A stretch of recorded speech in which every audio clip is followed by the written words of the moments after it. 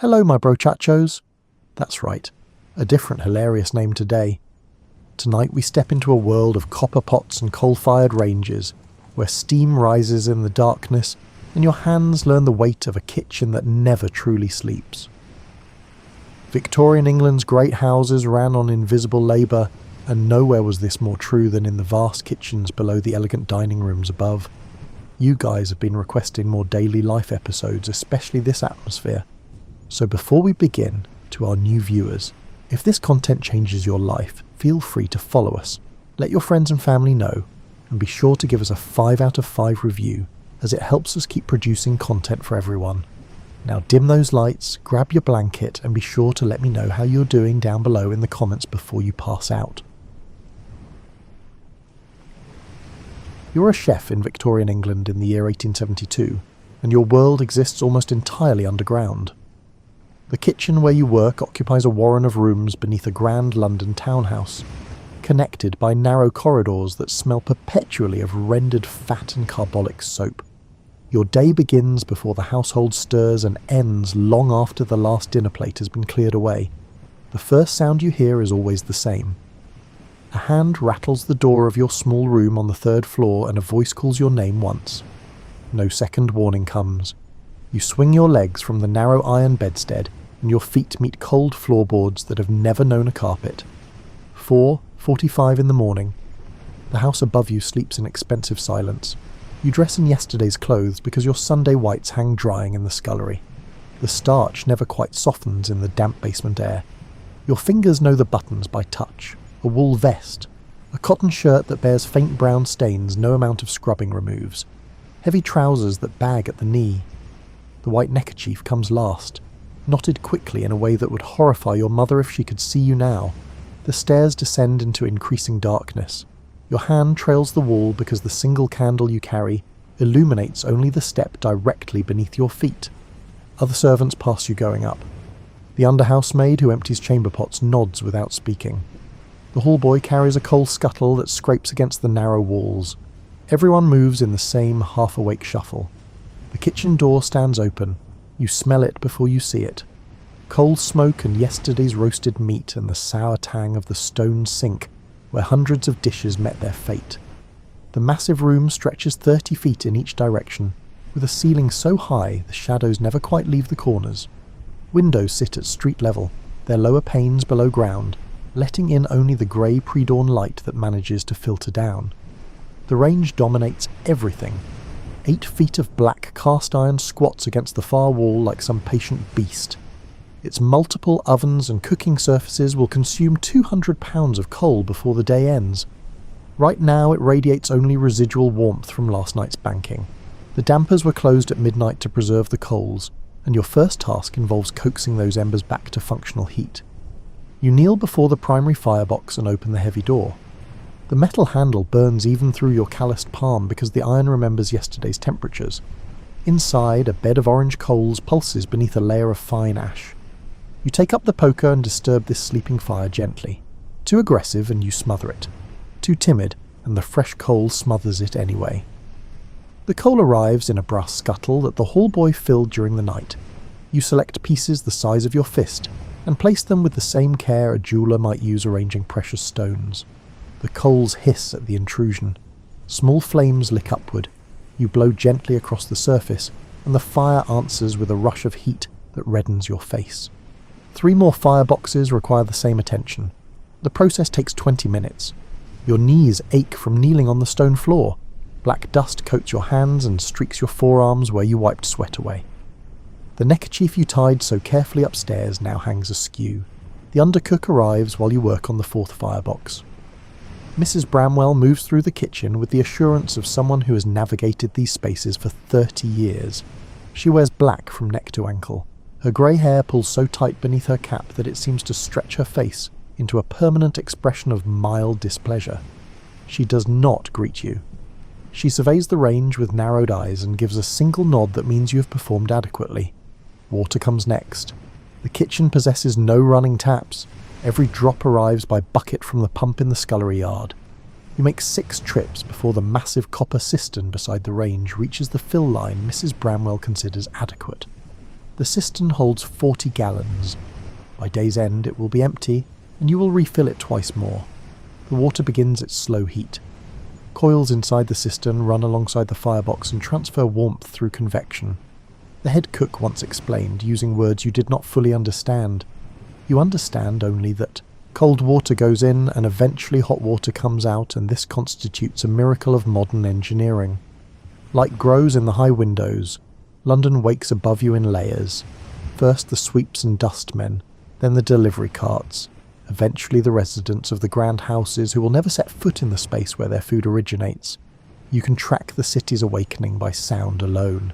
The rattle of iron wheels on cobblestones, the cry of the muffin man, the clop of horses pulling hansoms toward unknown destinations. Mrs. Bramwell sets you to preparing the breakfast room fire while she begins inventory. The breakfast room sits at the far end of the kitchen complex, connected by a corridor lined with shelves holding every size of serving dish. The room exists solely for warming and plating the morning meal before it makes the journey upstairs on wooden trays carried by footmen whose uniforms cost more than you earn in half a year.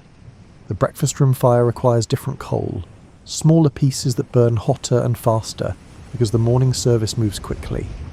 You build this fire with the same methodical care, knowing that a smoking grate means delayed breakfast, means the master's displeasure, means Mrs. Bramwell's particular brand of silent fury. The kitchen gradually fills with bodies and purpose. The scullery maid arrives and immediately begins pumping water for the washing up that will continue in waves throughout the day. The pastry cook appears from some private room you have never seen, and takes possession of the marble slab where she works her mysterious alchemy with flour and butter. Two kitchen maids arrive together and begin the endless task of peeling vegetables for meals that will not be served for hours yet. No one speaks unnecessarily. The kitchen operates on a hierarchy as rigid as the military ranks Mrs. Bramwell's late husband once held. You are a chef de partie, responsible for your section of the meal service. Below you sit the commis chefs and kitchen maids. Above you stand the sous chef and the chef de cuisine. Though in a household like this, the roles blur and shift according to who has the most experience with the dish currently under preparation. Mr. Aldrich, the head chef, makes his entrance at 6 o'clock precisely. He descends the same stairs you navigated in darkness, but somehow he arrives looking as though he has just stepped from a painting. His white jacket bears not a single crease. His tall chef's hat sits at an angle that suggests both authority and a certain continental flair he cultivated during 5 years in a Paris restaurant he mentions approximately twice per week. He surveys the kitchen with the expression of a general inspecting possibly mutinous troops. His gaze lingers on the range, on the vegetable preparation station, on you, still bearing coal dust despite your attempts to wipe it away. He gives Mrs. Bramwell a slight bow that contains just enough irony to annoy her. Then he claps his hands once, and the day truly begins. The Victorian kitchen operates on rules as old as feudalism itself. Everyone knows their place with the certainty of planets understanding their orbits. You learned this truth during your first week when you made the mistake of reaching for a copper saucepan the sous chef had reserved for sauce preparation. The rebuke arrived swiftly and publicly. You have not made that particular error again. Mr. Aldrich occupies the pinnacle of this small universe. He answers only to the butler, who answers only to the master, who likely could not locate the kitchen without a detailed map and explicit directions. The head chef determines menus. He negotiates with suppliers. He hires and dismisses staff with the wave of one flour-dusted hand. His salary exceeds what some clerks earn in respectable offices, and he dresses for his off hours like a man who intends to be mistaken for someone considerably more prosperous.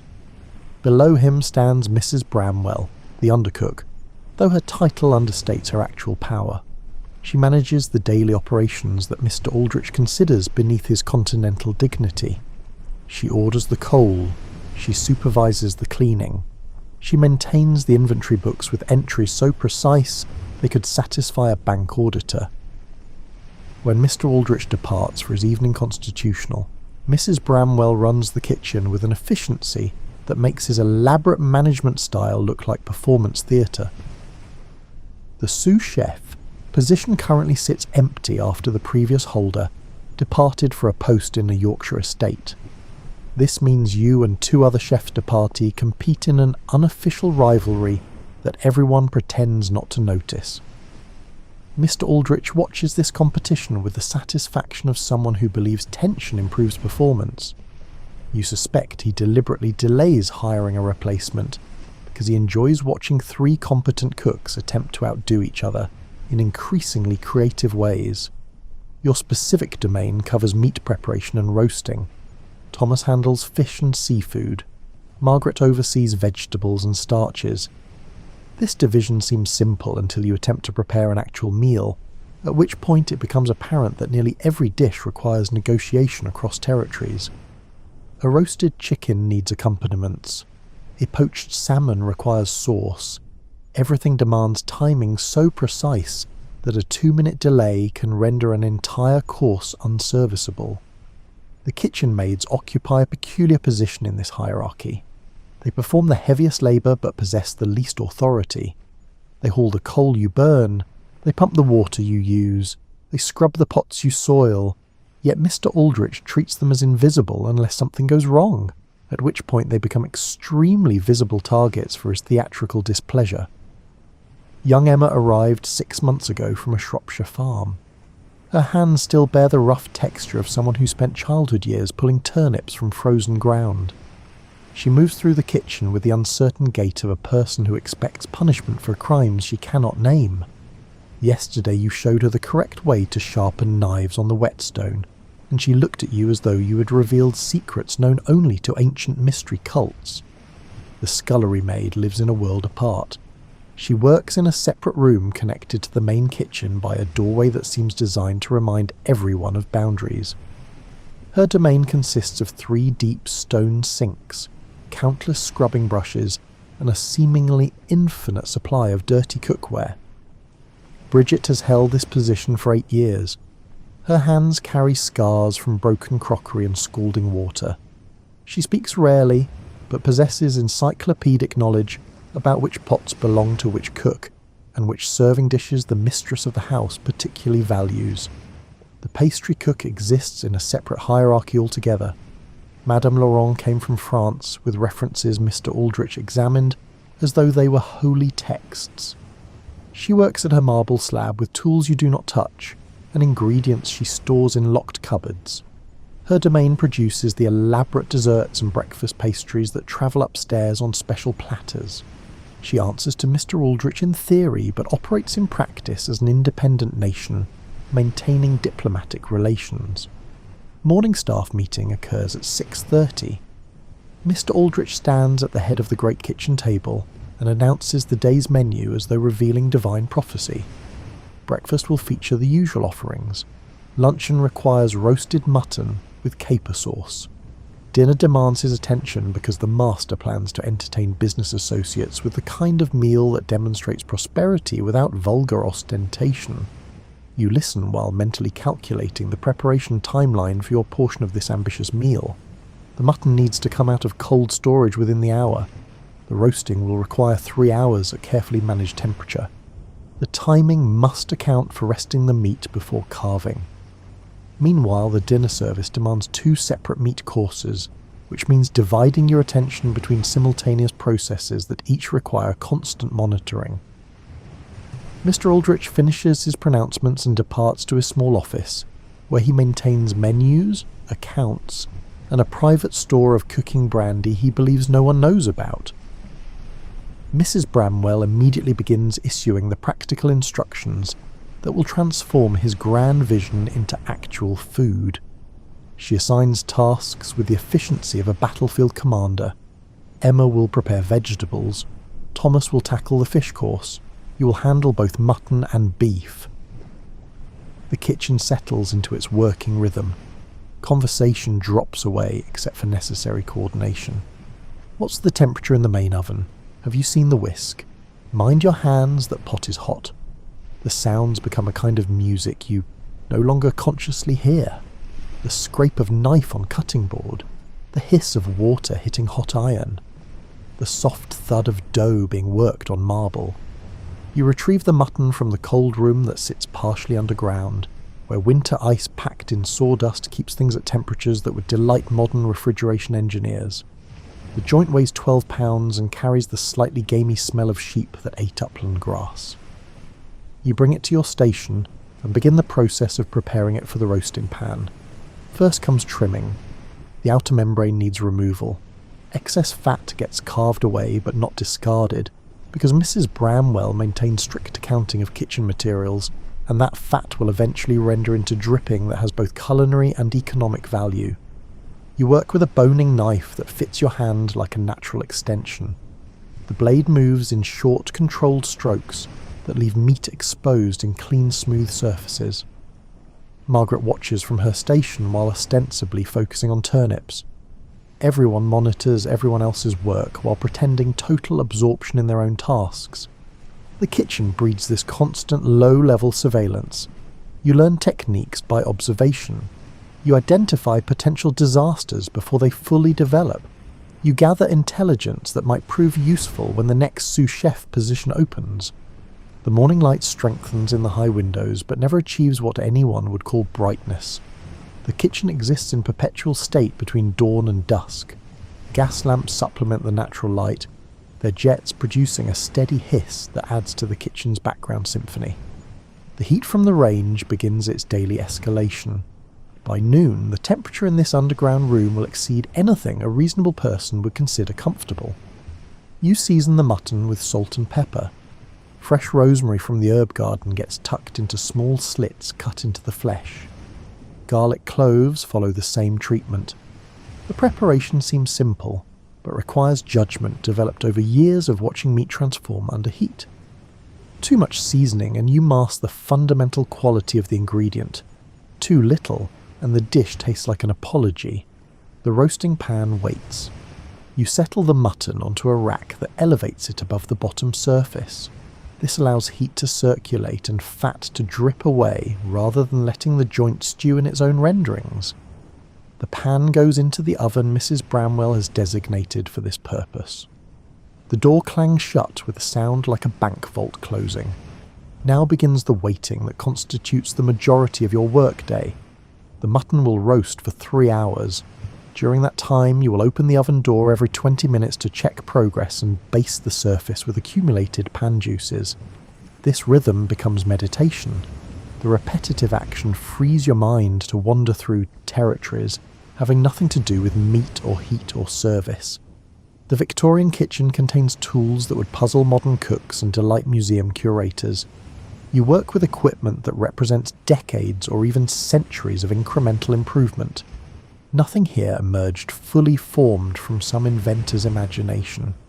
Each tool evolved through countless small modifications made by cooks who needed better ways to accomplish ancient tasks. The knives deserve first consideration. You own 3 personally, purchased with wages saved over months.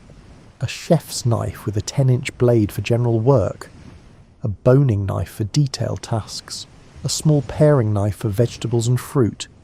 Each blade requires daily sharpening on the whetstone that lives in the corner near the scullery door. The steel must hold an edge but also possess enough flex to work around bones and through cartilage. Mr. Aldrich owns a collection that numbers 15 knives, each with specific purpose. He guards these implements as though they were family heirlooms, which they essentially are given that several came from his time in Paris. He once spent 20 minutes explaining the proper angle for sharpening a filleting knife while you nodded and tried to absorb information delivered in a mixture of English and French technical terms. The copper pots arranged on shelves above the range represent serious investment.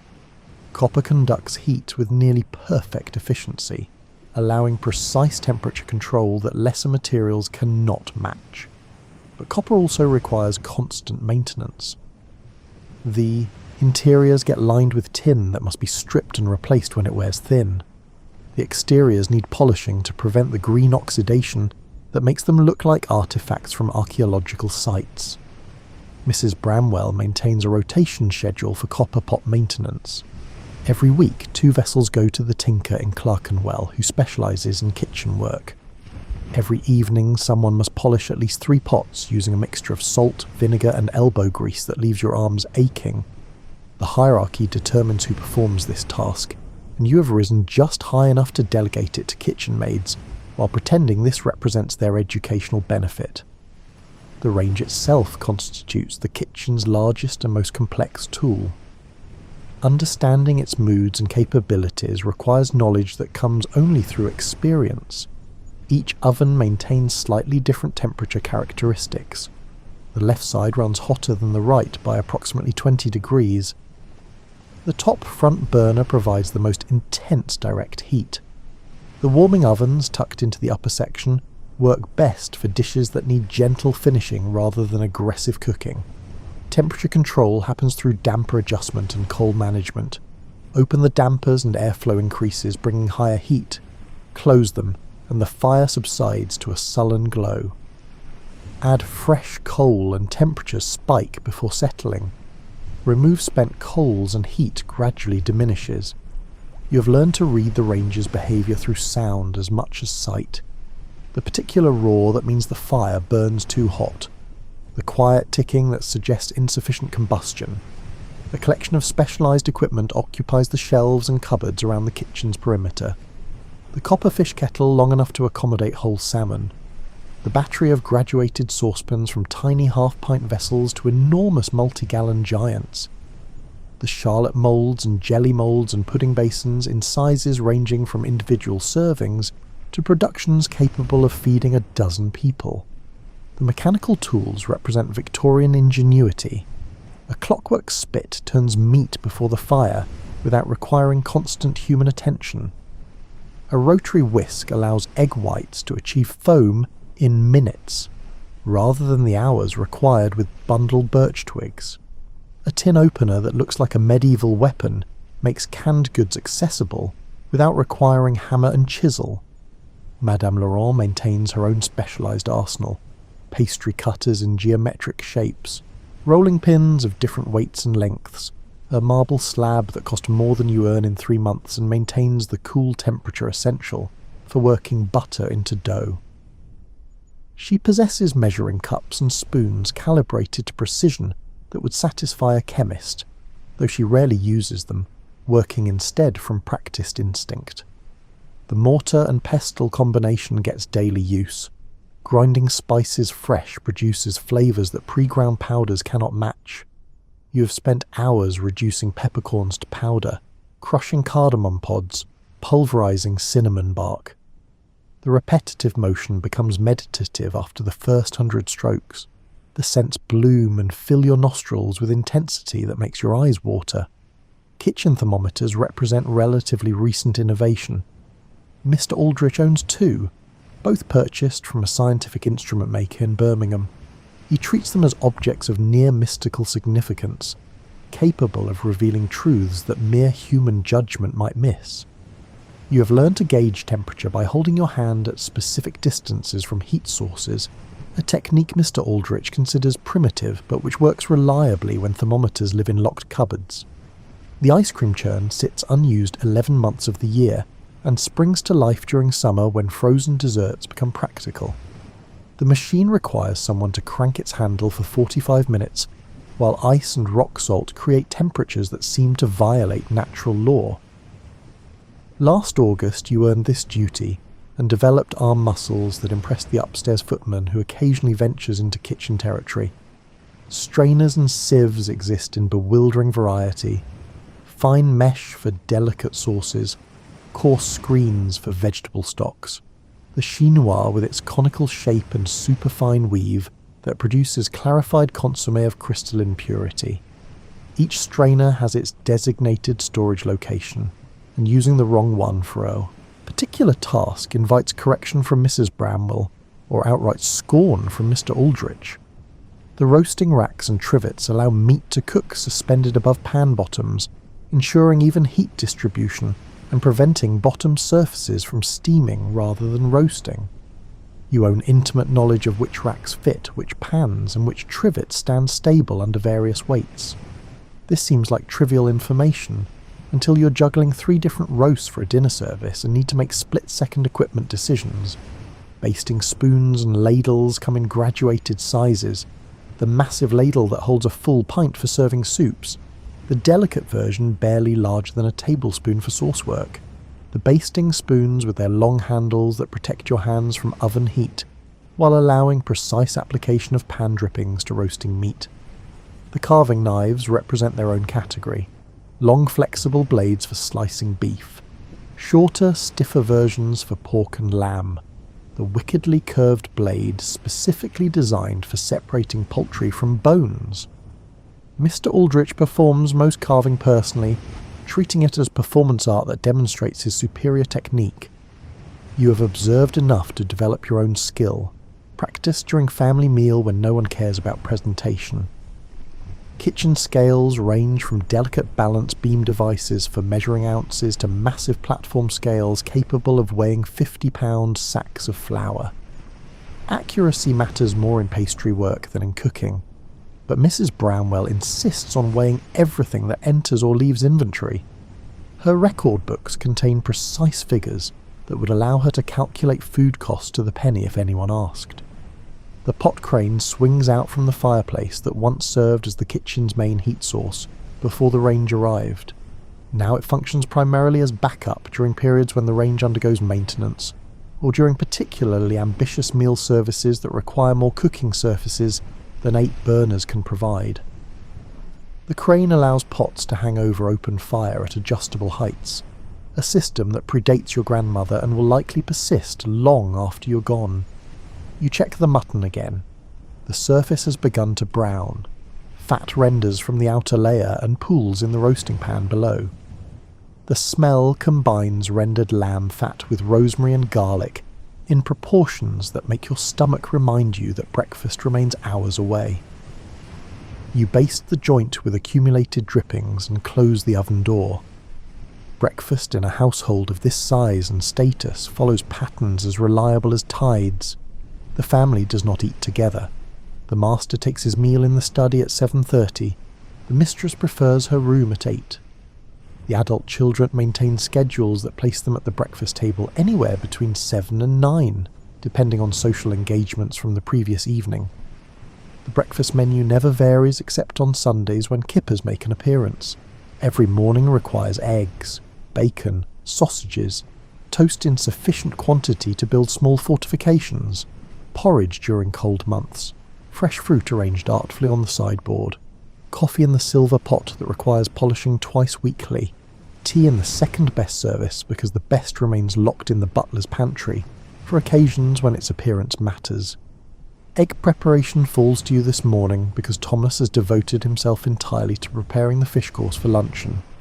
You crack 2 dozen eggs into a massive bowl and whisk them into the scrambled consistency the family prefers.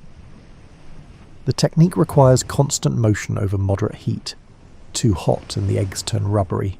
Too cool and they remain snotty, which provokes complaints from upstairs that filter down through the butler to Mr. Aldrich to you in increasingly pointed language. The eggs cook in a copper pan that responds instantly to temperature changes.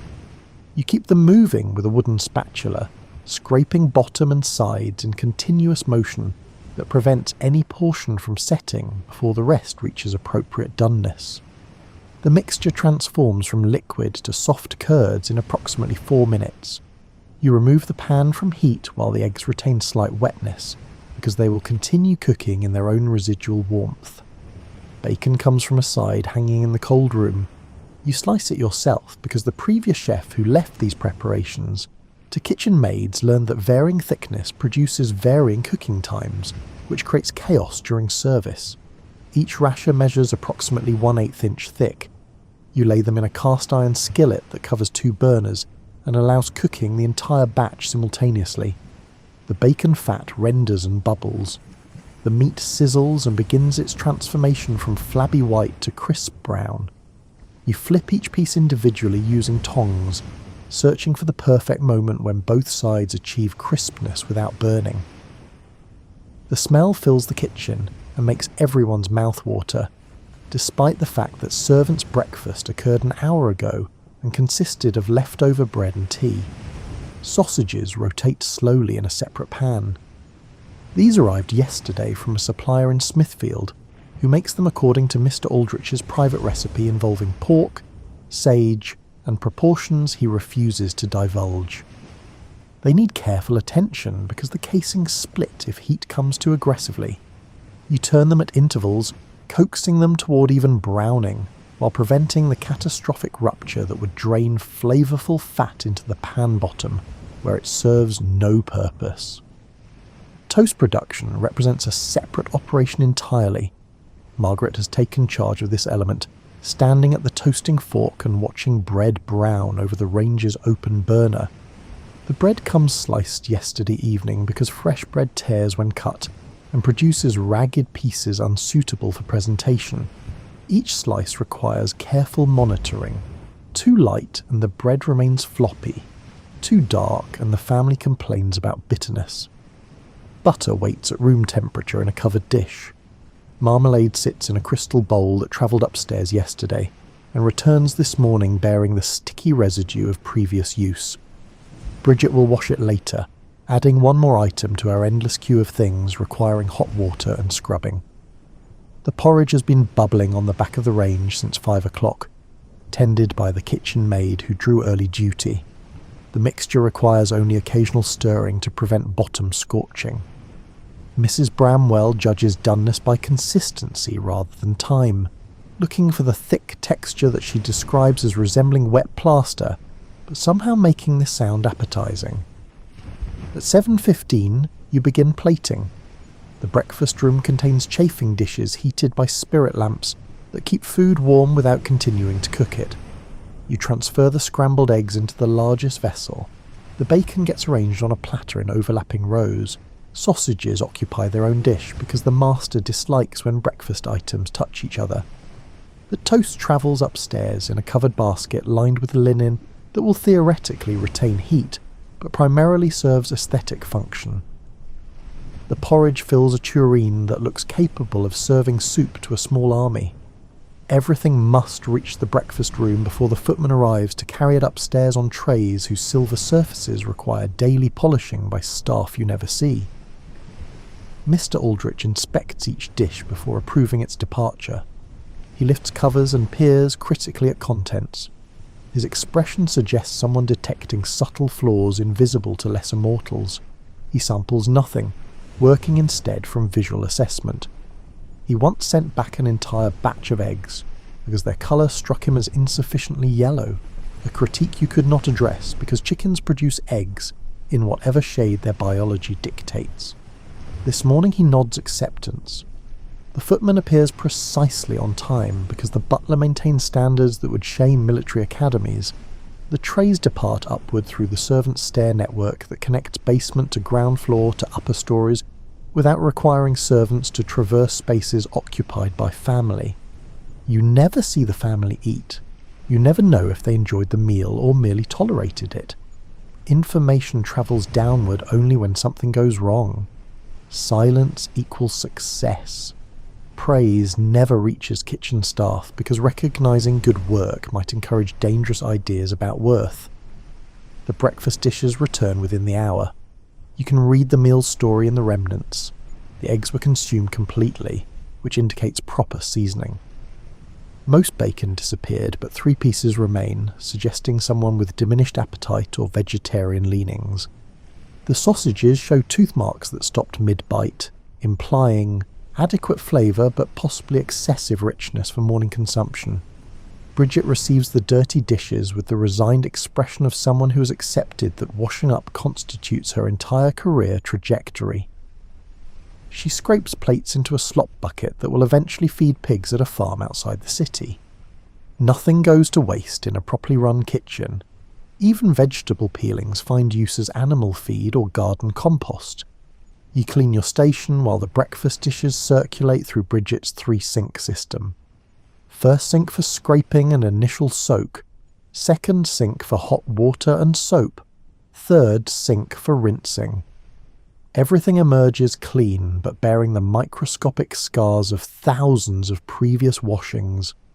The copper develops patina, the china acquires crazing, The silver plate reveals brass beneath in spots where use has worn through. The morning stretches toward midday. The light in the high windows achieves its maximum brightness, which still leaves the kitchen dimmer than any street at noon. You check the mutton again and judge it approximately halfway to completion. The surface has developed deep brown colour. The meat has begun to shrink as moisture evaporates and proteins contract. Another 90 minutes should bring it to the perfect state of doneness that Mr. Aldrich demands. Family meal occurs at 11. This represents the staff's main eating opportunity and follows protocols as rigid as any upstairs service. Everyone sits at the long kitchen table in order of rank. Mr. Aldrich takes the head position. Mrs. Bramwell sits at the foot. You occupy a middle seat that reflects your intermediate status. The food comes from kitchen surplus and yesterday's leftovers transformed through creative preparation. Today offers a mutton stew created from trim pieces you removed this morning. Bread that fail to meet presentation standards but tastes identical to the perfect loaves that travelled upstairs. Cheese purchased in quantities that make individual portions nearly free. Tea served in thick earthenware mugs rather than the delicate china used above. Conversation flows more freely during family meal than any other time. People discuss the morning's events. Margaret mentions that she heard the mistress might be planning a dinner party next week. Thomas describes a new fish supplier who claims to receive deliveries direct from Billingsgate each morning.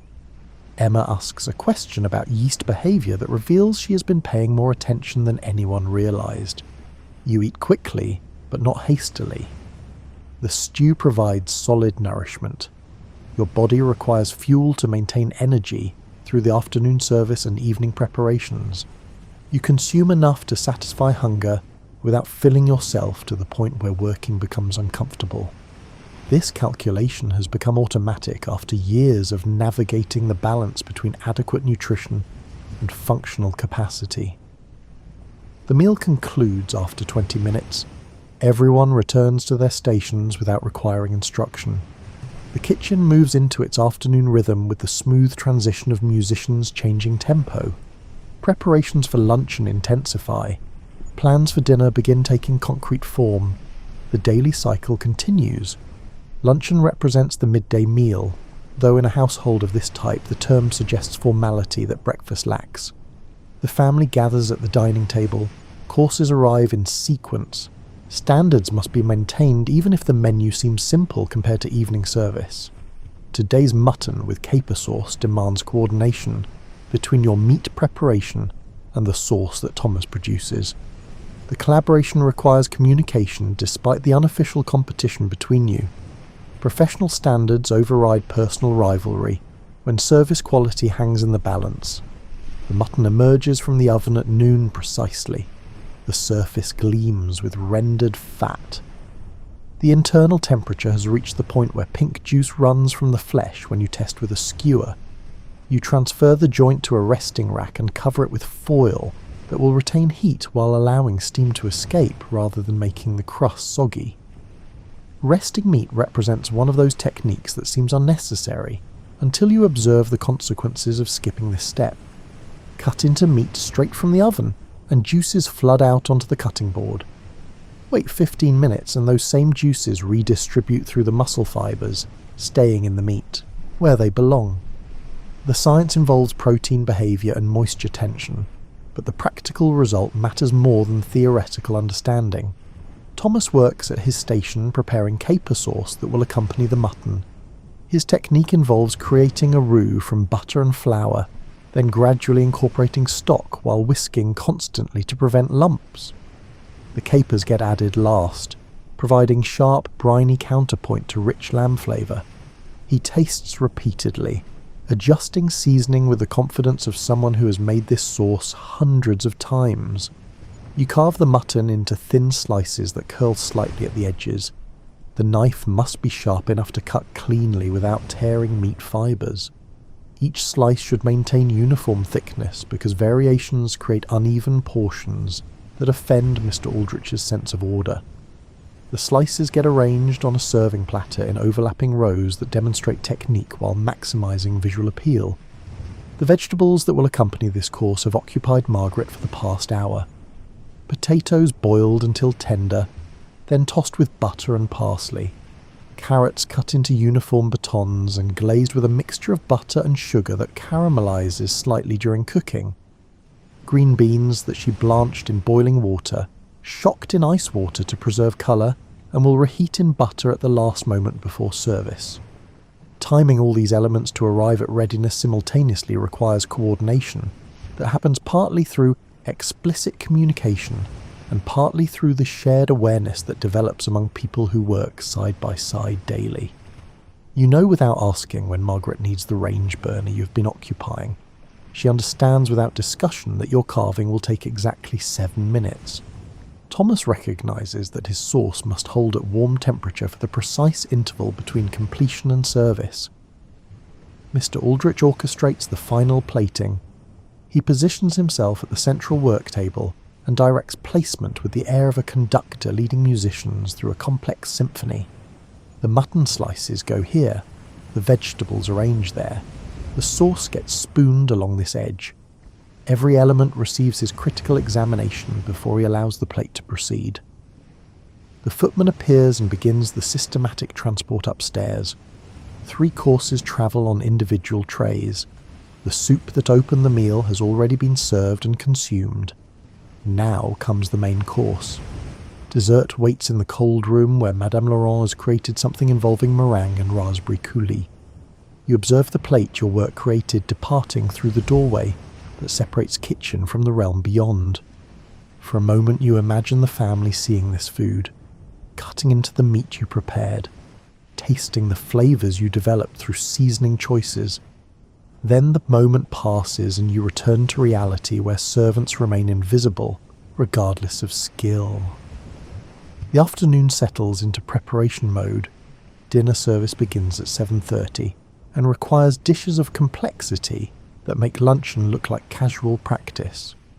Mr. Aldrich has planned a 6-course meal designed to impress the master's business associates while demonstrating the household's refined taste. The menu he posted this morning lists soup, fish, meat course, poultry, dessert, and savoury. Each course demands separate preparation. Many elements require advance work that must be completed hours before service. You begin the mental organisation that transforms written menu into practical action plan. The beef for tonight's main course weighs 18 pounds and requires room temperature acclimation before roasting. You retrieve it from cold storage and place it on a marble slab near the range, where passive warmth will gradually raise its temperature. Cooking cold meat produces uneven doneness because the centre remains cool while exterior overcooks. Mrs. Bramwell assigns tasks based on her assessment of everyone's current workload and capability. Emma gets directed toward vegetable preparation for the multiple courses that require garden produce. One of the kitchen maids begins the stocks that will become foundation for sauces. The other starts the laborious process of clarifying consommé through repeated straining and egg white binding. The kitchen fills with purposeful activity that looks chaotic to untrained eyes, but follows patterns as regular as textile weaving. Every cook knows their responsibilities. Every hand reaches for familiar tools. The workspace has been navigated so many times that people avoid collisions through unconscious awareness rather than explicit negotiation. You begin preparing the beef with the same careful attention you gave the mutton. This cut comes from the rib section and features marbling that will render during cooking, creating the rich flavour and tender texture that justify its premium cost. The preparation involves minimal intervention because quality beef requires little beyond salt, pepper and appropriate heat application. The herb crust gets prepared separately. Fresh breadcrumbs mixed with chopped parsley, thyme and rosemary. Butter worked into the mixture until it achieves paste consistency. This coating will be applied to the beef during the final 30 minutes of roasting, creating a savoury crust that contrasts with the tender interior. Thomas works on the fish course, which tonight features Dover sole prepared with brown butter and lemon. The fish arrived this morning packed in ice that has mostly melted into water, requiring periodic draining. He fillets them with precision that removes every bone while preserving maximum flesh. The technique requires knife skills developed over years and maintained through constant practice. Margaret assembles components for the vegetable courses: asparagus that will be briefly boiled and served with hollandaise, potatoes that will be formed into croquettes, breaded and fried to golden perfection, a salad of forced cucumbers and hothouse tomatoes dressed with vinegar and oil in proportions Mr. Aldrich considers optimal. Madame Laurent works in her separate sphere, creating the dessert that will conclude the meal. You glimpse her occasionally through the doorway that separates her pastry kitchen from the main cooking area. She moves with the fluid certainty of someone engaged in work they have perfected through obsessive repetition. The dessert involves layers of Genoese, pastry cream, and candied fruit assembled into an architectural creation that seems too elaborate to eat. The heat in the kitchen climbs toward oppressive. The range radiates warmth that combines with steam from multiple pots to create atmosphere resembling a tropical conservatory. Everyone's face shines with sweat. The white jackets and aprons show dark patches where moisture has soaked through. You drink water from the cup you refill periodically at the cistern, knowing that dehydration leads to mistakes. Time moves in strange ways during afternoon preparation. Minutes crawl when you're waiting for water to boil or ovens to reach temperature. Hours vanish when you become absorbed in detail work that demands complete attention. You glance at the clock and discover that 3 hours have passed while you were focused on tasks that felt like they required 30 minutes. The beef goes into the oven at 5 o'clock. The roasting will take 2 hours plus resting time, bringing it to readiness precisely when service begins. You set a mental timer based on experience rather than mechanical devices. Your internal clock has learned to track cooking intervals with accuracy that occasionally surprises even you. Evening service transforms the kitchen from workspace into theatre. The casual efficiency of daytime operations gives way to heightened tension, where every action carries weight. Mistakes during breakfast might provoke mild irritation. Errors during dinner service before important guests create consequences that ripple through the entire household hierarchy. Mr. Aldrich changes into his finest chef's whites for evening service. The jacket appears freshly laundered despite having seen use earlier in the day. His tall chef's hat sits perfectly centered. He is transformed from morning manager into evening performer, and everyone feels the shift in atmosphere. The first course begins preparation at 6 o'clock. Clear consommé that Emma has been working on all afternoon finally achieves the crystalline clarity that Mr. Aldrich demands. The soup gets poured into a heated tureen that will maintain temperature during its journey upstairs. Thin slices of lemon float on the surface. Fresh chervil provides the single garnish that Mr. Aldrich considers appropriate. You monitor the beef while simultaneously preparing the vegetables that will accompany it. The roasting pan contains accumulated drippings that will become the base for sauce. You skim fat from the surface and add stock to the remaining fond, scraping bottom to incorporate brown bits that carry concentrated flavour. The liquid reduces while you work on other tasks, transforming into the glossy sauce that will coat serving pieces. Thomas plates the Dover sole with movements that look effortless but reflect years of practice. The fillets get arranged on warm plates. Brown butter drizzles across the surface in patterns that suggest careful attention without fussy over-elaboration. Lemon segments provide acid counterpoint. A scatter of fresh herbs adds colour contrast. The footman appears every 15 minutes to transport completed courses upstairs. He moves with the smooth efficiency of someone who has perfected the choreography of formal service. The trays he carries contain food that represents hours of preparation, but will be consumed in minutes by people who likely take its presence for granted. Margaret's vegetables reach completion in carefully timed sequence. The asparagus gets blanched until tender crisp, then shocked in ice water, before final reheating in butter. The potato croquettes emerge from hot oil golden and crisp. their exteriors providing textural contrast to creamy interiors. Everything receives final seasoning adjustments before plating. The beef reaches optimal internal temperature at 720. You remove it from the oven and transfer it to the resting rack. The herb crust has formed a savoury coating that crackles slightly when you test it with your finger. Fat pools in the roasting pan below, evidence of the extensive marbling that made this cut expensive. Carving begins after 15 minutes of rest. The knife slides through meat that offers just enough resistance to confirm proper doneness, while yielding easily enough to prove tenderness. Each slice reveals the pink interior that indicates medium rare preparation.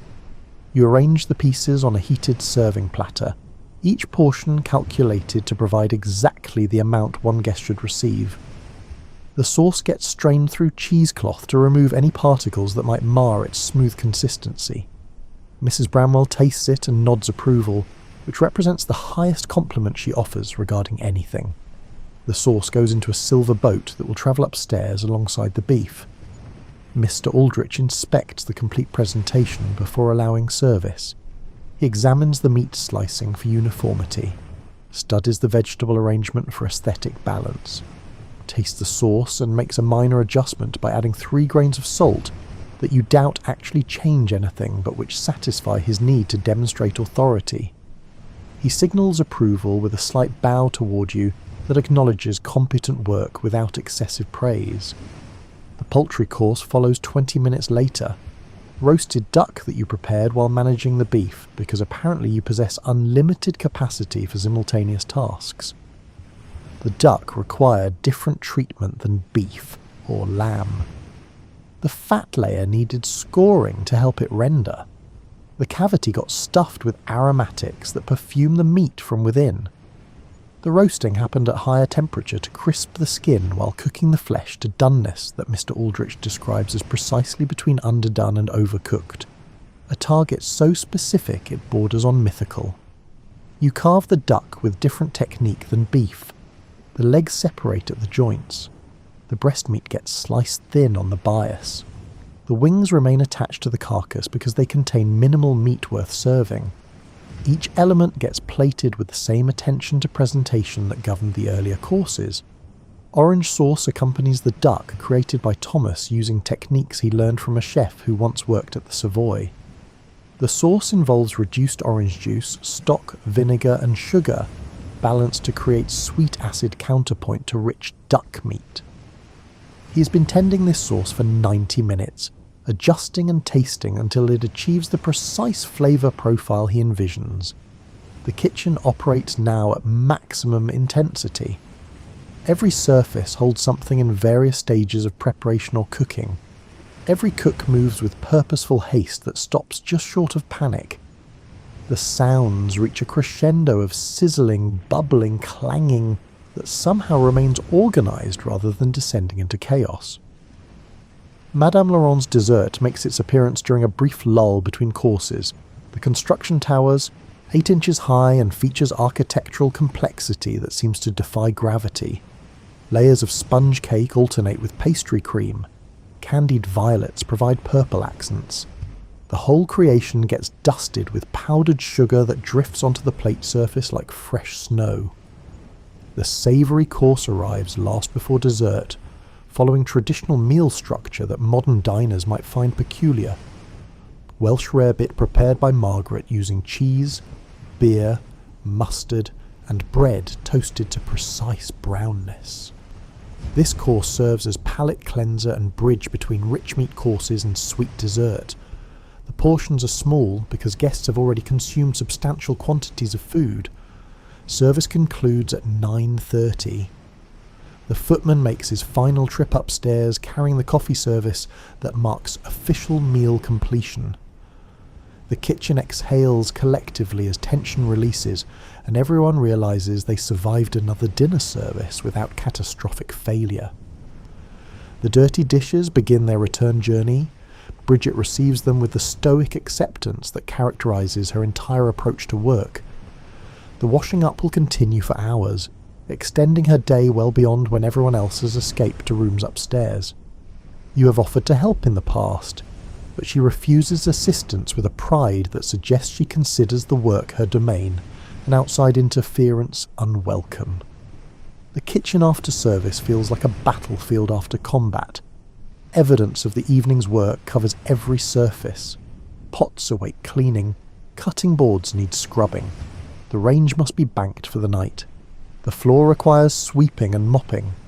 The list of closing tasks seems endless, yet everyone moves through it with the mechanical efficiency of people who have performed these actions countless times. You clean your station first. The cutting board gets scraped and washed with hot water and soap. The knives receive individual attention, washed and dried before returning to their storage block. The counter surfaces get wiped down with a cloth dampened in vinegar water that cuts through accumulated grease. Mr. Aldrich disappears shortly after service concludes. His presence is required for cooking and plating, but cleanup exists beneath his dignity. He departs to his private quarters carrying the satisfaction of another successful service, and leaving the practical work to those he considers hired for exactly this purpose. Mrs. Bramwell supervises the closing routine with the same attention she applies to every other aspect of kitchen operation. She checks that fires get properly banked, verifies that cold storage items return to appropriate locations, ensures that the flour bins get sealed against mice that constantly seek entry despite the kitchen cat's best efforts. The range requires special attention before day's end. The fires must be damped but not extinguished, because rebuilding them tomorrow morning would add 30 minutes to start-up time. You shovel out the spent coals from each firebox and replace them with fresh fuel. The dampers get adjusted to maintain minimal airflow. By morning the coals will have reduced to beds of embers ready to accept fresh fuel. The kitchen staff gradually departs as individual tasks reach completion.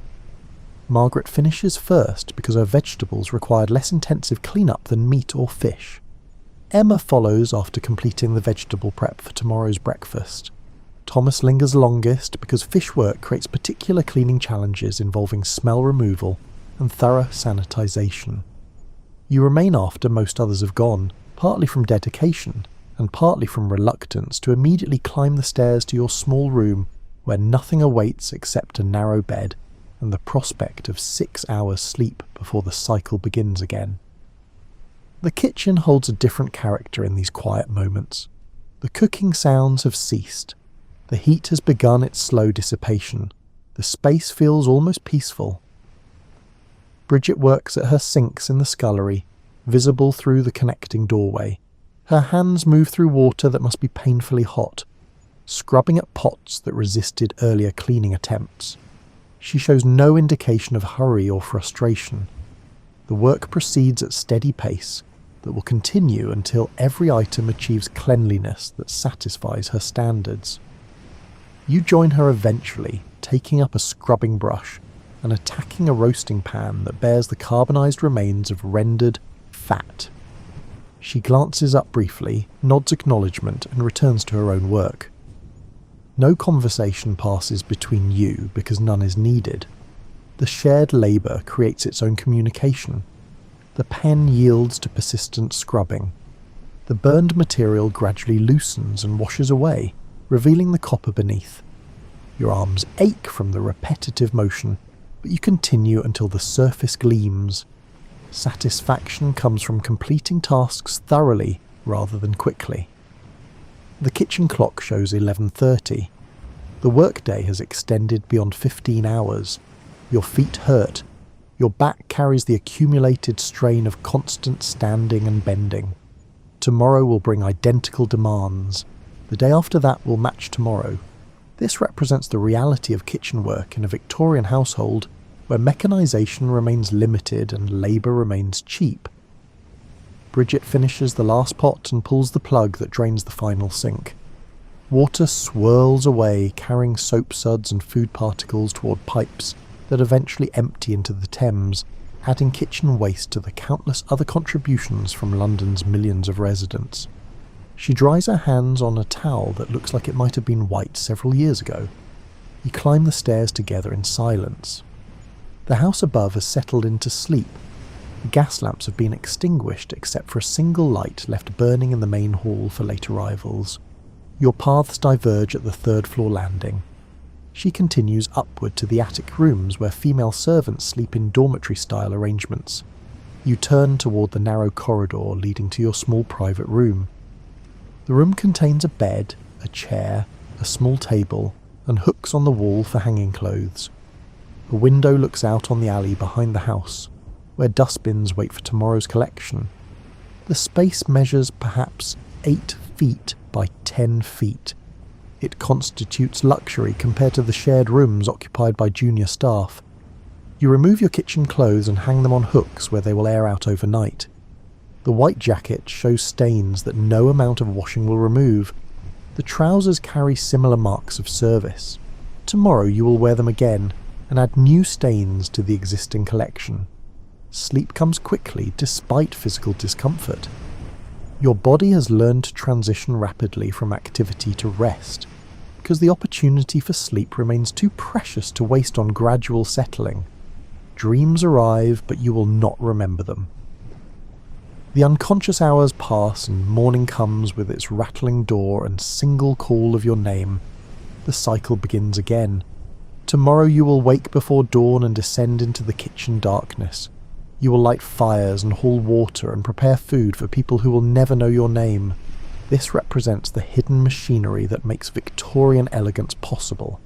The invisible work that transforms raw ingredients into refined meals. The daily labour that supports a system built on rigid hierarchy and unequal distribution of comfort. Your hands have learned skills that will sustain you through decades of service.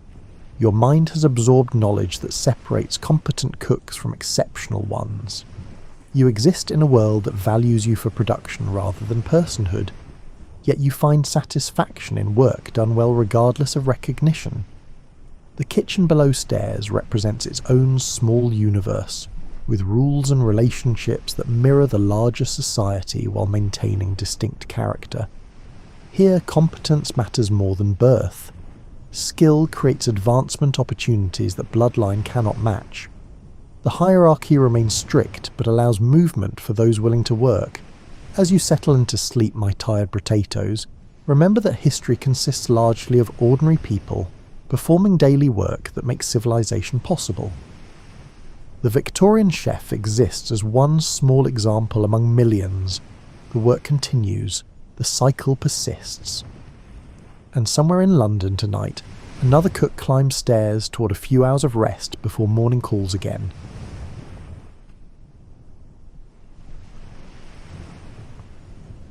Welcome to the world of a night in medieval Europe, somewhere between the 11th and 14th centuries.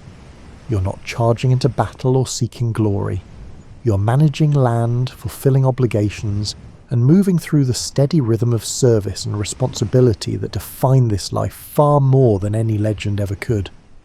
The days are long, the work is constant, and the satisfaction comes not from heroism but from continuity. You wake before full light in a manor house built from stone and timber. The room is not large. A wooden bed frame holds a mattress stuffed with straw and wool, layered with linen and a heavy woolen blanket. The air is cool, especially in the months between autumn and spring, when frost settles on the ground outside and your breath mists faintly in the dim light. You can hear movement elsewhere in the house, servants already tending to fires, preparing the hall, and beginning the work that sustains the household. Their footsteps are soft on packed earth floors, their voices low and purposeful. You dress in layers. A linen shirt first, pulled over your head, the fabric slightly rough against your skin but softened by many washings. Then woolen hose tied at the waist with linen cords, the wool thick enough to provide warmth but not so thick that it restricts movement. A tunic follows, dyed a practical colour, brown, dark green, or grey, and belted at the waist with leather. The belt holds a small knife in a sheath, useful for cutting food or trimming loose threads, or any of a dozen small tasks that arise throughout the day. Leather shoes, soft-soled and worn smooth from use, complete the basic outfit.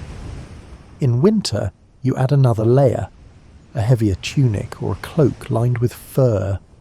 In summer, you might skip the outer tunic until later in the day when you need to appear more formally dressed. The clothing is functional, made to last and repaired when it tears. Nothing is discarded lightly. A torn seam is stitched, a worn patch is reinforced.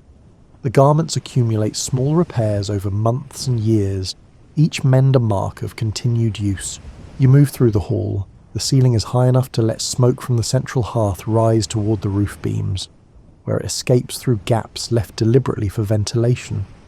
The walls are stone at the base, timber above, plastered, and sometimes whitewashed. Tapestries or woven hangings cover portions of the walls, providing insulation against drafts and adding colour to the space. Trestle tables have been set up along the sides of the hall, their surfaces scarred from years of use. Benches wait for the morning meal. Servants are already laying out bread, cheese and ale, moving with the quiet efficiency of people who have done these tasks countless times before. You take your place at the head of the table, not because you are particularly grand, but because this is your household and this is where you sit. The position comes with the responsibility. Your wife, if you have one, sits beside you or near you, depending on the formality of the meal. Children, if they're old enough, sit further down the table. Servants and members of your household fill the remaining spaces. Breakfast is simple. The bread is dense and filling, made from rye or barley, sometimes a mix of grains called maslin. The crust is thick and dark. The interior is chewy. You tear pieces off with your hands, dipping them in ale or spreading them with butter if it is available. The cheese is local, made from the milk of cows or sheep kept on your land. It is firm, sometimes crumbly, with a strong flavour that varies depending on how long it has aged. The ale is weak, safer to drink than water from the well, and slightly sweet from the barley used in brewing. You eat without hurry. The meal is a pause before the day's work begins in earnest. Others join you, members of your household, perhaps a younger man learning service under your roof, a steward who manages portions of your land, or a clerk if you employ one to keep records. Conversation is low and practical. Someone mentions a fence that needs repair near the eastern boundary. Someone else notes that the grain stores are holding well after the last harvest. A servant reports that one of the horses seems slightly lame and should be examined. You listen, ask questions when needed, and make mental notes of what requires your attention. After the meal, you step outside. The manor sits within a few acres of enclosed land. Gardens where vegetables and herbs are grown, a small orchard with apple and pear trees, and outbuildings for storage and animals. The air is cooler outside than in the hall, fresh with the scent of earth and vegetation.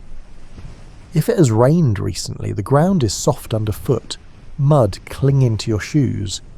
If the weather has been dry, dust rises faintly with each step. Beyond the enclosed area, open fields stretch toward the edge of your holding. The landscape varies by season. In spring, the fields are being ploughed, the dark soil turned in long furrows. In summer, grain grows tall and green. In autumn, the harvest is underway, with sheaves of wheat or barley bundled and stacked. In winter, the fields lie fallow, brown and stubbled, resting until the cycle begins again. Peasants are already at work when the sun is barely above the horizon. They move through the fields with tools, ploughs, scythes, hoes, their movement steady and practiced. You do not work the fields yourself, but you oversee them. You walk the boundaries periodically, checking that hedges are maintained, that drainage ditches are clear, and that no one has encroached on your land or moved boundary markers. The land is your responsibility, and managing it well is essential to maintaining your position. You return to the hall or to a smaller chamber used for managing household affairs. The chamber is quieter than the hall, with a table for writing and reviewing documents, a chest for storing important papers, and a small hearth for warmth. There are accounts to review, lists of rents owed and collected, records of grain stored and distributed, and notes on livestock counts. If you are literate, you review these yourself. If not, your clerk or steward reads them to you. and you listen carefully, asking questions to ensure you understand the state of your holdings. Rents arrive in various forms. Some tenants pay in coin, a few silver pennies handed over at regular intervals, others pay in kind, bushels of grain, chickens, eggs, and days of labour. You track these contributions, ensuring that everyone fulfills their obligations. The system depends on this reciprocal structure. The peasants work the land and provide you with food and service. In return, you provide protection, access to land, and a place within the social order. Disputes arise regularly and require your attention. A tenant farmer arrives with a complaint about another tenant's pigs wandering into his grain.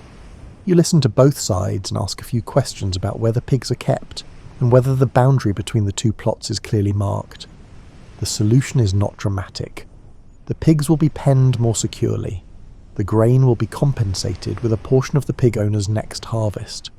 Both men leave, not entirely satisfied, but accepting the decision because it follows established custom. You spend a significant portion of your day juggling small tasks, making household decisions, and fulfilling your obligations. You are responsible for the land, for the people who live and work on it, and for the service you owe to the Lord above you. That service might mean appearing at his court, contributing armed men when required, or simply maintaining your portion of the social order. The work is constant, unglamorous, and essential. In the afternoon, you might ride out to inspect another part of your land or visit a neighbouring knight. The horse you ride is not a war horse. It is a palfrey, bred for steady travel rather than combat. Its gait is smooth, easier on your body over long distances. You carry a light pack with provisions, bread, cheese, and a flask of ale, in case the journey takes longer than expected. The roads are uneven, sometimes muddy, sometimes rutted by cartwheels and dried into hard ridges. You pass through fields where workers pause briefly to acknowledge you with a nod or a raised hand. You pass clusters of cottages, small structures with thatched roofs and walls of wattle and daub, smoke rising from central hearths. You pass through stretches of forest managed for timber and hunting rights. The trees are thick, their canopy filtering the sunlight into dapple patterns on the ground. The forest is not wild, it is carefully controlled, with certain trees marked for cutting, certain areas reserved for the Lord's hunting, and certain paths maintained for travel. You know these paths well, having ridden them many times. When you return, the hall is being prepared for the evening meal. Servants are setting up the trestle tables again, sweeping the floor and adding wood to the fire. You wash your hands and face in a basin brought by a servant, the water cool and clean, scented faintly with herbs. You change your outer tunic if the one you wore has collected too much dust or mud, hanging the soiled garment on a peg to be cleaned later. You take your seat again. The meal is larger than breakfast, but still modest by the standards of great feasts. Pottage made from peas or beans, thick and steaming, is ladled into wooden bowls. A piece of roasted fowl or salt pork is placed on a trencher. A thick slice of stale bread that serves as both plate and part of the meal. More bread, cheese, and apples from the orchard. You eat, you speak with those at your table about the day's events and tomorrow's plans, and then the evening settles in with its own slower rhythm. This is the shape of most days. There are variations. Days when you must travel to attend your Lord's court, days when you oversee repairs to a barn or a section of wall, and days when weather keeps you indoors reviewing stored goods or planning for the next season. But the pattern holds. You're a landholder, a manager of resources, and a link in a long chain of obligation. The work is steady, unglamorous, and essential. It fills your days with purpose that is quiet but real. Your armour hangs in a storage room or sometimes in a corner of the hall where it can be monitored. The room is cool and dry, chosen specifically to prevent rust from forming too quickly on the metal. The armour is not a full suit of plate. Depending on the period and your wealth, it might be a coat of mail, thousands of small iron rings linked together in a pattern that takes weeks to create, heavy and flexible, draping over the body like a metal fabric. Or it might be a combination. Male with additional plates covering the chest, shoulders and limbs, the plates riveted to a leather backing and buckled into place. The metal is prone to rust. Moisture in the air, sweat from the body, and even the oils from your skin can cause corrosion. The armour must be cleaned regularly, oiled and inspected for broken links or weakened joints. You do not do this work yourself. A servant or squire handles much of it, but you check the results.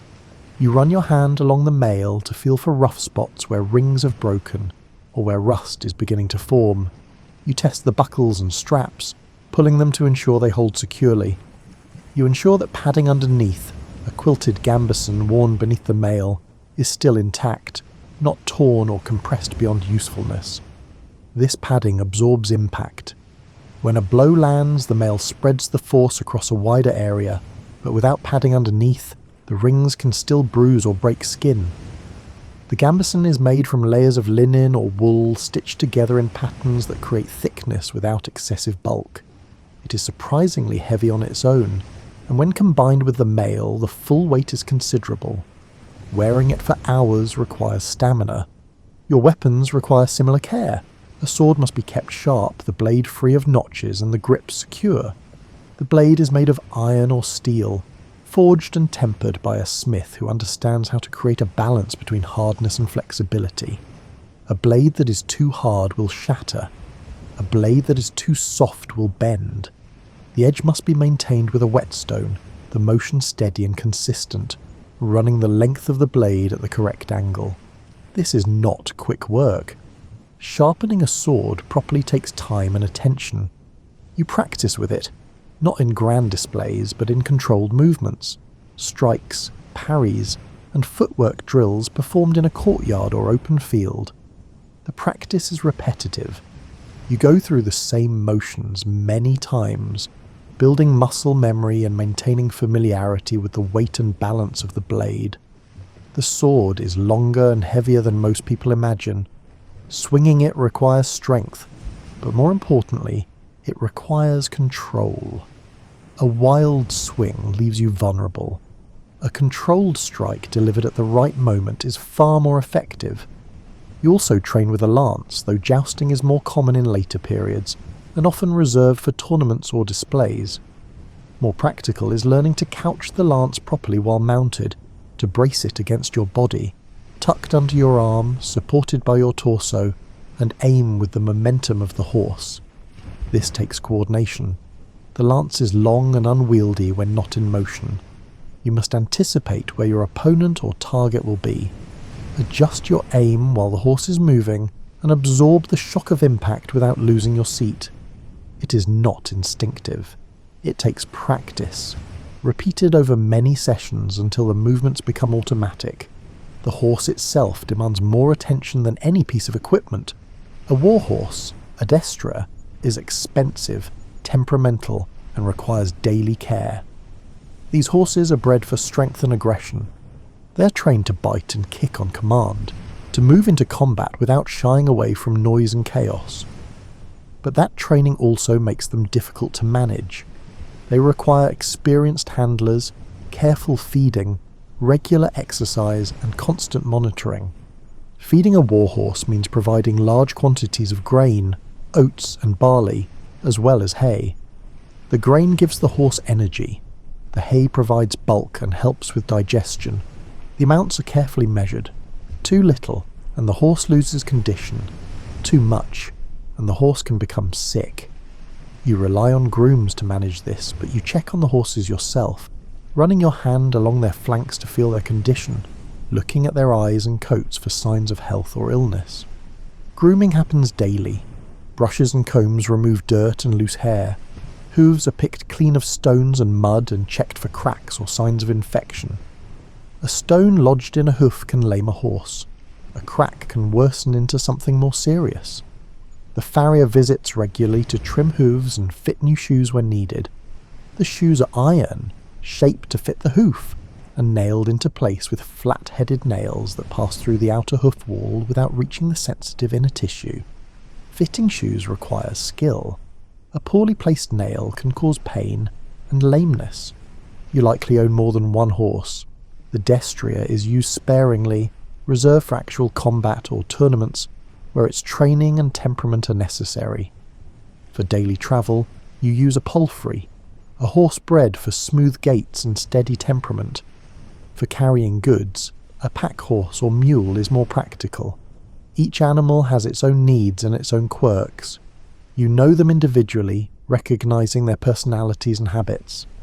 Caring for horses means coordinating with grooms, ensuring adequate fodder is stored in dry places where it will not mould, and arranging for a farrier when shoes need replacing or when hooves need attention. It means recognizing signs of lameness or colic, and knowing when to rest an animal and when to push through minor discomfort. A lame warhorse can mean failing to meet an obligation, which can mean losing standing or favour with your lord. The stakes are high enough that you pay close attention. Your helmet, gauntlets, greaves and other pieces of armour each have their own maintenance needs. Leather straps dry out and crack. They need to be treated with oil or fat, tallow or neat's foot oil to stay supple. Buckles corrode from moisture and must be cleaned and sometimes replaced. Hinges on visored helmets stiffen and need oil to move smoothly. You, or more often, someone under your direction, work through these tasks regularly, not in response to emergencies but as routine upkeep. The work prevents larger problems from developing. Training extends beyond weapons. You need to be able to ride for hours without exhausting yourself or your horse. You need to understand formations, recognize signals given by flags or horns, and follow commands in the chaos of group movement. Much of this learning happens through service. You might have started as page in another household, then advanced to squire, learning by assisting an established knight. By the time you hold land and a title of your own, the skills are embedded in your muscle memory and instincts. Even after you're established, the training does not stop. Skills degrade without practice. Strength fades without effort. You continue to drill, to ride, and to spar with blunted weapons against other knights or men in your household. The work is not thrilling. It is methodical, sometimes tedious, but necessary. A knight who neglects training becomes ineffective, and effectiveness is the foundation of your social role. Your clothing too requires attention. Tunics and hose wear out. Seams split from strain or from repeated washing. Fabric thins at the elbows and knees where it bends most often. Someone in your household, often women or servants skilled in sewing, mends these garments, darns holes, and reinforces weak spots. They also produce replacement garments when the old ones can no longer be repaired. Wool must be cleaned and stored properly to avoid moths, which can destroy an entire chest of clothing if left unchecked. Linen must be washed and dried without excessive wear, which weakens the fibres. You're not directly involved in this labour, but you are responsible for ensuring it happens. You provide the raw materials, wool purchased at market or sheared from sheep on your land, linen woven from flax grown locally. You ensure that the household has the tools needed: needles, thread, scissors, and looms if weaving happens on site. The results of this labour keep you clothed, keep your household functioning, and keep everyone warm and presentable. Everything you own serves a function. There is little room for purely decorative items. What decoration exists? Embroidery on a tunic, a painted design on a shield, also communicates identity and allegiance. Your shield might bear a coat of arms, a symbol that identifies you at a distance and that signals your family and your lord. These markers are practical. They identify you in a crowd, signal your place in the hierarchy, and reinforce the structure that holds the system together. The cumulative effect of all this care is a life built around maintenance. You are constantly preparing, repairing, and replacing. The work is never finished. There is always another task waiting, another piece of equipment to check, and another skill to keep sharp. This is the foundation beneath the occasional moments of actual service or conflict. Without this steady work, nothing else would be possible. You are a knight because you hold land granted by a lord. That land is not given freely. It comes with expectations built into the very structure of the agreement. You owe military service. typically 40 days per year, though the exact terms vary by region, period, and the specific agreement between you and your lord. You owe attendance at your lord's court, where justice is dispensed, disputes are settled, and the business of governance is conducted. You owe counsel when asked, offering your opinion on matters that affect the lord's holdings or interests. You owe financial support on certain occasions, such as when the lord's eldest son is knighted, when the lord's daughter marries, or when the lord himself must pay ransom if captured. These obligations are not abstract. They shape your year, your planning, and your resources. When the summons comes, a messenger arriving with a sealed letter or a verbal command, you must prepare. You gather your equipment, checking that everything is in good repair. You ensure your horse is fit, examining its legs and hooves and testing its responsiveness. You arrange for someone to manage your land in your absence, usually your steward, sometimes your wife if she has experience and authority in the household. You select men to accompany you if required, choosing from among your own dependents, or hiring additional soldiers if needed. You travel to the designated meeting point, often a castle or fortified town that serves as the lord's primary seat. The journey might take a day or several days depending on distance. You travel with your small group, keeping a steady pace, stopping at inns or accepting hospitality from other landholders along the way. The roads are shared with other travellers, merchants, pilgrims, and other knights responding to the same summons.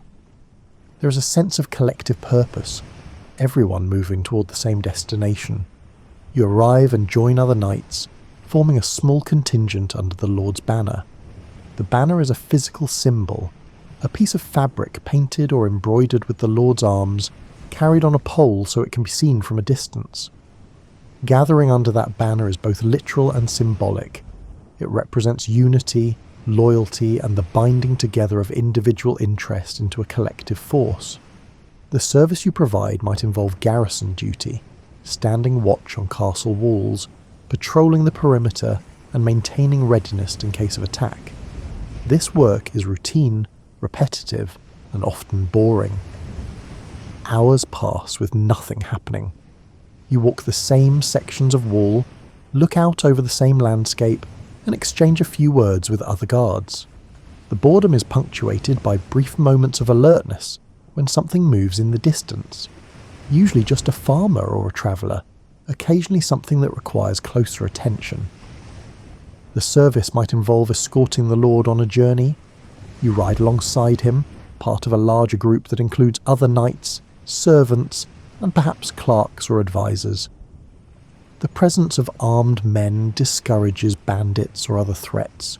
Your role is protective but also ceremonial. The size and quality of the Lord's retinue reflect his status. By being part of that retinue, you contribute to his prestige while also demonstrating your own loyalty and capability. Occasionally, the service involves actual military action, participating in a siege, responding to a border raid, or joining a larger force raised by the king or a higher lord. These events are less common than the stories suggest, but they do happen. A siege might mean camping outside a fortified town for weeks or months, waiting for the defenders to surrender, or for an opportunity to breach the walls. The waiting is tedious, supplies run low, disease spreads through camps, tensions rise among men confined in close quarters with little to do. When action does occur, it is brief, chaotic, and exhausting. Much of military service is waiting. You wait for orders, supplies, and whether to clear or negotiations to conclude. You wait in camps that are muddy in rain, dusty in dry weather, and always uncomfortable. You eat simple food, sleep in tents or in the open, and pass the time as best you can, talking, playing dice, and maintaining your equipment. While you serve, your household continues without you. Your steward manages the land, collecting rents, overseeing work in the fields, and making decisions about minor matters. Your wife, if you have one, oversees the domestic side of the estate, managing servants, ensuring food supplies are adequate, and handling household accounts. Rents are still collected, repairs are still made. The system is designed to function even when you're absent, because absence is built into the structure. Everyone knows that knights must leave periodically to fulfill their obligations. The household adapts. When you return, you resume your local duties. You attend to disputes that accumulated during your absence, reviewing what your steward decided and ensuring those decisions are enforced. You oversaw planting or harvest if your service coincided with those seasons. You ensure that your obligations to the church are met. Tithes paid from your harvest, repairs to the local chapel funded if it falls within your responsibility. The church is another layer of obligation, another institution that claims a portion of your resources in exchange for spiritual services and social legitimacy. You also maintain relationships with other knights in the area. These relationships are practical, not purely social. You might need their support in a dispute over land boundaries. They might need yours if they face a legal challenge or a threat from a more powerful neighbour. Alliances are built slowly, through shared attendance at courts, through marriages arranged between families, through small acts of mutual assistance, helping with a harvest when a neighbour is short-handed, providing horses when someone's have been stolen or died, and standing as a witness in legal proceedings. Your loyalty to your lord is both personal and institutional. You swear an oath, a formal declaration of service and fidelity, often performed in a ceremony where you kneel before the Lord, place your hands between his, and speak the words that bind you. The oath is taken seriously. Breaking it carries social and legal consequences, loss of land, loss of status, sometimes exile or imprisonment. But loyalty is also reinforced by more mundane ties. Your lord is the source of your land. He is the one who can protect your claims against challenges, settle disputes in your favour, and provide opportunities for advancement, additional land, marriage to a wealthy heiress, and positions of responsibility in his administration. Maintaining his favour is a practical necessity. You attend his court when summoned. You offer gifts on appropriate occasions, a fine horse, a piece of crafted metal work, or game from a successful hunt. You support his interest in disputes with other lords. You speak well of him, defend his reputation, and contribute to the collective opinion that sustains his authority. At the same time, you have your own dependents. If you hold enough land, you might grant portions of it to lesser knights or men-at-arms in exchange for their service to you. They owe you the same loyalty and service that you owe your lord. They appear when you summon them. They fight under your banner when needed. They provide counsel and support. You become a link in the chain, both serving and being served. The result is a web of obligations extending upward and downward. Everyone has a place. Everyone has duties. The system is rigid, but it is also stable. You know what is expected of you. You know what you can expect from others. There is little room for individual ambition outside the established channels, but there is also little uncertainty about your role. The predictability is comforting. It reduces conflict, clarifies disputes, and provides a framework for resolving problems without resorting to chaos. Courts are where much of this social structure is reinforced. When you attend your lord's court, you witness justice being dispensed, criminals punished, disputes between tenants settled, and land grants confirmed or revoked. You see marriages being arranged, contracts being sealed, and oaths being sworn. You watch who is in favour and who is not, reading the subtle signals of the Lord's approval or disapproval. You hear news from other parts of the realm, who has died, who has married, where conflict is brewing, and where opportunities might exist. You participate in ceremonies that bind the group together, feasts held after important occasions, tournaments where knights display their skills, and religious observances that mark the calendar. These gatherings are not purely social. They serve a function. They remind everyone of their place. They provide opportunities to negotiate, to make alliances, and to settle old grievances before they escalate into open conflict. They also offer a chance to display wealth and status through clothing, horses, and the size of your retinue. But even this display is governed by expectation. Excess is noticed and judged as vulgar or threatening. Modesty appropriate to rank is valued and rewarded with social approval. The rhythm of service and obligation structures your life as much as the changing seasons. You move through the year attending to your land, fulfilling your duties, and maintaining your position. There is satisfaction in meeting expectations, in being reliable, and in holding your place within the order. The work is steady. The rewards are incremental: respect from peers, continued possession of land, and the security of knowing your place is secure as long as you fulfill your role. The stability is the point. The system works because everyone participates, because everyone understands the rules, and because deviating from expectations carries costs that most are unwilling to pay. Rest is built into the structure of your days, woven into the fabric of routine as naturally as work itself. After the morning meal, after the first round of tasks, checking on livestock, reviewing accounts, speaking with tenants, there is often a pause. The morning's urgency fades. The next set of obligations has not yet arrived. You might sit in the hall, reviewing accounts, or simply waiting for the next task to present itself. You might walk through the orchard, checking the progress of fruit on the trees, not because there is urgent work to be done, but because the rhythm of the day allows for it. The walk itself is rest, a change of activity that engages the body lightly while allowing the mind to settle.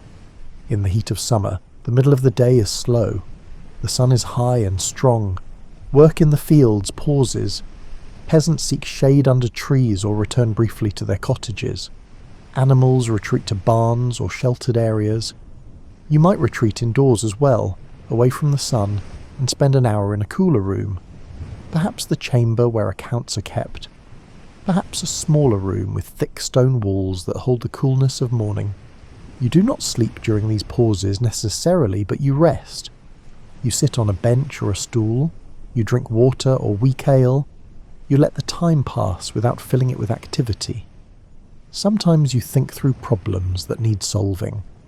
A dispute that requires careful handling. A repair that needs planning. A conversation that must happen. But often you simply sit, feeling the coolness of the stone against your back, listening to the muffled sounds of the household continuing its work elsewhere. Seasonal rhythms also dictate rest. Winter is a quieter time overall. The fields are fallow, giving the soil time to recover. Travel is more difficult with shorter days and worse weather. Roads become muddy or frozen. Rivers rise with rain and snowmelt. You spend more time indoors, closer to the fire, moving through tasks at a slower pace. There is still work, maintaining equipment, planning for spring, managing indoor tasks like weaving or preserving food, but the urgency is lower. The days are shorter, the evenings are longer. You settle into the slower rhythm without resistance, knowing that spring will bring its own increase in activity. Feast days provide structured breaks in the routine. Religious festivals mark the calendar: Christmas, Easter, and Saints' days associated with your region or your family. These days involve obligations, attendance at church, specific prayers, and sometimes fasting beforehand to prepare spiritually. But they also offer a change of pace. After the religious observance, there might be a larger meal, time spent with neighbours and extended family, and a pause from ordinary labour. The church itself provides a rhythm of rest. Sundays are days of less work, dedicated to worship and recuperation. Fieldwork stops, markets close. You attend Mass, listening to the priest's words, participating in rituals that connect you to a larger community and a longer history. Afterward, you might linger outside the church, speaking with other landholders, exchanging news, and making small arrangements. The day feels different from work days, marked by absence as much as by presence, absence of urgent demands, absence of pressure. Even within a single day, there are natural pauses. Between tasks, you stop. You drink ale or water brought by a servant. You speak briefly with someone passing through the hall, asking about their progress on some task or simply exchanging greetings. You adjust your clothing, retying hose that have loosened, tightening a belt, and brushing dust from your tunic. These moments are not planned, but they are regular. They break the day into manageable pieces, creating small intervals of transition between one activity and the next. Waiting is also a form of rest, though it does not always feel restful in the moment. You wait for a messenger to return with news from your lord, or from a neighbouring estate. You wait for rain to stop before inspecting a roof that might be leaking. You wait for your lord to call you to service, not knowing exactly when the summons will come, but knowing it will arrive eventually. The waiting is not anxious, not filled with dread. It is simply part of the rhythm. You fill it with small tasks or with nothing at all, allowing time to pass at its own pace. In the evening, after the meal, there is a longer stretch of rest. The hall remains lit by firelight and a few candles. People gather, but the energy is lower than earlier in the day. Conversations fade into murmurs. The topics shift from work to stories, from planning to reminiscence. Someone might repair a piece of equipment, a torn harness, a broken tool, but the work is quiet, almost meditative. Others simply sit watching the fire, letting their thoughts wander. The fire itself invites rest. The flames move constantly, never quite the same from one moment to the next. Watching them is calming, the motion and light holding your attention without demanding anything from you. The warmth is soothing, especially after a day spent partly outdoors. You feel it seep into your muscles, loosening tension and easing small aches. You're not required to be constantly active. The expectation is that you fulfill your duties, not that you fill every moment with labour. Rest is recognised as necessary, not indulgent. You rest so that you can continue. You rest so that the next day's tasks can be met with steady energy rather than exhaustion. The system allows for this, and even depends on it. A landholder who drives himself to exhaustion cannot manage his land effectively. A knight who neglects rest cannot perform when service is required. The rhythm of rest also follows the seasons of your life. As a younger man, you trained harder, travelled more, and took on more physically demanding tasks. You proved yourself capable, built your reputation, and established your position. As you age, the balance shifts. You rely more on those under your direction. You delegate more tasks to younger men, squires, servants, and sons if you have them. You spend more time overseeing and less time doing. This is not a loss of status. It is the natural progression, expected and accommodated. The system values experience and judgment as much as physical capability. At night, before sleep, there is a final pause. The household settles. The fire is banked, covered with ash so it will burn low through the night without going out entirely. Doors are checked and barred. Shutters are closed against the night air. You move through these small rituals without haste. They mark the transition from day to night, from activity to rest. The transition is smooth, expected, and reassuring. There is no abrupt shift, no jarring change. The day eases into night as naturally as dawn eases into morning. Food is central to the household, not just as sustenance, but as a measure of stability and success. Feeding everyone, family, servants, occasional guests, is a daily task that requires planning, storage, and coordinated labour. The kitchen is a busy place, typically managed by a cook and several assistants, often located in a separate building or an attached wing to reduce the risk of fire spreading to the main hall. The separation also contains the heat and smoke that cooking generates, keeping the living spaces more comfortable. Bread is the foundation of most meals. It is baked several times a week in large batches, using a communal oven or an oven built into the kitchen structure. The oven is heated by burning wood inside it until the stones are hot enough, then the coals are raked out and the loaves are placed directly on the hot stones.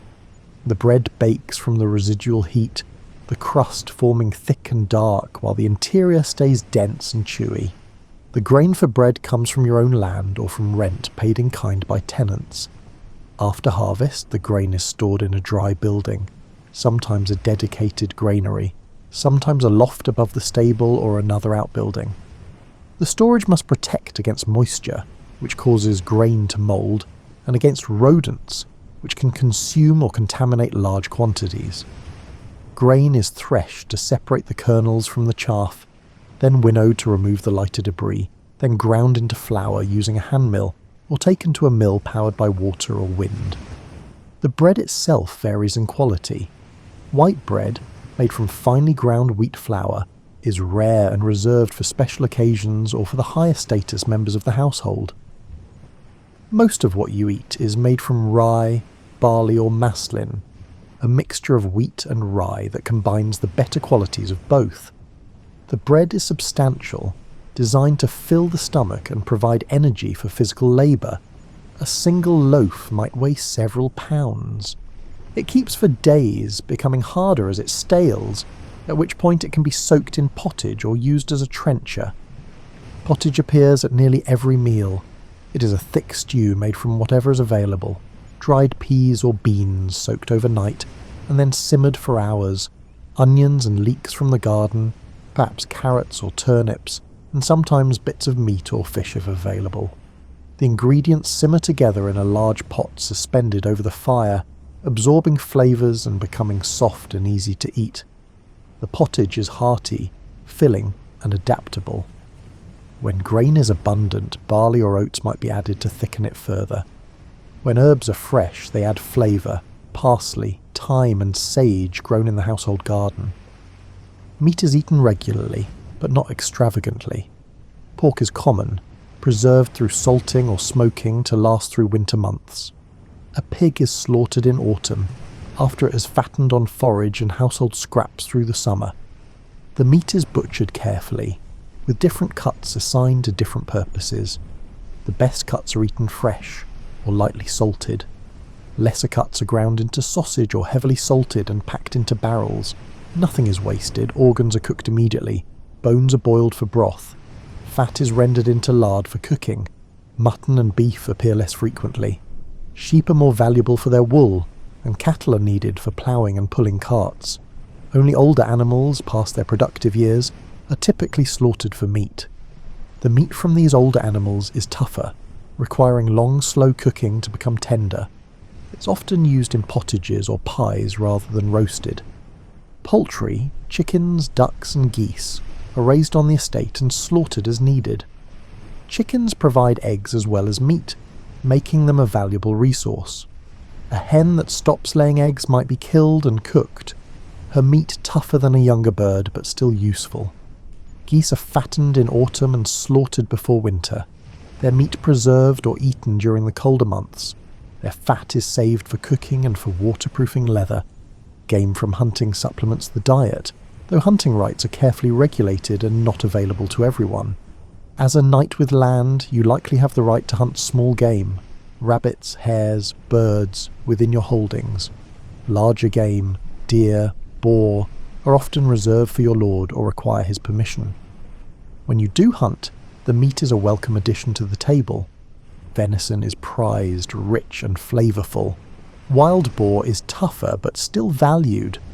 The hunt itself is also a social activity, a chance to display skill and to share time with other knights. Fish is important, especially during Lent and other fasting periods mandated by the church, when meat is forbidden. If you live near a river or the coast, fresh fish is accessible.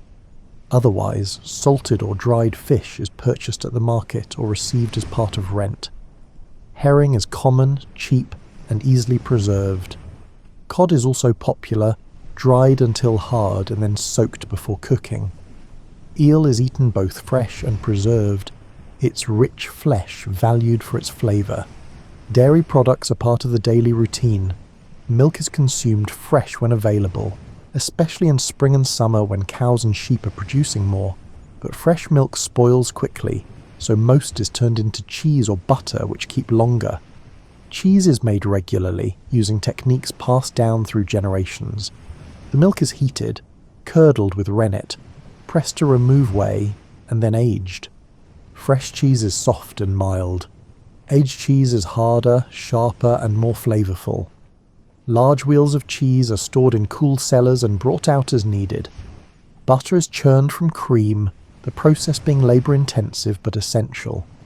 Cream is collected from milk over several days, then agitated in a wooden churn until the fat separates from the liquid. The butter is gathered, washed, and sometimes salted for preservation. It is used in cooking, spread on bread, and added to vegetables. In wealthier households, butter might be flavoured with herbs or spices. Vegetables come from the household garden and from the fields. Onions and leeks are staples used in nearly every pottage and stew. Cabbages are grown and eaten fresh or preserved by pickling. Turnips and carrots store well in cellars, their roots providing food through winter. In summer, fresh greens are available: lettuce, spinach and chard. These are eaten quickly, often lightly cooked or added to soups. Herbs are grown for both flavour and medicine. Parsley, thyme, sage and rosemary all are used in cooking. Others, like chamomile and mint, are used for teas or remedies. The garden is tended by servants, often women, who know which plants need more water, which need sun, and which need to be cut back to encourage growth.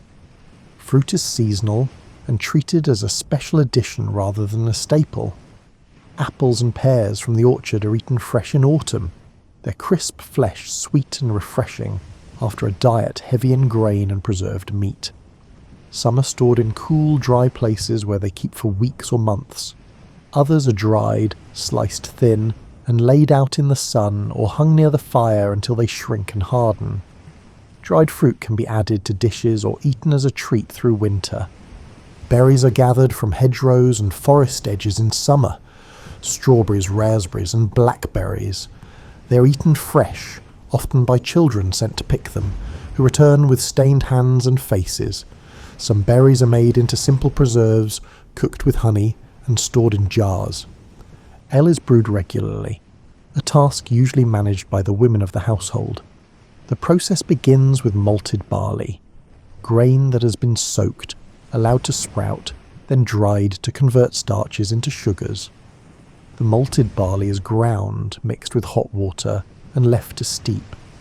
The resulting liquid is strained, flavoured sometimes with herbs like yarrow or bog myrtle, and then fermented with yeast. The fermentation takes several days. The ale is consumed within a week or two before it sours. It is weak by modern standards, safe to drink and mildly nourishing, meant to be consumed throughout the day. Wine is more expensive and less common, especially in regions where grapes do not grow well. If you drink it, it is likely imported, purchased at a market, or received as part of your obligations to your lord. Wine is reserved for more formal occasions or shared when guests visit. It is often diluted with water, both to stretch the supply and to reduce its strength. The table itself is set simply. Wooden or pewter plates serve most meals, with pewter reserved for higher status diners. Cups are made from horn, wood, or pottery. Knives are used for cutting.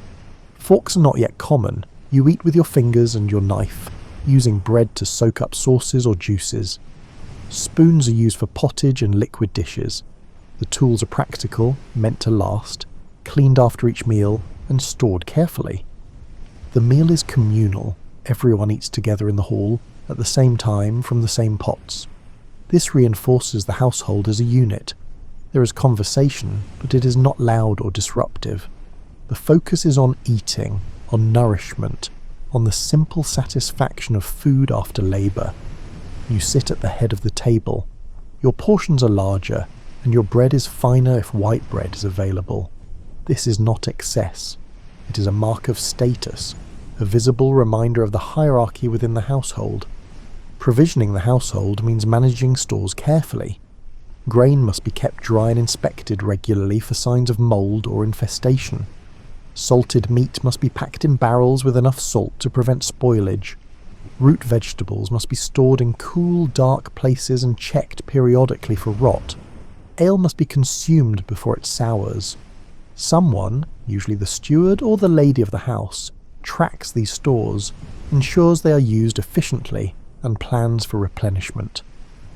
Running out of food before the next harvest is a serious failure, one that reflects poorly on your management and threatens the stability of the household. Waste is minimal. Scraps from the table go to servants, who finish what those of higher status leave behind.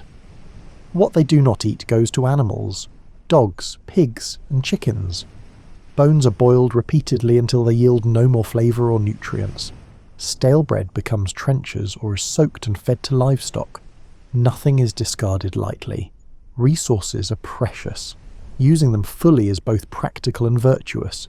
Feast days bring larger meals, but even these are modest compared to the grand banquets of higher nobility. You might roast a whole pig or serve several kinds of fowl. You might offer sweetmeats made with honey and spices, a luxury saved for special occasions.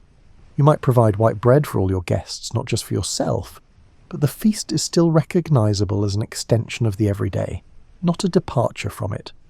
The same basic foods appear, just in greater quantity and variety. The rhythm of meals structures the day. Breakfast shortly after waking, a simple meal to break the night's fast. Dinner in the middle of the day is the main meal and is more substantial. Supper in the evening, smaller than dinner but still nourishing. Each meal is a pause, a gathering, a moment of shared routine. The food is simple, but it is sufficient. It sustains the work. It sustains the household. It sustains the life you lead, steady and grounded in the rhythms of land and season. As the day fades, the hall becomes the centre of the household once again. The fire has been built up, flames rising higher now that the cooking is done and the focus shifts to warmth and light. Candles are lit, though sparingly. Tallow candles are smoky and smell of rendered fat, but they provide enough light to see by. Wax candles, cleaner burning and sweeter smelling, are reserved for the church or for rare occasions when their cost can be justified. You take your seat near the fire, in a chair if you have one, a heavy wooden piece, possibly with a cushion filled with wool or down, or on a bench if the household is simpler. Others gather around. Members of your family take seats nearby. Servants finish their tasks and find places along the edges of the hall or at the lower tables.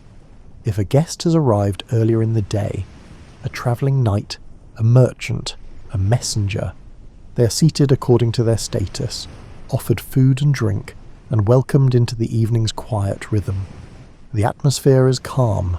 The work of the day is done. What remains is the quiet transition into night. The hall is warmer now, the fire's heat radiating outward, the stone walls and floor absorbing and reflecting it. The warmth is comforting after hours spent partly outdoors, where the air has cooled as the sun dropped toward the horizon. Conversation is low, carried on in murmurs and occasional bursts of quiet laughter. Someone mentions repairs that were completed, a section of fence reinforced, a leak in the stable roof patched with fresh thatch. Someone else talks about a cow that is due to calve soon, speculating on whether the calf will be strong and whether it will be kept or sold. The topics are ordinary, grounded in the life of the estate, in the immediate concerns that fill your days. There is no need for grand stories or entertainment. The simple exchange of information, the sharing of observations, is enough. Occasionally someone might tell a story, a tale from the Bible, perhaps the story of David and Goliath or the parable of the Good Samaritan, a legend about a local saint and how they performed miracles or suffered martyrdom, a piece of family history, a story about your grandfather or great-grandfather, how they acquired the land you now hold, or how they served their Lord in some notable way. The telling is straightforward, not dramatic. The story is familiar. Everyone has heard it before, perhaps many times. But familiarity is comforting. The repetition is part of the ritual, a way of reinforcing shared identity and continuity. If you are literate, and not all knights are, you might spend part of the evening with a book. The book is a valuable object, expensive to produce, and carefully preserved. It might be a religious text, a psalter containing the Psalms, or a book of hours with prayers for different times of day. Reading is slow work by candlelight. The light flickers, making the letters dance on the page. You lean closer, squinting slightly, reading aloud or silently depending on your preference and skill. You do not read for long. The effort tires your eyes, but the act itself is a form of quiet focus, a way to settle the mind and prepare for sleep. Women in the household might sew or spin, continuing work that has filled portions of their day. The sewing might be mending, repairing a torn tunic or darning holes in hose, or it might be more elaborate work, embroidering a design onto a piece of cloth that will become part of an altar cloth for the chapel, or a decorative hanging for the hall. The work is done by feel as much as by sight. Fingers know the motion of the needle moving through fabric, the tension of thread, and the rhythm of stitching. The work fills the time without demanding full attention, allowing the mind to wander or to follow the conversation happening nearby. Spinning is similarly meditative. A distaff holds the mass of wool or flax. Fingers tease out fibres, twisting them into thread that winds onto a spindle. The spindle drops and rises, the motion steady and hypnotic. The thread that results will be woven into cloth or used for sewing. The work is essential, part of the endless cycle of production that keeps the household clothed and provisioned. Children, if there are any, are present but quieter in the evening. They sit near the fire, perhaps listening to the adults, perhaps occupied with some small task or game. A boy might whittle a piece of wood, shaping it into a simple toy or tool. A girl might practice stitches on a scrap of cloth, learning skills she will need as she grows. They are not sent away. The household is a shared space, and children learn by being present, by watching, and by gradually taking on small responsibilities. Dogs lie near the fire, stretched out on their sides or curled into tight balls. They are working animals, hunting dogs, guard dogs, but in the evening they rest. They shift position occasionally, sighing, settling deeper into sleep. One might wake briefly, lift its head to look around, then drop back into sleep. Their presence is part of the background, noticed only when they move or when someone reaches down to scratch behind an ear. The fire itself is a focal point. You watch the flames, the way they shift and flicker, rising and falling as they consume the wood. The light is warm and uneven, casting shadows that move across the walls and ceiling, creating patterns that shift constantly. The sound of the fire, crackling, popping, the occasional hiss of sap heating and bursting, fills the silence between words. The smell of wood smoke is familiar, ingrained in the hall, in your clothing, and in the very fabric of daily life. As the evening deepens, people begin to drift away. Servants return to their quarters, small rooms off the hall or in separate buildings. Younger members of the household head to their sleeping spaces, pallets in shared rooms, alcoves curtained off for privacy. The hall empties slowly, gradually, the number of people dwindling without any formal announcement or signal. They leave when they are tired, when their tasks are finished, or when the pull of sleep becomes stronger than the pull of the fire's warmth. You remain a bit longer, finishing a task or simply sitting in the warmth. The hall is quieter now. The conversations are reduced to a few murmured exchanges. The fire burns lower, the flames smaller, and the coals glow red and orange beneath a thin layer of ash. You feel the weight of the day settling into your body, the pleasant tiredness that comes from steady work, from obligations met, from a day completed. There is no set time to end the evening. It ends when it ends, when the fire has burned down enough that it will be safe to bank, when the candles have guttered low, when there is nothing left that needs doing.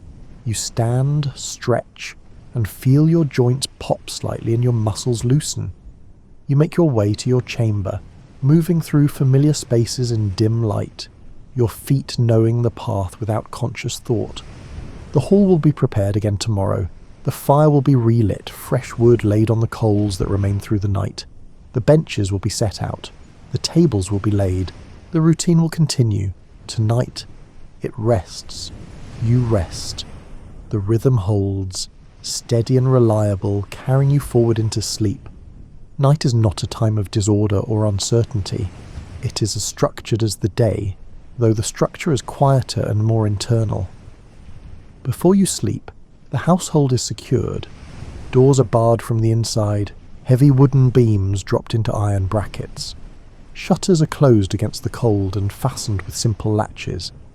These actions are practical, protecting against drafts and deterring any unlikely intruders, but they are also ritual, marking the transition from public time to private time, from activity to rest.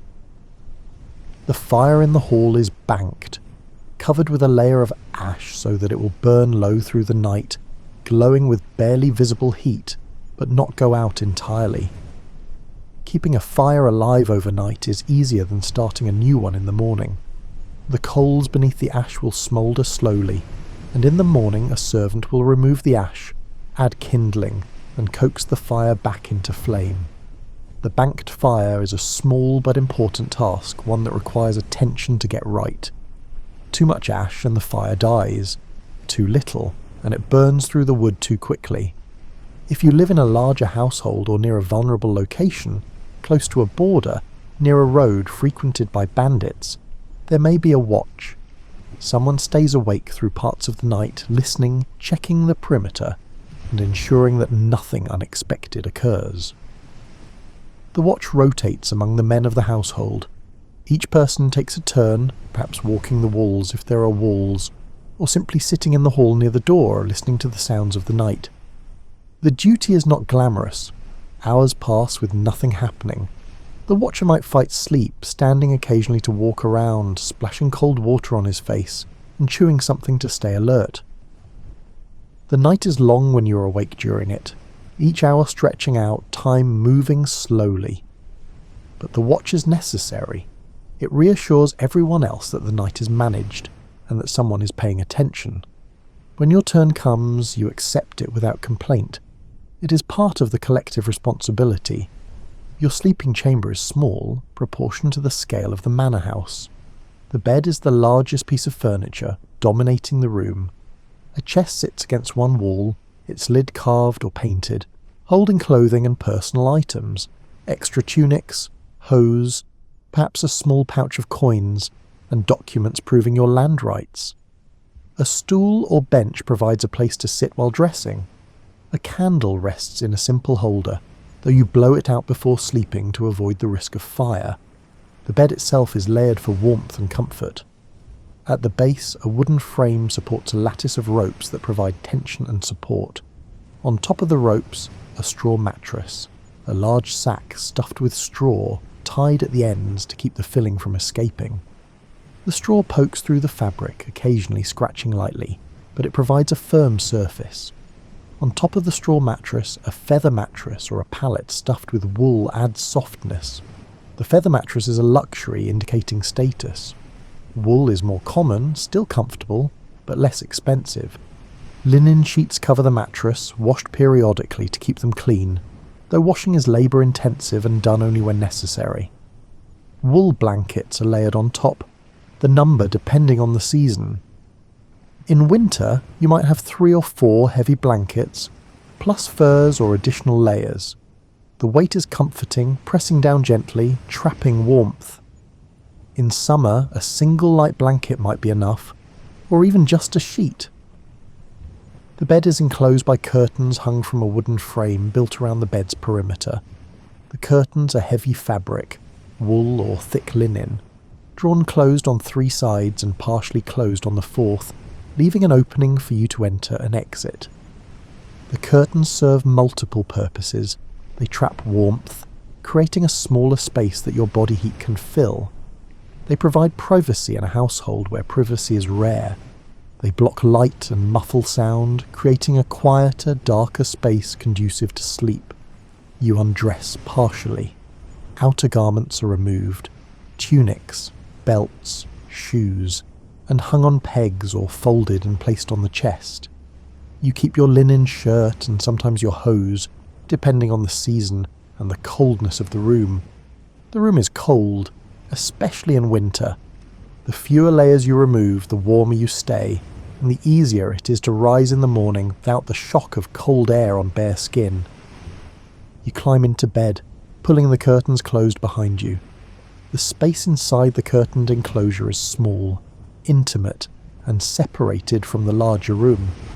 The darkness is almost complete. broken only by faint light that might seep through gaps in the curtains if the moon is bright, or if a candle still burns elsewhere in the house. You arrange the blankets, pulling them up to your chin, feeling their weight settle over you. Sleep comes easily after a full day. There is no artificial light to delay it, no mental stimulation to keep your mind active. The darkness and quiet invite sleep.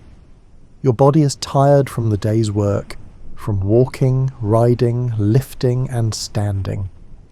Your mind is settled, the day's decisions made, and the tasks completed or postponed to tomorrow. You close your eyes, your breathing slows.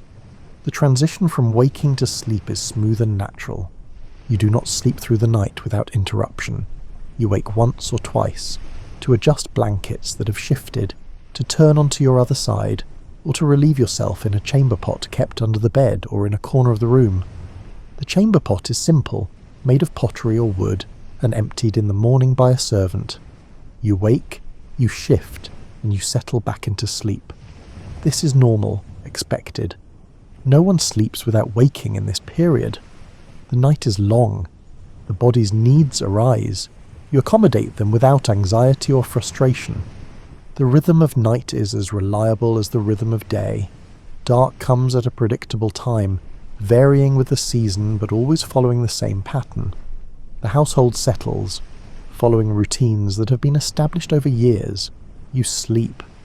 Light returns, creeping in through gaps in the shutters, gradual and gentle.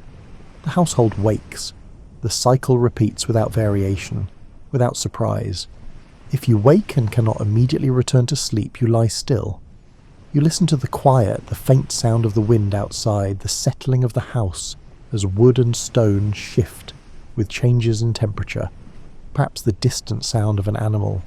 You feel the weight of the blankets, the warmth of the enclosed bed, and the softness of the mattress beneath you. There is no urgency. Sleep will return when it is ready. You wait for it without anxiety, knowing that even lying still and resting is valuable. Morning begins before full light. You hear movement in the house, servants rekindling fires, their footsteps soft but audible, the scrape of a poker against the hearth, and the crackle of kindling catching flame. You hear the sounds of the household beginning again, pulling itself back into the rhythm of activity. You rise, pushing back the curtains, and sit on the edge of the bed for a moment to let your body fully wake. You dress, following the same sequence as yesterday and the day before: linen shirt, hose, tunic, belt, and shoes. You splash water on your face from a basin, the cold shocking you into fuller wakefulness. You step back into the routine, into the day, into the work that waits. Night is not something to fear or dread. It is a known quantity, a structured part of life. It holds no mystery, no threat. It is simply the other half of the cycle, the time for rest, for stillness, for the body and mind to recover before the work begins again. The order of night mirrors the order of day. Both are managed. Both are reliable. Both carry you forward in the long rhythm of seasons and years. Knighthood is not a single generation's achievement or ambition. It is passed down, maintained, and sustained across lifetimes. You are a knight because your father held land, or because you earned land through service, but either way, the position is meant to continue beyond you. Your son, if you have one, will train as you trained. He will learn the same skills, fulfill the same obligations, and hold the same land, or at least land of similar character and responsibility. The system depends on this continuity, on the predictable transmission of duties and resources from one generation to the next. This continuity is built into the structure of society itself. Land is inherited usually by the eldest son, though customs vary by region. Titles are inherited. The social structure depends on knowing that the chain of service and obligation will not break, that the network of relationships between lords and vassals will remain intact. You're not trying to build something new or revolutionary. You're trying to maintain what already exists, to hold your place and pass it intact to those who come after. The training your son receives is the same training you received, passed down through generations with only minor variations. He begins as a page, often in another household rather than your own. This separation is intentional. He learns from someone else's example, absorbs different perspectives, and builds relationships outside his immediate family. As a page, he learns manners, obedience, and basic skills. He serves at table, cares for equipment, runs errands, and observes the workings of a knightly household. He advances to squire, taking on more responsibility. He cares for a knight's armour and weapons, practices with sword and lance, and accompanies his lord on journeys and perhaps into service. He learns by doing, by making mistakes in controlled settings where the consequences are not severe. He watches how disputes are settled, how accounts are managed, and how relationships between lord and vassals are maintained. The learning is gradual, layered, and cumulative. Eventually he is knighted, formally recognised as capable of holding land and fulfilling the duties that come with it. The ceremony is significant, marking a transition in status and responsibility. He kneels before a lord, receives the accolade, a light blow to the shoulder with the flat of a sword, and speaks the words of the oath. He is given arms and armour, often pieces that have been used by previous generations, maintained and passed down. He stands now a knight, ready to take his place in the same structure that shaped his father and grandfather. This process takes years, a decade or more from page to knight. It is deliberate and slow, designed to ensure that each generation is prepared not just in skill, but also in temperament and understanding. There is no shortcut, no way to bypass the training and still be accepted as a legitimate knight. The system relies on this careful transmission of knowledge and responsibility. Those who try to claim status without the proper preparation are viewed with suspicion, their authority questioned, and their place in the hierarchy uncertain. Your own role shifts as you age. You move from being the active participant to being the one who trains others. You oversee squires, either your own sons or young men sent to you by other families. You teach by example, demonstrating the skills, explaining the obligations, and modelling the behaviour expected of a knight. You show them how to maintain armour, how to sit a horse properly, and how to speak with respect to those above them, and with authority to those below. This too is part of the duty, ensuring that the next generation is ready. The land itself is a form of continuity. The same fields are ploughed and planted year after year, century after century. The soil is the same soil your grandfather worked, your father inherited, and you now manage. Buildings are maintained, repaired, and rebuilt as needed. A barn that collapses from age is replaced with a new barn built in the same location, serving the same purpose. The orchard grows, trees bear fruit, age and die, and are replaced by saplings that will take years to mature but will eventually produce as their predecessors did. The work is never finished, but it is always progressing in small increments. A hedge trimmed this year will need trimming next year. A ditch cleared this autumn will need clearing again in a few years. The repetition is not futile. It is the nature of maintenance. Things decay. Effort is required to slow that decay, to keep everything functional. The work continues across generations, each adding their effort to what came before. The household too continues across time. Servants grow old and are replaced by younger workers, often their own children or relatives who have grown up in the household and already know the routines. Children are born, grow up, and take on roles within the estate. A boy who began as a stable hand might become the head groom, then the stable master, managing all the horses and training the next generation of workers. A girl who helped in the kitchen might become the cook, eventually overseeing others as she was once overseen. The faces change, but the structure remains. The same tasks are done by different hands. The same rhythms are followed. The continuity is comforting. It means that knowledge is not lost, that skills are preserved, and that the household can function even as individuals age and are replaced. Marriages are arranged with an eye toward continuity. A good match brings land, connections, and stability. Two families join their interests, their resources, and their futures. The marriage is not primarily about personal affection, though affection may grow over time. It is about reinforcing alliances, securing the future, and ensuring that the next generation will have the resources and relationships needed to maintain their position. Dowries and bride prices are negotiated carefully. Contracts are drawn up, specifying what each party brings to the marriage and what will happen if circumstances change. The marriage itself, once concluded, becomes part of the fabric of continuity. Children are raised within the structure. They learn by observation, by participation, and by gradual assumption of responsibility. They see how their parents manage the household, how they fulfill obligations, and how they navigate relationships. They absorb lessons without formal instruction, learning through immersion in the daily life of the estate. Religious observance is part of this continuity as well. The Church provides a framework that extends beyond individual lives, beyond single generations.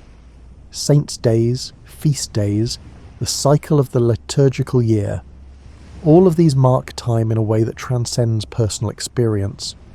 You participate in the same rituals your grandparents participated in. Your children will do the same. The prayers are the same. The stories are the same. The community gathers in the same building, a stone church that has stood for generations and will stand for generations more. The church itself is often built and maintained through the contributions of multiple generations. Your grandfather might have funded the construction of a side chapel. Your father might have donated funds for repairs to the roof. You contribute to maintaining the fabric of the building, to providing candles and vestments, and to supporting the priest. Your son will do the same. The building accumulates these contributions, becoming a physical manifestation of continuity, a space where past, present, and future intersect. Even the physical objects around you carry continuity. A sword might be passed down through generations, its blade reforged when it breaks, its grip replaced when it wears out, but its essential character maintained. The sword becomes more than a tool. It becomes a symbol of family, of lineage, of connection to those who came before. A piece of land might be held by the same family for 100 years or more, its boundaries defended, its productivity maintained, and its management passed from father to son. These objects and places accumulate history, become part of the family's identity, and anchor the present to the past. The system is designed to be stable. Change happens, but slowly. New techniques for farming or building are adopted gradually and tested over years before being widely accepted. New laws are introduced carefully, with attention to how they will affect existing arrangements. The emphasis is always on preserving what works, on avoiding disruption, and on maintaining order. Rapid change is viewed with suspicion, seen as dangerous, and likely to upset the delicate balance of obligations and rights that keep society functioning. Your daily routine is not unique to you. It is the same routine your father followed, the same routine your son will follow. You wake, you work, you eat, and you rest. The rhythm is ancient, tested across centuries, and refined through countless repetitions. It does not need to be reinvented. It simply needs to be sustained, practiced, and passed on. There is wisdom in this repetition, a deep understanding that some patterns work precisely because they have been proven over time. This continuity is reassuring. You know your place, you know what is expected, you know that the work you do today will be continued tomorrow, and the day after, and for generations to come. The land you manage will be managed by your son. The obligations you fulfill will be fulfilled by your grandson. The social order you participate in will continue, adapting slowly to new circumstances but never abandoning its fundamental structure. There is a quiet satisfaction in being part of something larger than yourself, something that extends beyond your own life. You are not alone in history. You are a link in a chain that stretches back to ancestors you never knew, and forward to descendants you will never meet. Your work matters not because it is spectacular, but because it contributes to this continuity. You hold your place, fulfill your duties, and pass the responsibility to those who come after. The evening settles, as it always does. The fire burns low in the hall. The last conversations fade into silence. People drift away to their sleeping spaces. You remain for a moment longer, watching the coals glow beneath the ash, feeling the warmth, and thinking ahead to tomorrow. Tomorrow will bring the same tasks, the same rhythms, and the same steady continuity. The work is never finished, but it is always enough. You're a knight not because of great deeds recorded in songs or stories, but because you hold your place, fulfill your duties, maintain what has been entrusted to you, and pass the responsibility intact to those who come after. The routine continues, reliable and unchanging. The order holds generation after generation, and in that steady rhythm, in that quiet continuity, there is a deep and lasting peace. The day ends, the night arrives, sleep comes. Tomorrow the cycle begins again, as it always has, as it always will.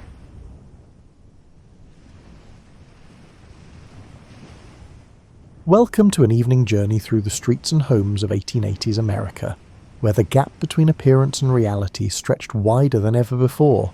While newspaper headlines celebrated millionaire mansions and industrial fortunes, most Americans lived in spaces measured in square feet rather than acres, worked with their hands rather than their bank accounts, and found richness in Sunday suppers rather than stock portfolios.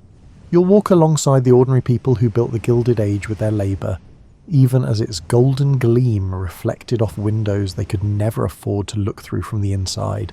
You step off the streetcar on a Tuesday afternoon in 1887, and the first thing that strikes you is how the city seems divided into two entirely separate worlds occupying the same geography. Fifth Avenue stretches northward like a canyon carved from marble and limestone, each mansion trying to outdo its neighbour in columns, turrets, and ornamental ironwork that probably cost more than your father earned in his entire working life.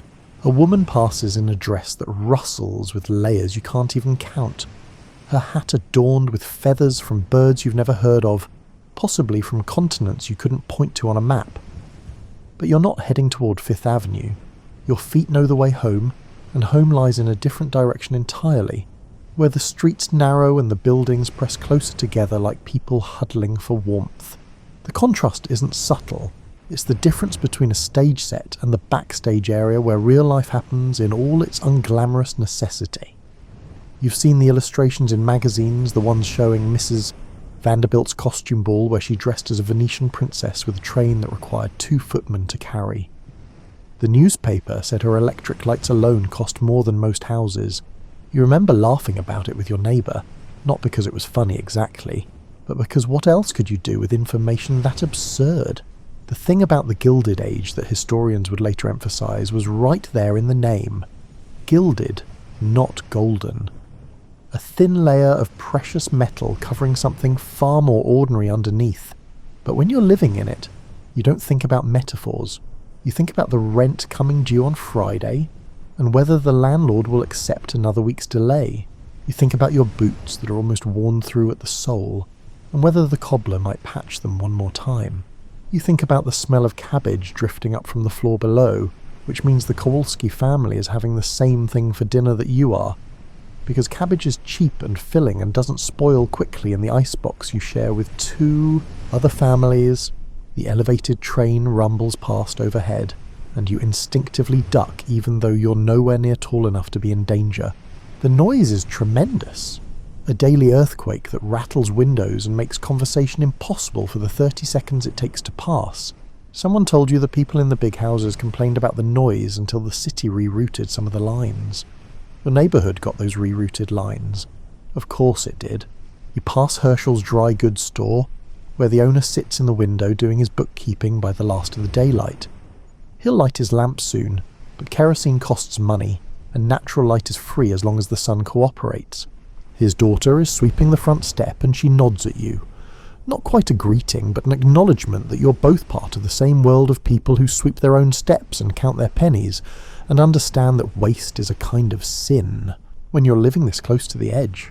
The newspapers called it the Age of Progress, and in some ways they weren't entirely wrong. The Brooklyn Bridge had opened just a few years earlier, and people still talked about it with genuine wonder. That much steel and stone and engineering ambition, spanning what had once seemed an impossible distance. Alexander Graham Bell's telephone was starting to appear in business offices, and Thomas Edison's electric light bulbs were beginning to replace gas lamps in the fanciest establishments. The world was changing with breathtaking speed, inventing itself into something unrecognizable from what your grandparents had known. But here's what the progress looked like from your perspective. You could see the electric lights from your window, glowing in buildings you would never enter. You could read about the telephone in the newspapers, even though the closest one to your apartment was probably 3 miles away in a banker's office. The Brooklyn Bridge was magnificent, certainly, but the toll to cross it cost a nickel you often couldn't spare. Progress had arrived, brilliant and gleaming and expensive, and it mostly seemed to benefit people who already had more than they needed. Your building comes into view, a 5-story tenement that houses perhaps 70 people, maybe 80 depending on who's taken in relatives this month. It was built quickly and cheaply 15 years ago, designed by someone who had apparently never considered that human beings might actually have to live in it. The brick facade shows signs of hasty construction, with mortar joints that aren't quite even, and windows that don't sit perfectly square in their frames.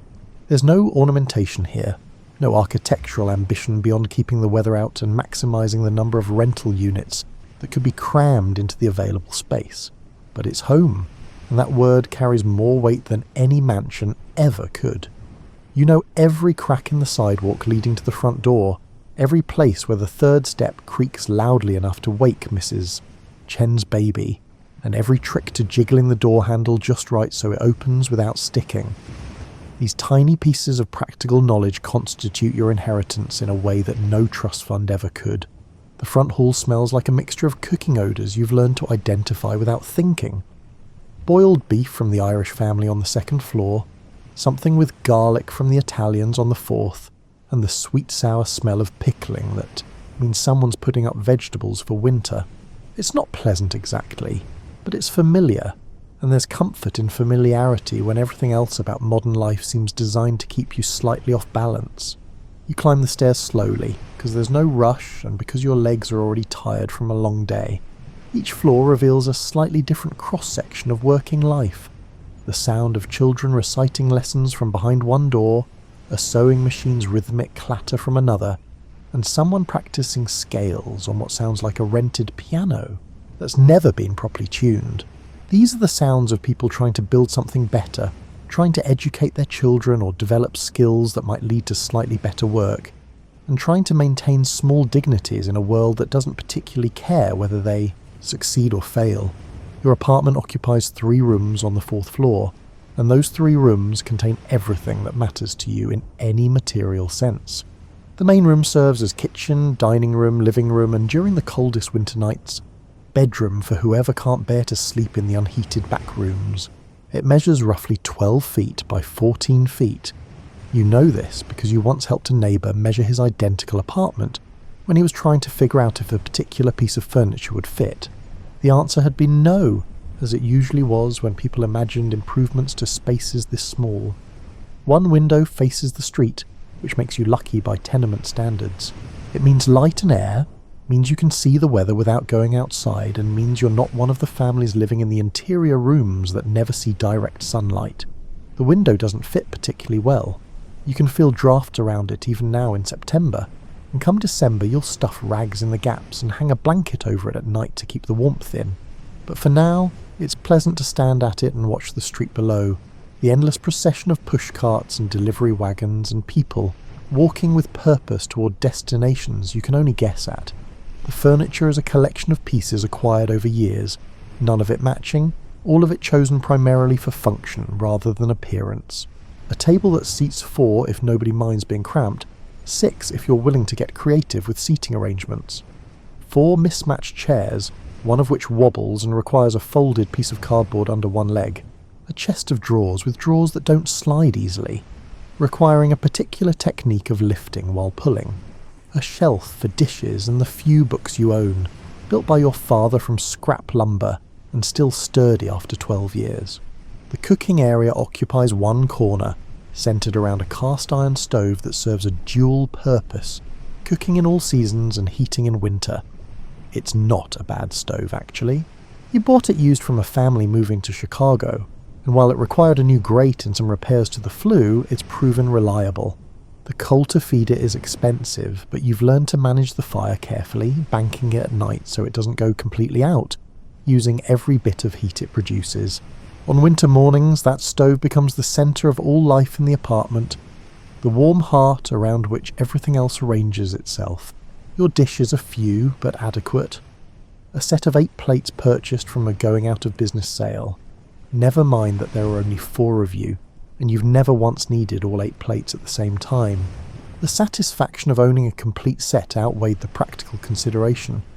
Cups in various conditions, some chipped, but still perfectly functional. A good cooking pot, a frying pan, and a kettle for boiling water. A set of cutlery that's been sharpened so many times the knife blades are noticeably narrower than they once were. These objects don't represent wealth, but they represent sufficiency, and sufficiency is its own kind of achievement. The 2 smaller rooms serve as bedrooms, though bedroom is perhaps too grand a term for spaces barely large enough for a bed and a chair. Your parents occupy one room, you share the other with your younger sister. Privacy is a luxury for people with more square footage. You've learned to change clothes quietly, to read by candlelight without disturbing her sleep, and to have private thoughts in spaces where true privacy doesn't exist. It's amazing how adaptable humans are, how you can create invisible walls where physical ones don't exist, and how you can find solitude inside your own head when there's nowhere else to find it. Your sister has decorated her side of the room with pictures clipped from magazines. Illustrations of places she'll probably never see, dresses she'll never wear, and lives she'll never live. You don't mention this because you understand the need for dreams and the importance of imagining something beyond the immediate reality of these 3 rooms. Besides, you have your own version of the same thing. A ticket stub from a lecture you attended at the public library, a pressed flower from a rare day trip to the countryside, and small tokens of moments when the world felt larger than usual. The walls are thin enough that you can hear the Romero family arguing in Spanish next door, the O'Brien baby crying upstairs, and Mr. Feldman coughing in the apartment below. This lack of acoustic privacy bothered you when you first moved here, but you've grown accustomed to it. Now the sounds are almost comforting. Evidence that you're not alone, that these walls contain dozens of parallel lives all unfolding simultaneously, all facing similar struggles and celebrating similar small victories. You know when Mrs. Romero's husband works late because you hear her putting the children to bed alone. You know when the O'Briens are happy because you hear them laughing. You know Mr. Feldman's cough is worse this year than last because you've been listening to it evolve. The building has no bathroom, of course. That luxury belongs to a different class of housing entirely. Instead, there's a privy in the backyard shared by all 5 floors, an arrangement that's exactly as unpleasant as it sounds. Particularly in summer or during winter's worst weather, chamber pots handle nighttime necessities, another aspect of daily life that simply wouldn't appear in any gilded portrait of the era. The gap between how the wealthy lived and how you lived wasn't just about money, it was about basic dignity, about whether your daily routine included elements that would have been familiar to medieval peasants. The landlord, whom you've met exactly twice in the 3 years you've lived here, owns 6 buildings in this neighbourhood. He lives in a perfectly nice house, in a perfectly nice part of Brooklyn, far enough removed from his properties that he never has to smell the overflowing privies, or hear the complaints about rats, or witness the way ice forms on the inside of windows. In January, he's not a cruel man exactly. He repairs things when absolutely necessary, and he's been known to show leniency when tenants fall behind on rent due to illness or injury. But he's also not particularly concerned with your comfort beyond the minimum required to keep you paying rent. This is business, and you're a line item in his ledger, not a person with hopes and struggles and a life that matters. Your mother is already preparing dinner when you arrive, and the smell of boiling potatoes fills the apartment with a steam that fogs the window. Potatoes form the foundation of more meals than you could count. Boiled, fried, mashed, baked, added to soups and stews, and stretched into various forms to provide bulk and sustenance at minimal cost. A pound of potatoes cost about 2 cents, which meant they offered more calories per penny than almost anything else available. People have been known to survive on little else during particularly hard times. Tonight's menu includes those potatoes, some cabbage purchased from a pushcart vendor for 3 cents, and a small piece of salt pork that will flavour the cabbage during cooking and then be carefully saved to flavour something else tomorrow. This isn't poverty exactly. Genuine poverty means not knowing if there will be food at all. This is simply the mathematics of working class life, where a typical factory wage of $10 per week had to cover not just food, but rent, fuel, clothing, and any unexpected emergencies that arose. After rent took $3 and fuel another $1. That left $6 for everything else, and those $6 had to be managed with the precision of a military campaign. Your mother has become an expert in this kind of resource management, though she would never describe it that way. She knows which pushcart vendors lower their prices in the final hour before closing, when they're trying to sell everything before it spoils. She knows which baker sells day-old bread at half price, and how to make that bread palatable again by steaming it briefly. She knows how to buy meat by the ounce from the butcher, selecting the cheapest cuts and using every scrap. Bones for broth, fat for cooking, nothing wasted because waste is the same as burning money. The family's diet follows a rhythm dictated by economics rather than preference. Monday often meant leftovers from Sunday's slightly more substantial meal. Tuesday and Wednesday were typically bean-based dishes. Thursday might feature a modest amount of fish if prices were reasonable. Friday adhered to Catholic tradition with no meat. Saturday was whatever could be assembled from the week's remains. And Sunday was the day you might taste something approaching prosperity. A chicken, if times were good perhaps, or a roast that filled the apartment with smells that made the other 6 days more bearable. You eat at the table together, which is not universal in tenement buildings, where some families have members working different shifts who never share a meal. Your father offers a brief blessing, not particularly religious your family, but maintaining certain traditions provides structure to days that might otherwise blur together. The food is plain but adequate, and you've long since stopped expecting it to be anything else. Hunger is a sensation you've experienced enough times to appreciate satiation, even if the meal providing it will never appear in anyone's cookbook. Conversation at dinner tends toward practical matters. Your father mentions that the factory might be adding an extra shift, which would mean more work, but also more money. Always a trade worth considering. Your sister talks about a position she heard might be opening at a shop that makes artificial flowers. Indoor work that would be vastly preferable to the laundry, where she currently spends her days in humidity and heat. Your mother notes that the grocer is selling sugar at a penny less per pound this week, and she's considering buying extra if the budget allows. These discussions lack drama or romance, but they represent the actual substance of working life, a constant series of small calculations about how to squeeze the most value from limited resources. There's a skill to it that goes unrecognised because it's not the kind of skill that can be displayed or rewarded with anything except continued survival. Your mother could probably manage the finances of a small business with the accounting acumen she's developed, keeping the family fed and housed, but nobody would ever hire her to do such work because she's a woman without formal education whose expertise exists entirely in the practical realm. After dinner, your sister and mother clear the dishes while you haul water from the hallway tap for washing. The building has running water, which is something. Many older tenements still required residents to fetch water from a courtyard pump, or even from a street hydrant. But the water is cold, always, which means heating it on the stove for any purpose that requires warmth. Washing dishes becomes a multi-step process. Heat water, add soap that's been carefully shaved from a bar, wash quickly before the water cools too much, rinse in cold water, and dry with a towel that's been washed and reused so many times it's achieved a state of perpetual dampness. The economics of food extended beyond the meal itself to include the labour required to prepare and clean up after it. Your mother's workday doesn't end when your father's does. She works from waking until sleep in an endless cycle of cooking, cleaning, mending, and managing that's never finished, only paused temporarily. The notion that women didn't work outside the home was a convenient fiction that ignored the reality that home itself was a full-time occupation, when you couldn't afford to hire any of the labour out. Evening brings mending, which is everyone's least favourite activity, but also one of the most necessary. Clothing represents a significant expense. A decent pair of work boots might cost $2, a winter coat $3 or $4, and a dress $2 or more. For a family with limited income, these prices mean that clothing isn't replaced when it wears out. It's repaired until repair becomes impossible, and then the fabric is salvaged and repurposed for something else. Nothing goes to waste, because waste is a luxury for people with money to spare. Your father's work shirt is torn at the elbow where it rubs against machinery at the factory.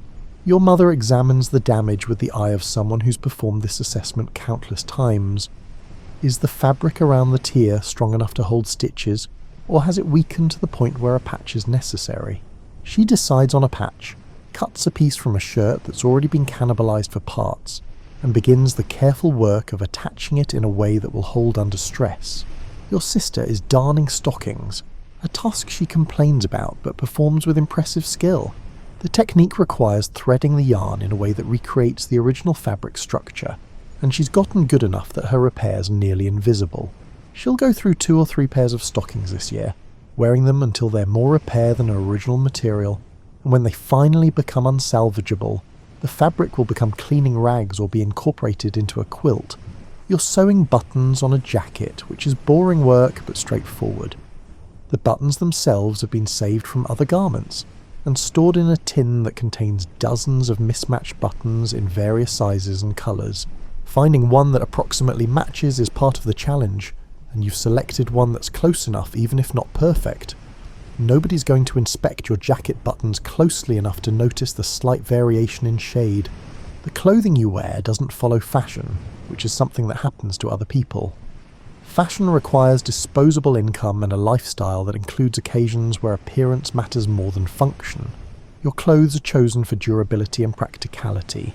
Wool for winter, cotton for summer, dark colours that don't show dirt as readily, and simple designs without ornamentation that might snag or tear. Your Sunday outfit is slightly nicer, kept carefully and worn only for church and special occasions, but even that is plain by any objective standard. The gap between your clothing and what you see in magazine illustrations is so vast it's almost laughable. While society ladies are wearing gowns with bustles and trains and elaborate trim, requiring assistance to dress and essentially immobilizing the wearer, you're wearing a simple cotton dress that you can put on yourself and move freely in while doing actual work. Their clothing is a statement about not having to work, while yours is designed for exactly the opposite purpose. Even the undergarments differ dramatically. While wealthy women are compressing themselves into corsets and multiple layers of petticoats, you're wearing basic cotton underclothes chosen for washability and comfort during a long workday. The sewing continues in mostly comfortable silence, broken occasionally by requests to pass the scissors or thread. This is time you'll never get back. Hours spent maintaining what you already own rather than acquiring anything new or interesting. But it's also time spent together, the family in one room with the lamp lit, each person contributing to the collective maintenance that keeps life functioning. There's something almost meditative about the repetition, the needle going in and out, and the gradual repair of damage that would otherwise make the garment unusable. The evening slides toward bedtime through a ritual that varies little from night to night. Your father reads the newspaper by lamplight, or at least the sections that interest him. Employment notices, local news, and the occasional human interest story. The paper costs 2 cents, which is enough that you don't buy it daily. But your father brings home copies from the factory sometimes, left behind by supervisors who've finished reading them. Information is cheaper when it's second-hand. Your sister writes a letter to a cousin who moved west to Ohio, trying to make a new start in a place that supposedly offered more opportunity. The letter is cheerful, emphasizing the positive aspects of life here while glossing over the difficulties, because nobody wants to burden relatives with complaints. She mentions the possible job at the flour factory, describes a dress she saw in a shop window, and asks questions about life in Columbus that express interest without seeming nosy. The letter represents connection across distance, the maintenance of family bonds even when family members scatter across a continent in search of better circumstances. Your mother balances the household account book, a small ledger where she records every penny spent and compares it against your father's weekly wage. The arithmetic is simple but crucial. Income must exceed expenses, or at least match them closely enough that nothing catastrophic happens. She's developed a system of small savings, putting aside a nickel here and there when possible, building a reserve against the inevitable emergencies that derail any family's finances. A quarter saved now might prevent a crisis later, and might mean the difference between paying the rent on time or falling behind and starting a spiral that's hard to escape. You read, which is both escape and education. The book is borrowed from the public library, one of the truly democratic institutions of the era, where rich and poor had equal access to knowledge and entertainment. Tonight it's a novel by someone you've never heard of, the story mattering less than the act of reading itself, the temporary transportation to some other life. Books are windows into worlds you'll never physically visit, and you value them accordingly. When this one is finished, you'll return it carefully and select another, maintaining this small luxury that costs nothing but the time to walk to the library and back. The lamp burns steadily, consuming kerosene at a rate you're aware of even while trying not to think about it too much. Light after dark is one of the small miracles you've grown accustomed to, the ability to extend the day beyond sunset's limitations. But it's not free, and the cost accumulates. A cent's worth of kerosene here, 2 cents worth there, adding up over weeks and months to a significant portion of the budget. In winter, when darkness comes early and stays late, the kerosene bill becomes another burden on finances already stretched thin by heating costs. The building settles into its evening rhythm around you. The sounds of children being put to bed filter through walls, parents' voices firm but affectionate. Someone plays a harmonica on a different floor, the music barely audible but pleasant, a reminder that people still seek beauty even in circumstances that don't naturally produce it. Mrs. Chen's baby cries briefly and then quiets, soothed by methods you can only imagine. The elevated train makes its final runs of the night, the rumble growing less frequent as the hour advances. Sunday afternoon brings you outside, where the neighbourhood transforms into something resembling a community, rather than just a collection of people who happen to live near each other. The street becomes a social space, with families claiming sections of sidewalk and front steps, and children running between buildings in games that require more imagination than equipment. The adults settle into conversations that meander through topics personal and political, complaints and hopes mixing freely. Mr.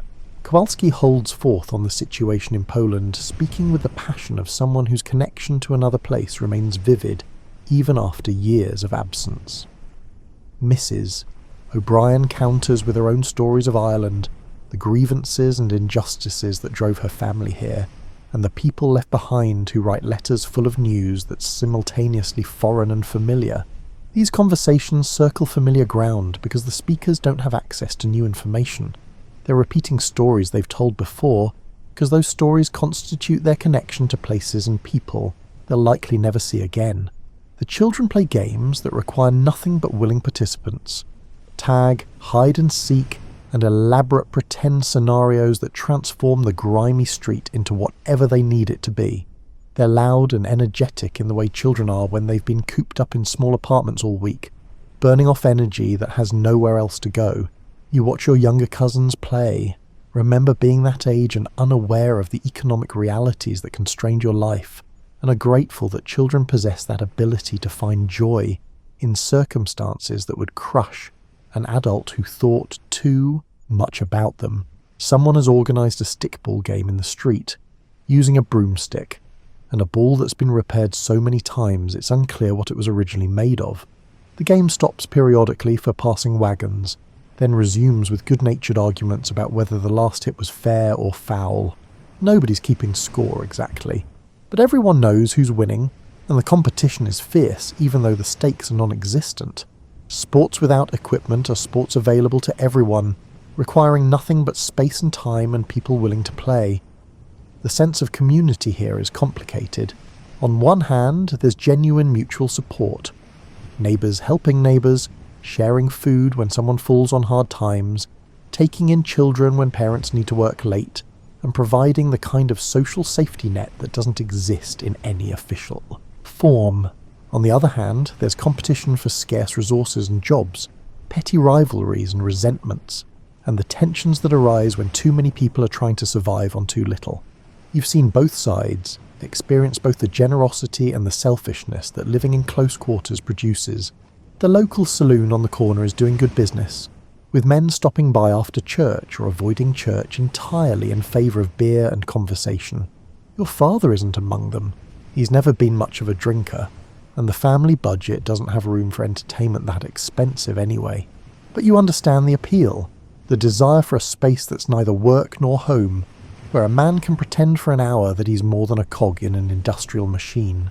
The saloon offers escape as much as alcohol, a place where status is measured by your ability to tell a good story, or by a round rather than by your bank balance or the cut of your clothes.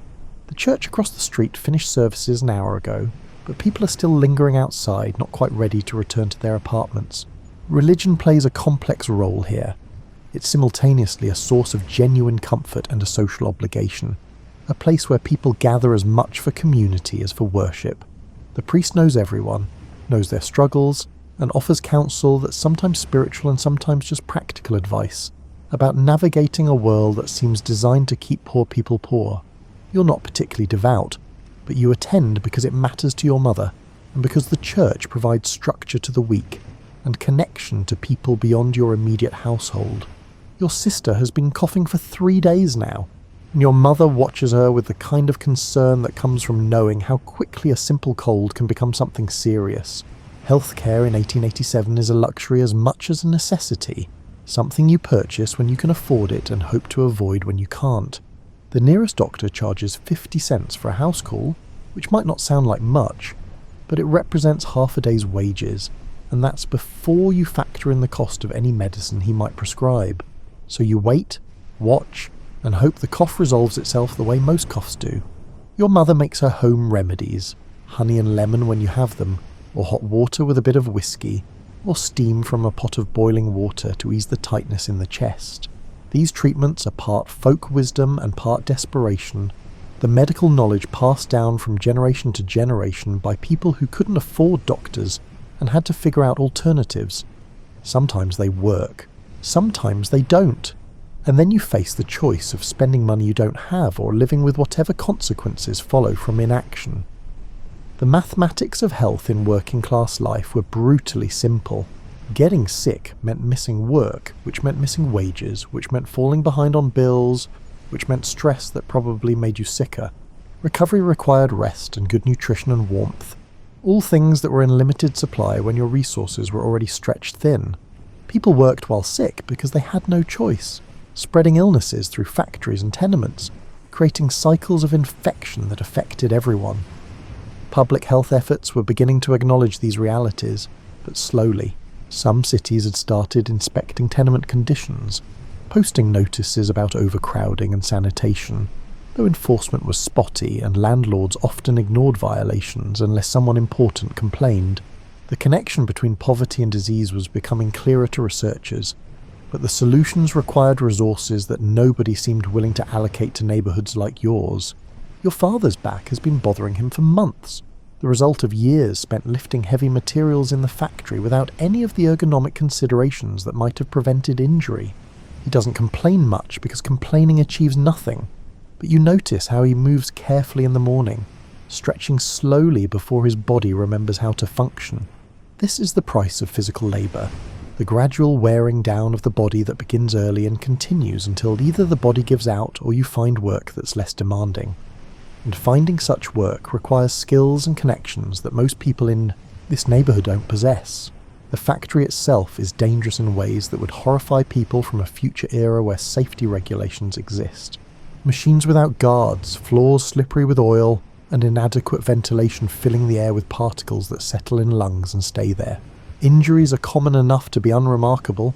A crushed finger here, a burn there, the occasional maiming that ends someone's ability to work and therefore their ability to support a family. There's no workers' compensation, no insurance, and no safety net beyond whatever charity the injured worker's family and neighbours can provide. You know 3 people who've died from workplace accidents in the past 5 years, which is a statistic that would shock you if you weren't so accustomed to it. Death hovers closer in working class life, less theoretical and more immediate, a presence you're aware of even when you're trying not to think about it. Life expectancy for factory workers is significantly shorter than for people who work in offices or live on Fifth Avenue, though nobody bothers to calculate the exact numbers, because the underlying causes are too complicated and uncomfortable to address.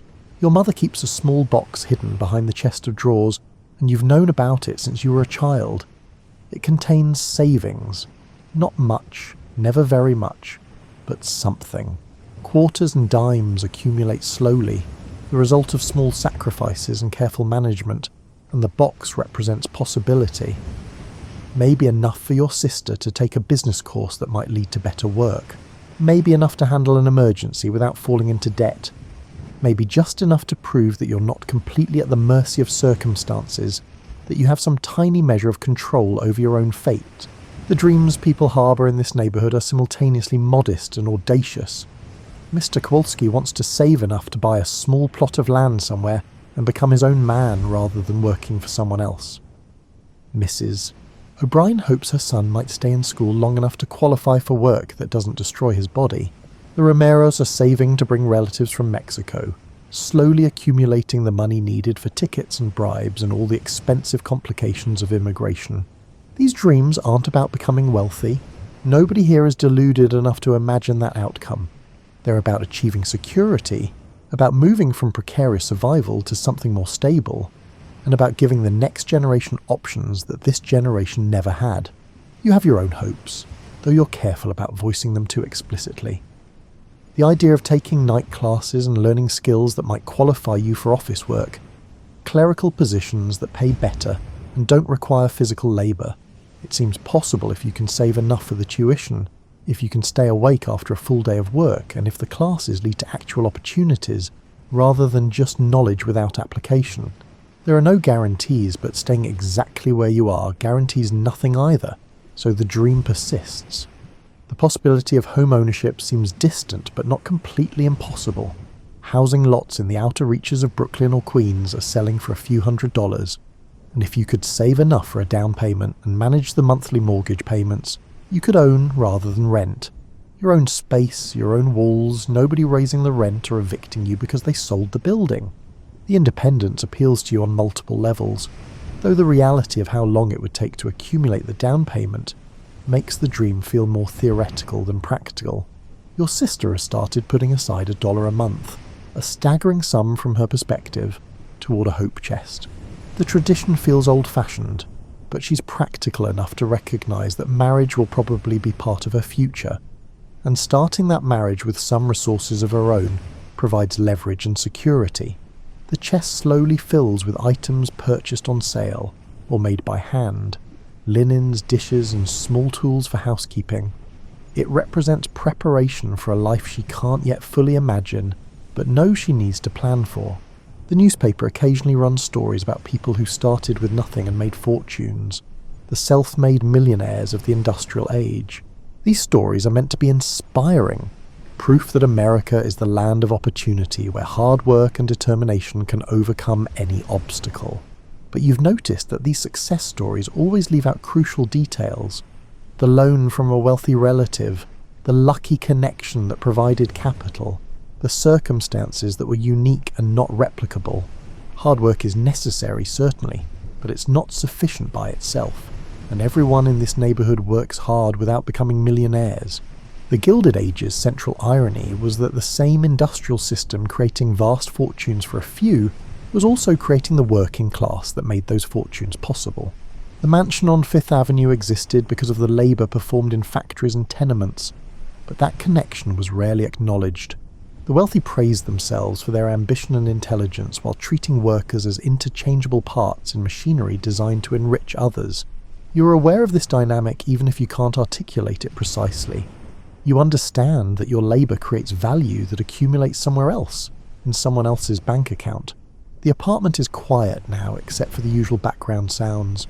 The building settling, someone moving around upstairs and distant street noise.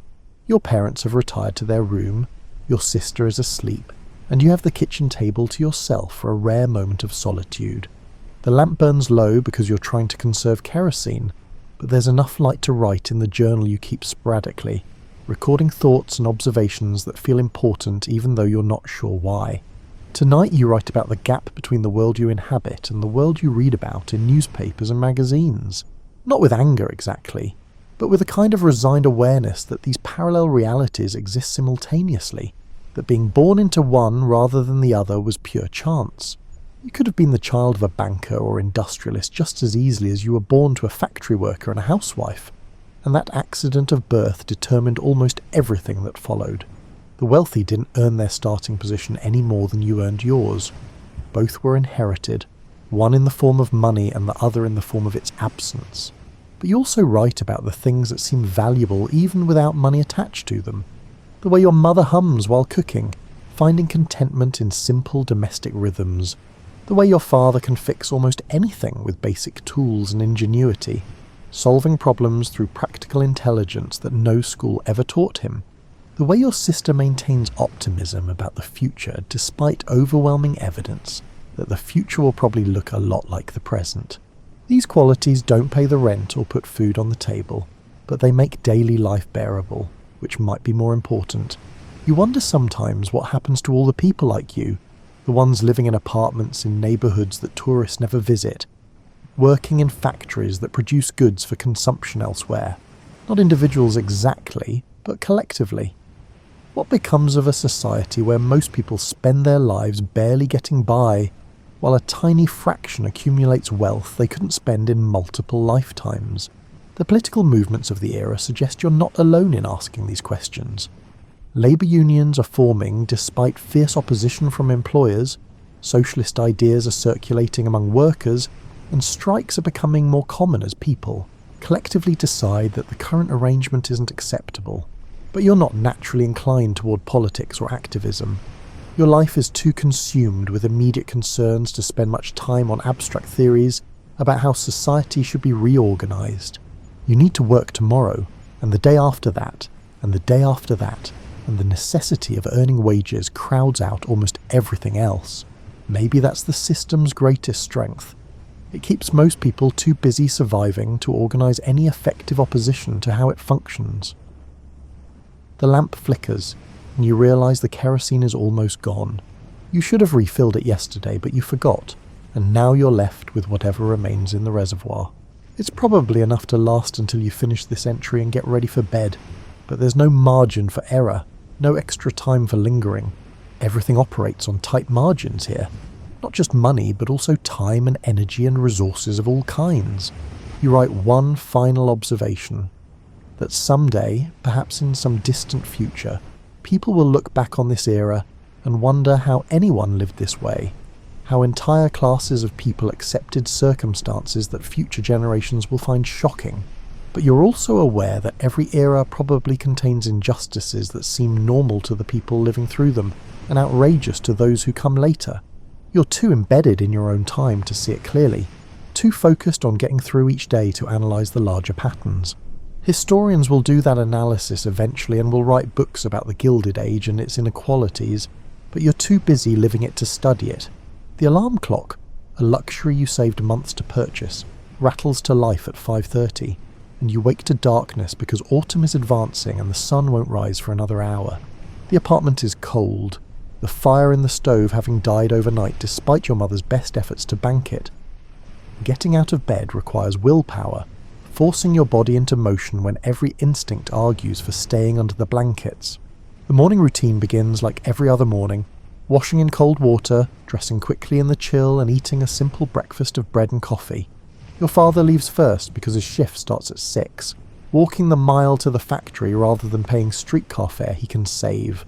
Your sister and mother begin their own preparations, each moving through well-practiced rituals that require no thought, the automatic choreography of people who've performed these actions thousands of times.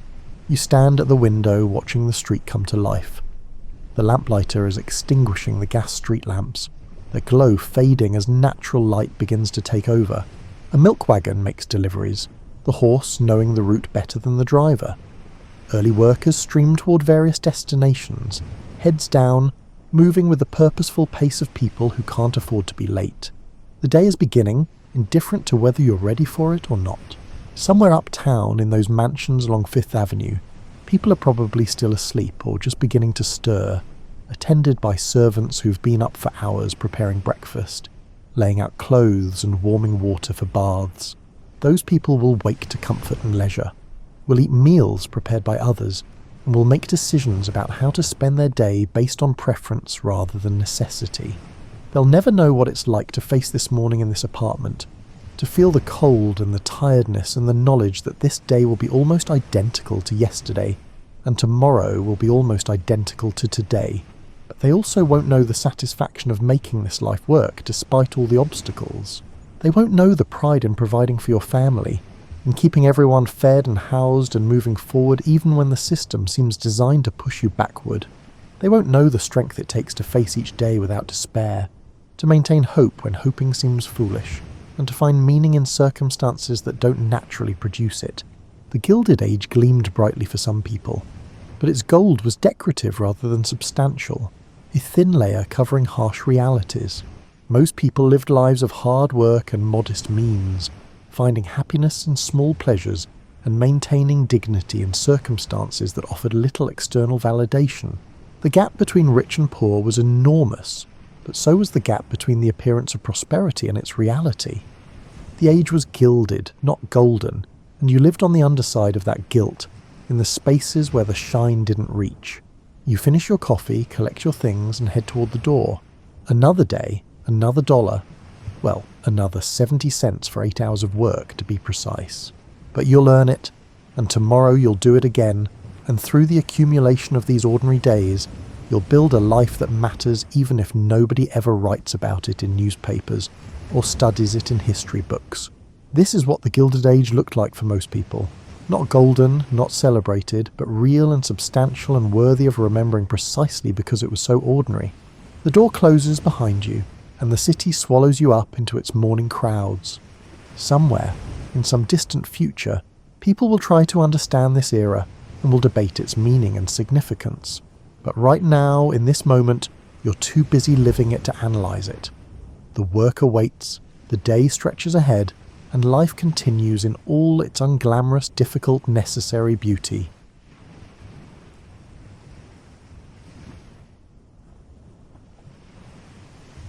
Imagine being 18 years old and sound asleep in your childhood bedroom.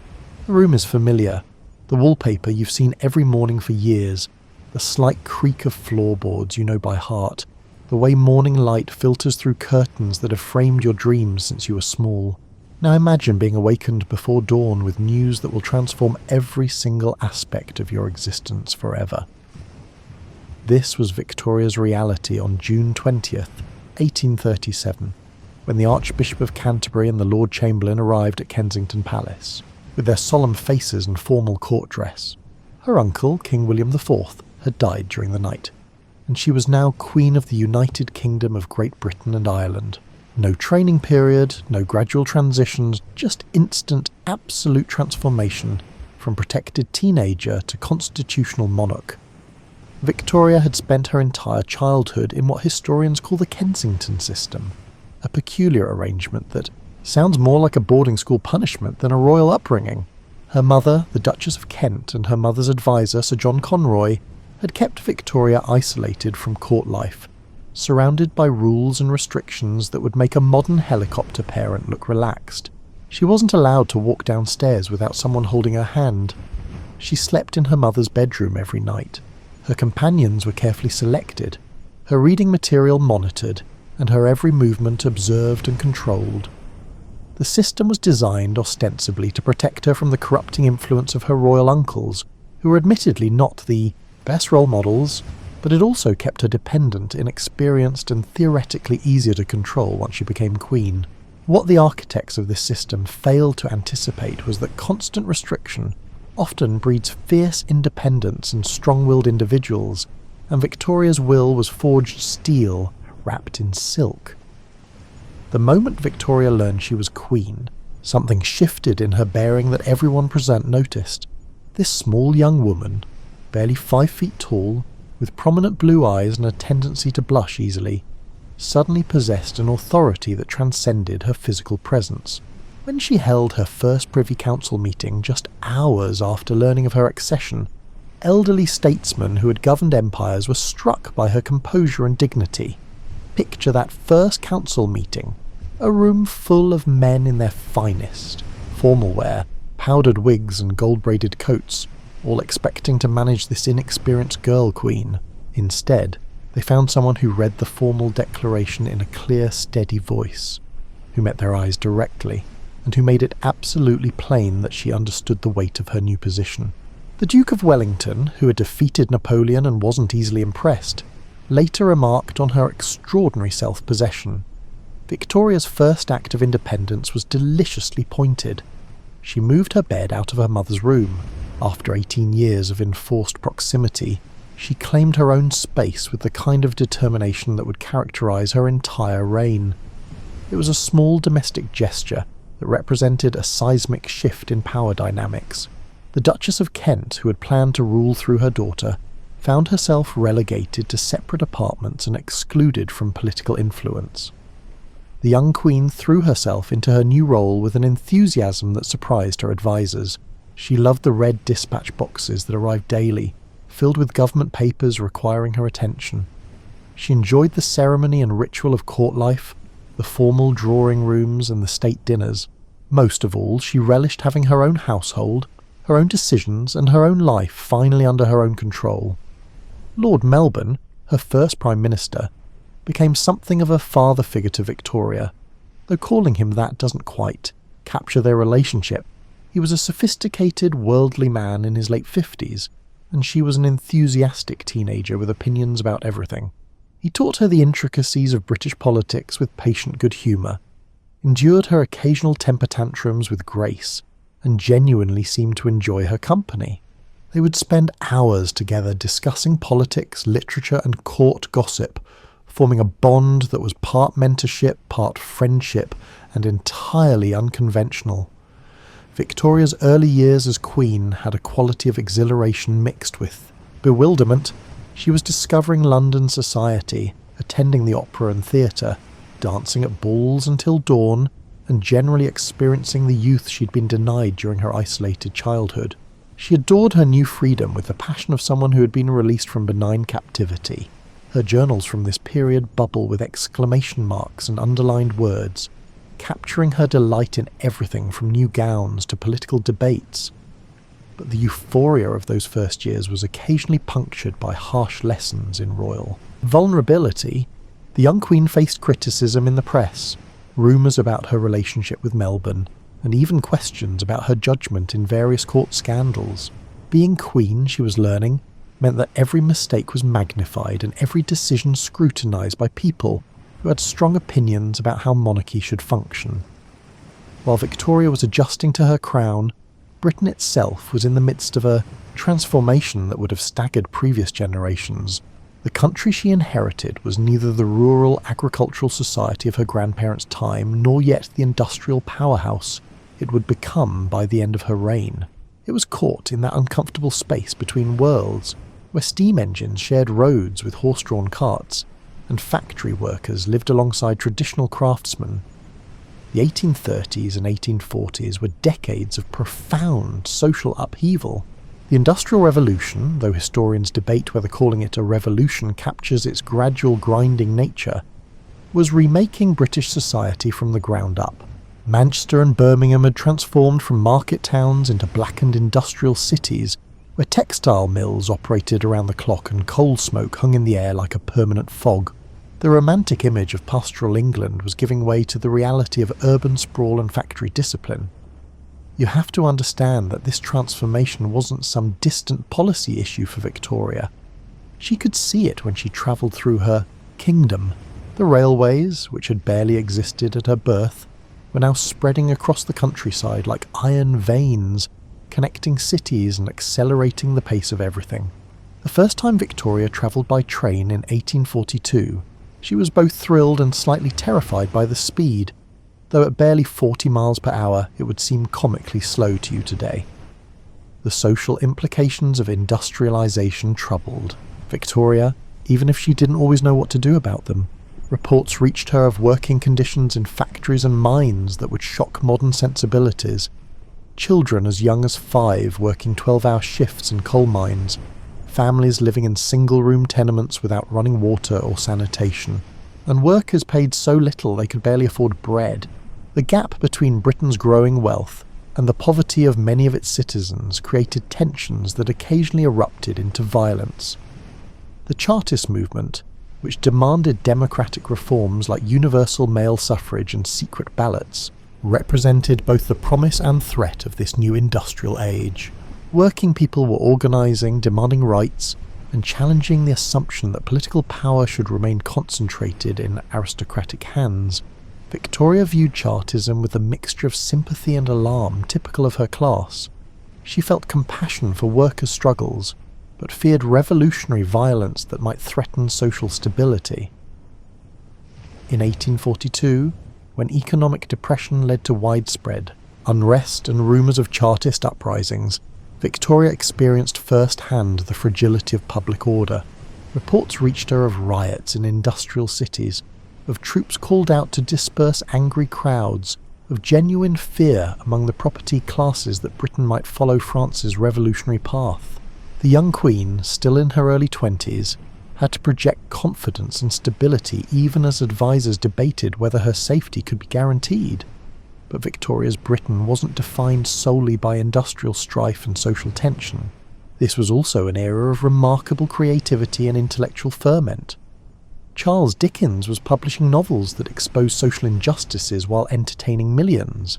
Scientists like Charles Darwin were developing theories that would revolutionize human understanding of the natural world.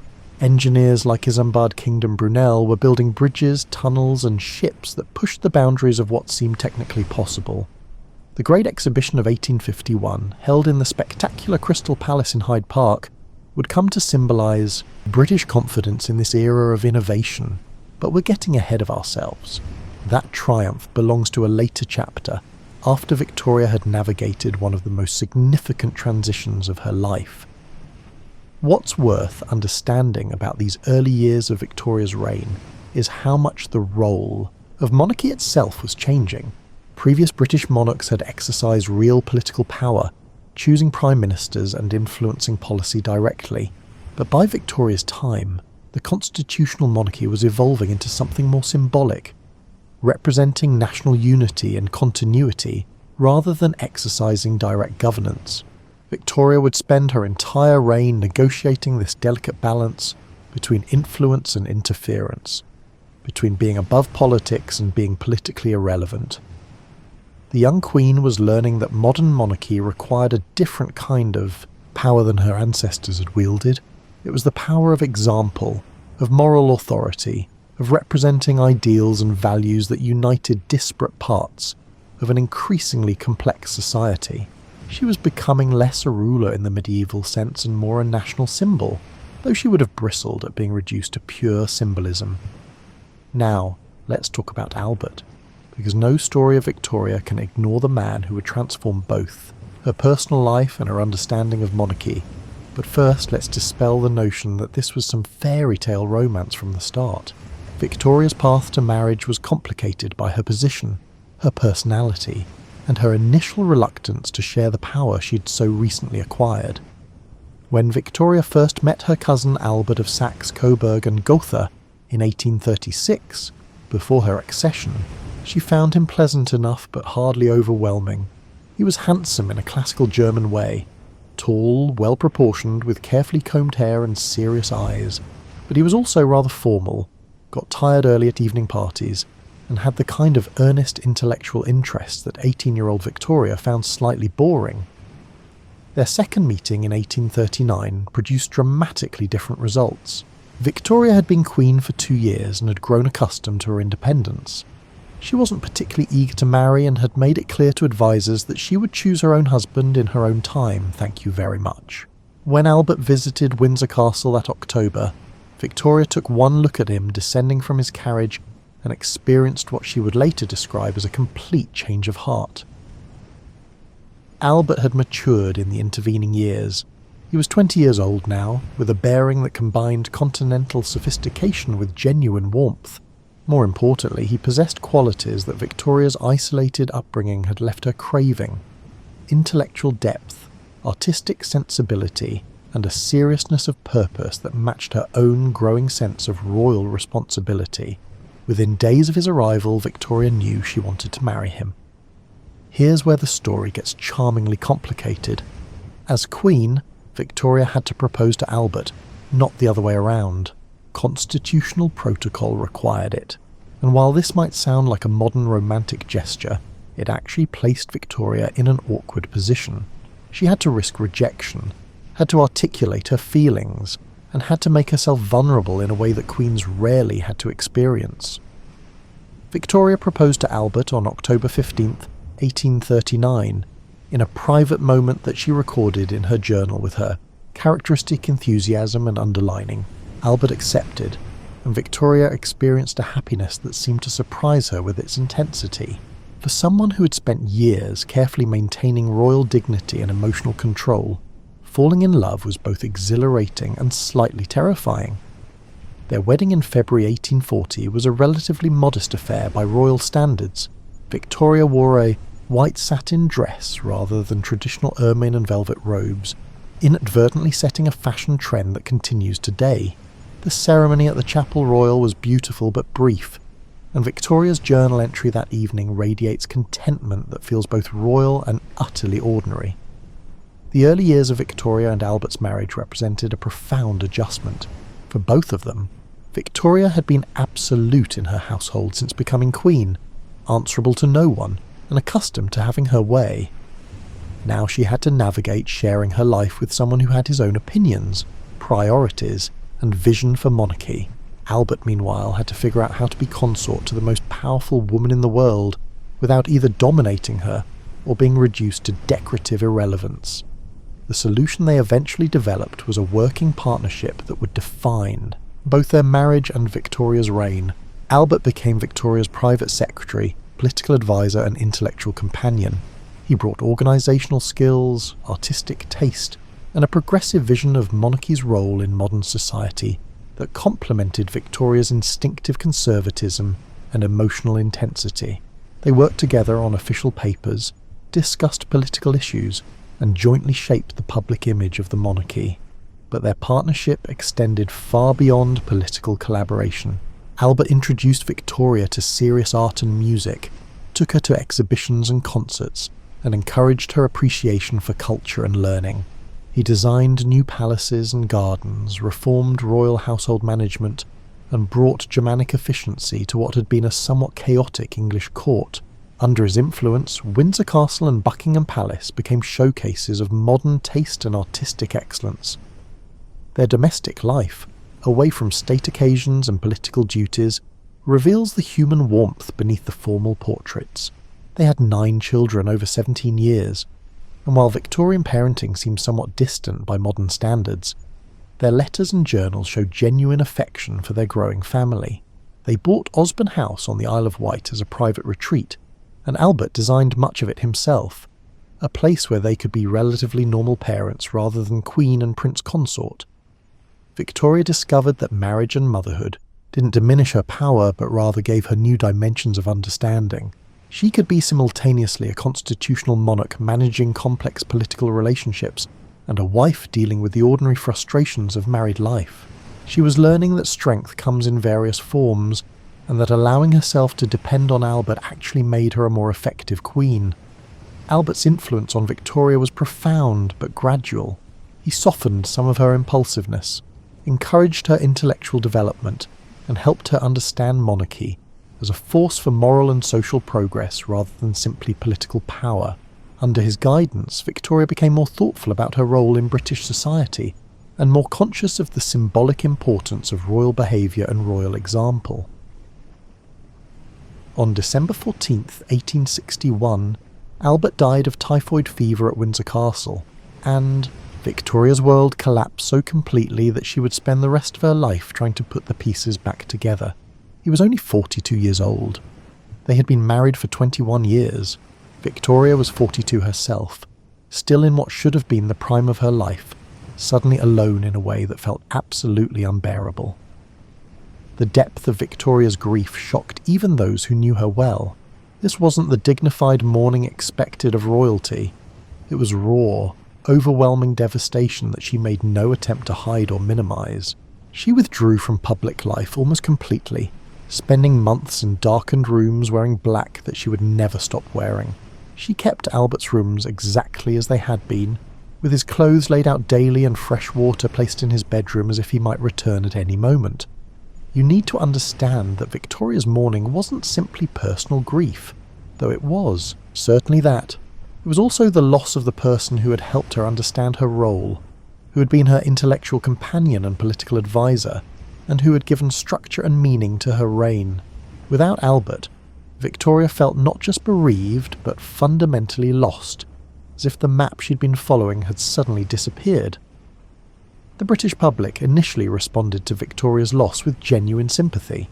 Albert had grown popular during his lifetime, and people understood that the Queen had lost her husband. But as months stretched into years and Victoria remained in seclusion, public patience began wearing thin. People started questioning what they were paying taxes for if their monarch refused to appear in public or fulfill ceremonial duties. This was a crucial moment in the Victorian monarchy, though Victoria herself probably didn't see it that way through. Her grief. The British people were increasingly democratic in their expectations. They wanted a monarch who was visible, who participated in national life, and who gave them something tangible in return for the cost of maintaining royal households. Victoria's prolonged withdrawal created a crisis of legitimacy that would take years to resolve. Albert's death also revealed something about Victoria's character that had perhaps been obscured by their partnership, her remarkable capacity for endurance. Fewer people might have abdicated or completely collapsed under such profound loss. Victoria grieved intensely but continued working, continued managing government business, and continued being queen even when she felt incapable of being anything at all. It was resilience born not of strength but of duty. She kept going because stopping wasn't an option. Gradually, imperceptibly, Victoria began rebuilding herself around the absence at her centre. She couldn't replace Albert, didn't want to, but she learned to function without him. She relied increasingly on her Scottish servant John Brown, whose blunt Highland manner and lack of courtly deference provided a refreshing contrast to the careful circumspection of most royal attendants. Their friendship would scandalise polite society and fuel rumours that Victoria herself found both amusing and irritating. Benjamin Disraeli, who became Prime Minister in 1868, played a crucial role in drawing Victoria back into public life. He understood that the Queen responded to flattery, personal attention, and appeals to her sense of duty. Where others had tried to argue Victoria into resuming her responsibilities, Disraeli charmed her into it, writing her flattering letters and treating state business as secrets shared between friends. It was manipulation, certainly, but manipulation in service of both Victoria's well-being and the monarchy's survival. By the early 1870s, Victoria was gradually returning to public visibility, though she never fully resumed the active social life of her early reign. She held courts and levees, appeared at state occasions, and showed herself to her subjects with increasing frequency.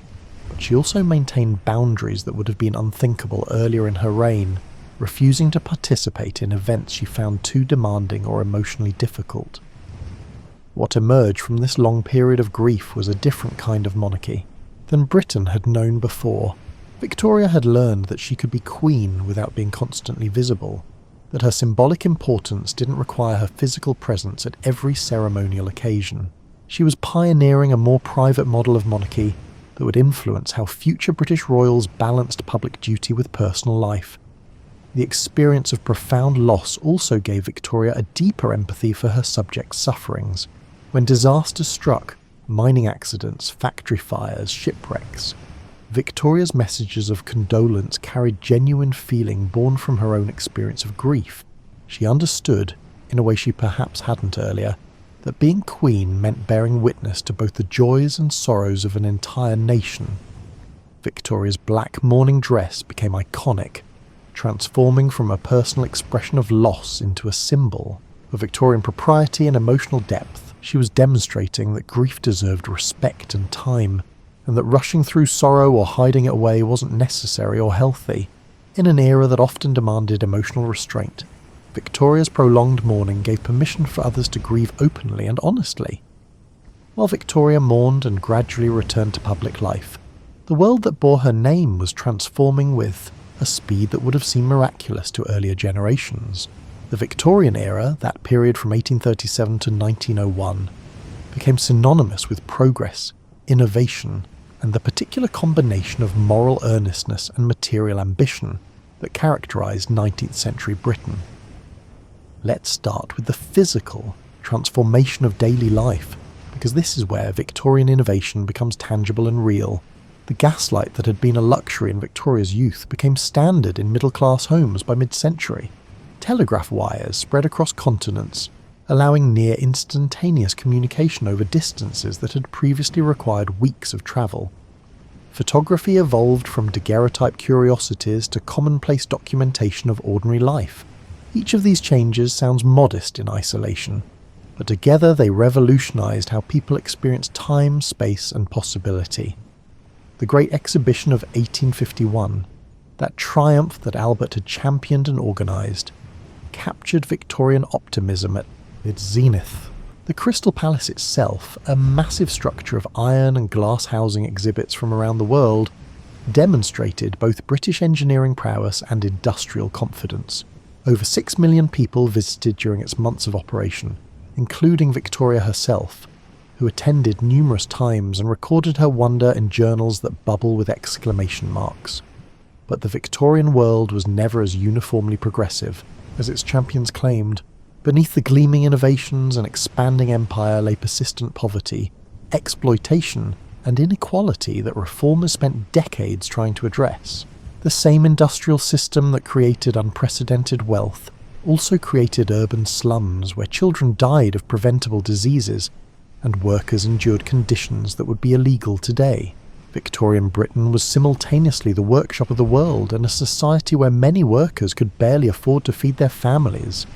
Victorian social reformers attacked these problems with characteristic energy and moral certainty. The Factory Acts gradually limited child labour and improved working conditions. Public health reforms brought clean water and proper sewage systems to cities where cholera had been a regular visitor. Compulsory Education Acts ensured that children received at least basic schooling rather than spending their entire childhoods in factories or mines. Progress was real but frustratingly slow, and the Victorian compromise between capitalism and compassion never fully resolved its internal contradictions. The British Empire expanded dramatically during Victoria's reign, reaching its greatest extent and transforming Britain into the predominant global power. India became the crown jewel after the 1857 rebellion led to direct British rule, and Victoria would eventually take the title Empress of India in 1876. Africa was carved up in the scramble for colonies that mixed missionary zeal, commercial ambition, and strategic calculation in roughly equal measure. The familiar pink-coloured territories on world maps expanded until Britain controlled roughly a quarter of the Earth's land surface and population. Victoria's personal relationship with this empire was complex and somewhat contradictory. She took genuine interest in her colonial subjects, corresponded with Indian servants and African chiefs, and seemed to believe sincerely in Britain's civilizing mission.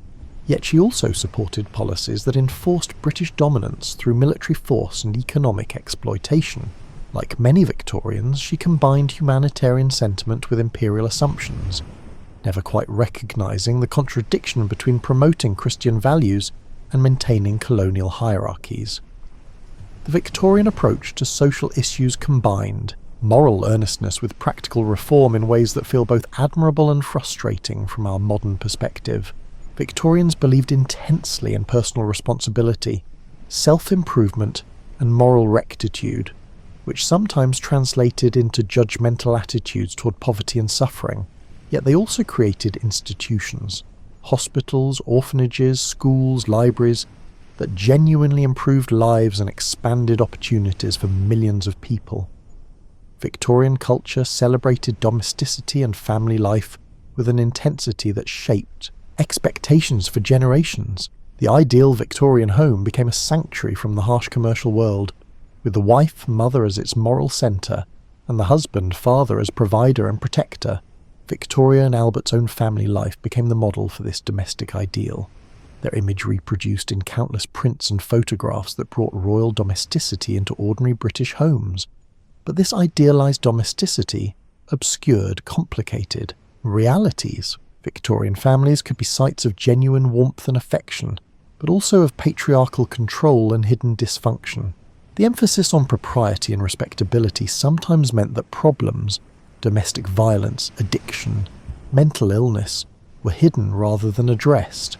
The Victorian home was simultaneously a real source of comfort and a performance of values that didn't always match lived experience.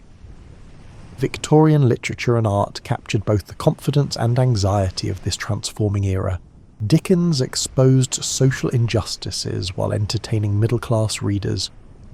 The Bronte sisters explored women's inner lives and passionate emotions beneath respectable surfaces. Tennyson's poetry combined medieval romance with Victorian doubt. The Pre-Raphaelite painters rejected industrial ugliness in favour of medieval-inspired beauty, while inadvertently creating some of the era's most iconic images. Science and religion engaged in increasingly fraught dialogue as discoveries challenged traditional beliefs. Darwin's theory of evolution, published in 1859, forced Victorians to reconsider humanity's place in nature and relationship to the divine. Geological discoveries revealed an Earth far older than biblical chronology suggested. Victoria herself remained conventionally religious, but many of her subjects were wrestling with faith in ways that earlier generations hadn't confronted. As Victoria aged into her 70s and 80s, she transformed from the widow of Windsor into something approaching a living monument. The Jubilees celebrating her reign, the Golden Jubilee in 1887 marking 50 years, and the Diamond Jubilee in 1897 marking 60 years, became occasions for national celebration that transcended simple royal pageantry. People who had never known any other monarch-lined streets to glimpse this small, stout, elderly woman who had somehow become synonymous with their entire era. The Golden Jubilee in 1887 revealed the complexity of Victoria's relationship with her subjects. She was genuinely moved by the outpouring of affection, surprised that people still cared after her long years of semi-seclusion. The procession through London streets showed her an empire at its height. Representatives from India, Africa, the Caribbean, and all the pink territories on the map gathering to honour their queen. Victoria recorded her emotions in journals that capture both pride in Britain's achievements and a certain weary awareness that time was passing and she was part of history rather than simply living it. By this point, Victoria had served as queen for 5 decades, longer than most of her subjects' entire lifetimes. She had outlived most of her contemporaries, seen technologies transform from curiosities to commonplace, and witnessed social changes that would have astonished her 18-year-old self. She was the last living link to a Britain that had been predominantly rural, pre-industrial, and more socially stratified than the rapidly modernising country of the 1880s and 1890s. Victoria's political influence in these later years operated through personal relationships rather than constitutional authority. She had become an expert at managing prime ministers through a combination of personal charm, emotional appeal, and occasional outright manipulation. She knew she couldn't directly control policy anymore. Constitutional monarchy had evolved beyond that. But she could influence, suggest, and sometimes obstruct through the careful application of royal prerogative and personal persuasion. Her relationships with her prime ministers revealed different facets of her character. Gladstone, the great liberal statesman, irritated her intensely with his earnest moralising and tendency to treat her like a public meeting rather than a person. Disraeli, meanwhile, had discovered the key to managing Victoria. Treat her as a woman first and a queen second, flatter her shamelessly, and make governance seem like an intimate collaboration. The contrast between these relationships showed how much Victoria valued personal attention and emotional connection alongside political competence. The family Victoria and Albert had created now sprawled across European royalty. Her children and grandchildren had married into virtually every royal house on the continent, earning Victoria the nickname Grandmother of Europe. This dynastic network gave her personal stakes in European politics and created family connections that would be tested tragically in the wars of the early 20th century. When Victoria gathered her extended family for her Diamond Jubilee, the photographs captured a moment of European royalty that would never come again. Many of these relatives would be fighting each other within 2 decades. Victoria's later years also saw her becoming increasingly concerned with her legacy and how history would remember her. She commissioned official biographies, carefully edited her journals for eventual publication, and tried to shape the narrative of her reign. She wanted to be remembered not just as the queen who presided over British expansion, but as someone who had tried to rule conscientiously and care for her subjects' welfare. Whether history would grant her this legacy remained uncertain even as she worked to secure it. The Diamond Jubilee in 1897 was even more spectacular than the Golden Jubilee, a global celebration of empire and monarchy that brought representatives from across the world to honour the ageing Queen. Victoria, now unable to walk easily and suffering from various ailments, participated in the festivities with characteristic determination. She appeared in an open carriage, acknowledging cheering crowds with the regal bearing she had cultivated over 6 decades of practice. But beneath the pageantry and celebration, careful observers could see signs of an era ending. The Victorian certainties, faith in progress, confidence in empire, belief in British supremacy, were beginning to fray at the edges. The Boer War at the end of the 1890s revealed military weaknesses and moral complications that challenged assumptions about British righteousness. Social movements were demanding changes: women's suffrage, workers' rights, Irish Home Rule, that threatened established hierarchies. The world was shifting beneath Victoria's feet, moving toward a 20th century that would look very different from the Victorian age. Victoria's health declined gradually through the final years of the 1890s. She suffered from rheumatism, had difficulty with her eyesight, and tired easily. But she continued working, continued managing her household and following political developments, and continued being queen because that's what she had done for most of her conscious life. The role had become so fundamental to her identity that separating Victoria the person from Victoria the Queen was essentially impossible. Victoria died on January 22nd, 1901, at Osborne House, surrounded by her children and grandchildren. She was 81 years old and had been queen for 63 years, longer than any British monarch before her, and longer than most would have thought possible when she ascended at 18. Her passing marked the end not just of a reign, but of the entire 19th century, as if history itself had been waiting for her to finish before moving forward. The funeral procession through London streets drew enormous crowds of people who had never known any other monarch. Victoria had been queen when their grandparents were young, and had been a constant presence through all the transformations of the Victorian age. Her death felt like the closing of an era, and in many ways it was.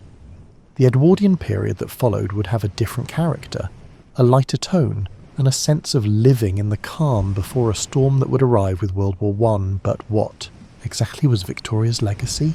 This question has occupied historians ever since, and the answers are as complex as Victoria herself. She didn't create the Victorian age, it was named after her, not by her, but she helped shape its character and came to embody its values. Her influence operated less through direct political action than through moral example and symbolic representation of what Victorians believed about duty, family, and national purpose. Victoria's model of constitutional monarchy influenced how future British royals would understand their role. She demonstrated that monarchs could remain politically relevant without directly exercising political power, and that symbolic importance could be as significant as constitutional authority. The modern British monarchy, with its carefully calibrated balance between tradition and adaptation, public visibility and private life, owes much to patterns Victoria established during her long reign. Her commitment to duty, even through profound personal loss, set a standard that subsequent monarchs have tried to emulate. Victoria showed that royalty meant service rather than simply privilege, that being queen required personal sacrifice and consistent dedication to responsibilities that couldn't be delegated or escaped. When Elizabeth II would later speak about dedicating her life to royal service, she was echoing patterns Victoria had established more than a century earlier. The Victorian emphasis on domesticity and family values, which Victoria and Albert had modelled so publicly, influenced British society for generations. The ideal of the respectable middle-class family, morally upright, hard-working, devoted to self-improvement, became a cultural touchstone that persisted well into the 20th century. Whether this influence was entirely positive is debatable, but its reality is undeniable. Victoria's relationship with empire remains perhaps the most complicated aspect of her legacy. The British Empire reached its greatest extent during her reign, and she took the title Empress of India in a period when European imperialism was intensifying. Modern perspectives recognise the exploitation and violence inherent in imperial expansion in ways that Victorians generally didn't, creating a legacy that can't be celebrated uncritically. Victoria's genuine interest in colonial subjects doesn't erase the structural inequalities of the system she represented. The Victorian age's emphasis on progress and improvement, while sometimes producing self-righteous hypocrisy, also drove genuine reforms that expanded opportunities and improved lives. The Factory Acts, public health reforms and education expansion, these weren't simply top-down impositions but reflected Victorian beliefs about social responsibility and the possibility of making things better. Victoria's support for these reforms, however inconsistent, aligned monarchy with progressive causes in ways that enhanced royal legitimacy. Perhaps Victoria's most enduring personal legacy is simply how long and consistently she performed the role of Queen. 63 years of dutiful service created a sense of continuity and stability that helped Britain navigate the massive social and economic transformations of the 19th century. People might disagree about policies or disapprove of royal behaviour, but they knew Victoria would still be Queen tomorrow, providing a fixed point in a changing world. The Victorian world that carried her name, with its particular combination of moral, earnestness and material ambition, its faith in progress and anxiety about change, its genuine humanitarian impulses and persistent social inequalities, reflected broader forces than any single person could create. But Victoria's long presence helped give this era a sense of coherence and identity that it might not otherwise have possessed. In the end, Victoria's legacy is less about specific policies or political decisions than about demonstrating how monarchy could adapt to modern conditions without losing its essential character. She showed that royalty could be simultaneously ordinary and exceptional, that queens could be wives and mothers without diminishing their authority, and that monarchy could survive by evolving rather than by insisting on unchanging tradition. As you prepare for sleep tonight, perhaps the most valuable thing to understand about Victoria is how thoroughly human she remained despite spending most of her life in positions that discouraged normal human feelings. She was someone who laughed easily, cried openly, loved deeply, and grieved without reservation. The qualities that made her an effective monarch, her sense of duty, her emotional honesty, her capacity for both firmness and compassion, weren't royal attributes but human ones, just applied on a larger stage. Victoria's journals, which she kept throughout her adult life, reveal a woman of genuine feeling and complexity. She could be petty and vindictive, generous and warm-hearted, intellectually curious and frustratingly stubborn, often all on the same day. She experienced the ordinary struggles of marriage and parenthood, the universal sorrows of loss and aging, and the common human needs for love, purpose and recognition. The difference was that she experienced these things while being queen, which complicated everything without changing the fundamental emotional truths. Think about young Victoria, 18 years old and suddenly queen, navigating responsibilities she hadn't been prepared for with nothing but her own intelligence and determination to guide her. Think about Victoria in love, discovering that being queen didn't protect her from the vulnerability and joy of romantic attachment. Think about Victoria grieving, demonstrating that profound loss doesn't respect rank or position. Think about elderly Victoria, looking back on 6 decades of service and wondering if she'd done enough, made the right choices and fulfilled her purposes. What made Victoria remarkable wasn't that she transcended human limitations, but that she worked within them while carrying responsibilities that would have overwhelmed many people. She was often wrong, sometimes petty, and occasionally stubborn beyond reason. She held views on empire and social hierarchy that we now recognise as profoundly flawed, but she also showed up, did the work, and kept going through personal tragedies that might have justified giving up entirely. The Victorian age ended officially with Victoria's death in 1901, but its influence continued shaping British society and culture for decades afterward. The values Victoria represented — duty, family, moral earnestness, faith in progress — continued informing British identity, even as the 20th century challenged and sometimes overturned them. When people speak about Victorian values, they're often referring less to historical reality than to an idealised image that Victoria herself helped create through the example of her life and reign.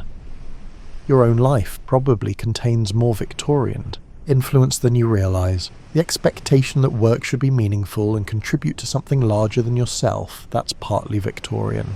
The ideal that families should provide emotional warmth alongside practical support, Victoria and Albert helped popularise that model. The belief that individuals can improve themselves through education and effort, thoroughly Victorian. Even your assumptions about privacy, domesticity, and the separation between public and private life owe something to patterns established during Victoria's era. The photographs of Victoria that survive, and she was one of the most photographed people of the 19th century, show a progression that captures both personal ageing and historical change. Early photographs show a young woman with soft features and elaborate hairstyles, still recognisably the girl who became queen. Middle-age photographs capture someone more substantial, confident in her position, and comfortable with authority. Late photographs show an elderly woman in black, stern-faced and dignified, looking like everyone's formidable grandmother, who nonetheless might surprise you with unexpected humour or tenderness. But photographs can't capture everything. They don't show Victoria's laugh, which contemporaries described as full and genuine. They don't reveal her speaking voice, which was apparently musical and pleasant. They don't capture her handwriting in journals and letters, where her personality comes through in exclamation marks, underlined words, and passages that radiate emotion. The Victoria of photographs is frozen, formal, and preserved. But the real Victoria was animated by feelings, thoughts, and experiences that no image could fully contain. Victoria's relationship with her own legacy was complicated by her awareness that she was becoming a historical figure while still living. She knew that historians would analyse her reign, that her journals would be read by people who never knew her, and that her life would become material for interpretation and judgment. This awareness made her self-conscious in ways that earlier monarchs hadn't been, trying to shape how she would be remembered even as events continued to unfold. The Victorian era's combination of progress and limitation, of expanding possibilities, alongside persistent inequalities, reflects tensions that remain unresolved in modern societies. We still wrestle with questions about how to balance individual freedom with social responsibility, how to pursue economic growth while protecting human welfare, and how to honour tradition while embracing necessary change. These aren't uniquely Victorian dilemmas, but Victorians confronted them with a directness and moral seriousness that makes their struggles feel relevant to contemporary concerns. Victoria's influence on the British monarchy specifically created patterns that persist today. The emphasis on family values and moral example, the careful balance between visibility and privacy, and the sense that royalty represents national continuity and shared values, all of these reflect Victorian precedents. When modern royals engage in charitable work, support social causes, or present themselves as devoted family members, they're following a template that Victoria helped establish. But perhaps the most remarkable thing about Victoria is simply that she remained recognisably herself throughout her long reign. She didn't become a different person when she became queen, and she didn't lose her essential character through 6 decades of performing a role that might have consumed a weaker personality. The woman who died at 81 retained fundamental qualities of the girl who became queen at 18. The emotional intensity, the strong opinions, the capacity for deep feeling, and the sense of duty combined with genuine humanity.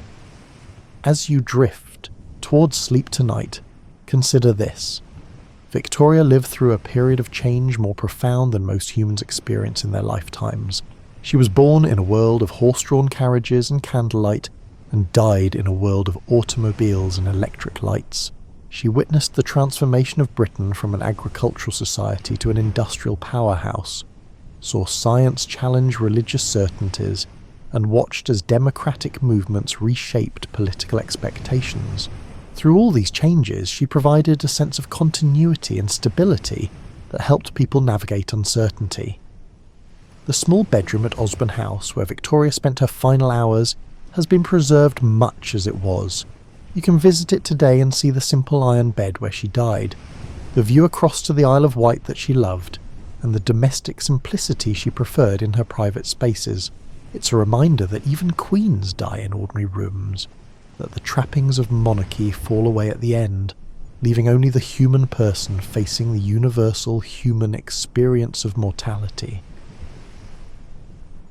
Victoria's children and grandchildren gathered around her deathbed, creating a scene that mixed royal protocol with genuine family grief. Her son, who would become Edward VII, held one hand while her grandson, the future German Kaiser Wilhelm II, supported her other arm. It was a moment when the personal and the political, the maternal and the monarchical, and the intimate and the historical all converged into a single experience that was simultaneously unique and universal. In her final months, Victoria reportedly said that she didn't want to die. She felt she still had work to do, responsibilities to fulfill and purposes to serve. It's a sentiment that captures something essential about her character, the sense that life meant service, that having privileges required giving something back, and that being queen was ultimately about duty rather than power. Whether you agree with her vision of monarchy or not, there's something admirable about someone who remained committed to their responsibilities literally until their final breath. The world Victoria left behind in 1901 was vastly different from the one she'd inherited in 1837. Britain had become the world's dominant industrial and imperial power. Science and technology had transformed daily life in ways that would have seemed like magic to earlier generations. Social reforms had expanded rights and opportunities for millions of people. The Victorian age, with all its achievements and limitations, its progress and problems, its genuine humanitarian impulses and persistent injustices, had reshaped not just Britain but much of the world. But Victoria's most personal legacy might be the example she provided of resilience in the face of loss, her determination to continue being queen after Albert's death, to find meaning and purpose despite overwhelming grief, and to serve others even while mourning privately. This demonstration of human strength in the face of devastation has resonated with people for generations. Victoria showed that you can be profoundly damaged by loss without being destroyed by it, that grief and duty can coexist, and that broken hearts can continue beating. As the last words of this story settle around you like a soft blanket, think about what Victoria's life represents beyond the historical facts and royal pageantry. Here was someone who spent most of her life performing a role that demanded constant public presence, while trying to maintain some private sense of self. She had to be simultaneously a symbol and a person, both ordinary and exceptional, human and institutional. Victoria's story reminds us that leadership, whether of nations or simply of our own lives, requires showing up consistently even when we don't, feel capable, continuing to work even when motivation fades, and finding ways to serve purposes larger than ourselves, even as we attend to personal needs and desires. These aren't uniquely royal challenges, but universal human ones, just played out on a particularly visible stage. The Victorian age that bore her name was ultimately about people trying to navigate rapid change while holding on to values they believed important. That challenge hasn't disappeared. If anything, it's more intense in our contemporary world of even faster technological and social transformation. Victoria's example suggests that maintaining core commitments while adapting to new circumstances isn't a contradiction but a necessity, that change and continuity can coexist, and that progress doesn't require abandoning everything that came before. When you wake tomorrow morning and go about your daily life, you'll be participating in a world that Victoria helped shape. The calendar you check has remnants of Victorian timekeeping reforms. The institutions you interact with, schools, hospitals, libraries, many were established or transformed during her era. The assumptions you carry about family, work, privacy, and public life all bear traces of Victorian influence. History isn't something that happened in the past and ended. It's a continuous stream that flows through the present, connecting us to people we never knew but whose choices still affect our lives. Victoria would probably be both amazed and somewhat bewildered by the 21st century world. The technology would astonish her. The social changes would challenge many of her assumptions, and the transformed role of monarchy would likely confuse someone who understood royal authority very differently. But she might also recognise continuities. People still fall in love, still grieve losses, still struggle with balancing personal desires and public responsibilities, and still wonder if their lives matter and what they'll leave behind. The Queen, who once was a young girl waking up to learn she ruled an empire, who fell in love and raised children and grieved unbearably and kept working anyway, who grew old watching the world transform around her. She's been gone for over a century now, but something of her persists, in institutions she influenced, in patterns she established, and in the example she provided of someone trying to live honourably within the constraints of their circumstances. Tonight, as you settle into sleep, you're participating in a ritual as old as humanity. The telling of stories about people who came before us, trying to understand what their lives mean and what we can learn from them. Victoria's story is ultimately about an ordinary person given extraordinary responsibilities and finding within herself the resources to meet them imperfectly but persistently. It's a story about love and loss, duty and resilience, the weight of expectations, and the relief of finally laying them down. Sleep well, knowing that the challenges Victoria faced, how to live authentically while meeting others' expectations, how to maintain purpose through changing circumstances, how to balance personal needs with public responsibilities, how to keep going when loss makes continuing seem impossible. These challenges connect you across the centuries to a small woman in black who was once queen of half the world and who, despite everything, remained fundamentally human until the end. The Victorian age is gone, but Victoria herself remains present in memory, in influence, and in the example of a life lived with determination, feeling, and an unshakable sense that duty matters, love matters, and showing up every day even when it's hard matters most of all. Rest easy, and may your dreams be gentle.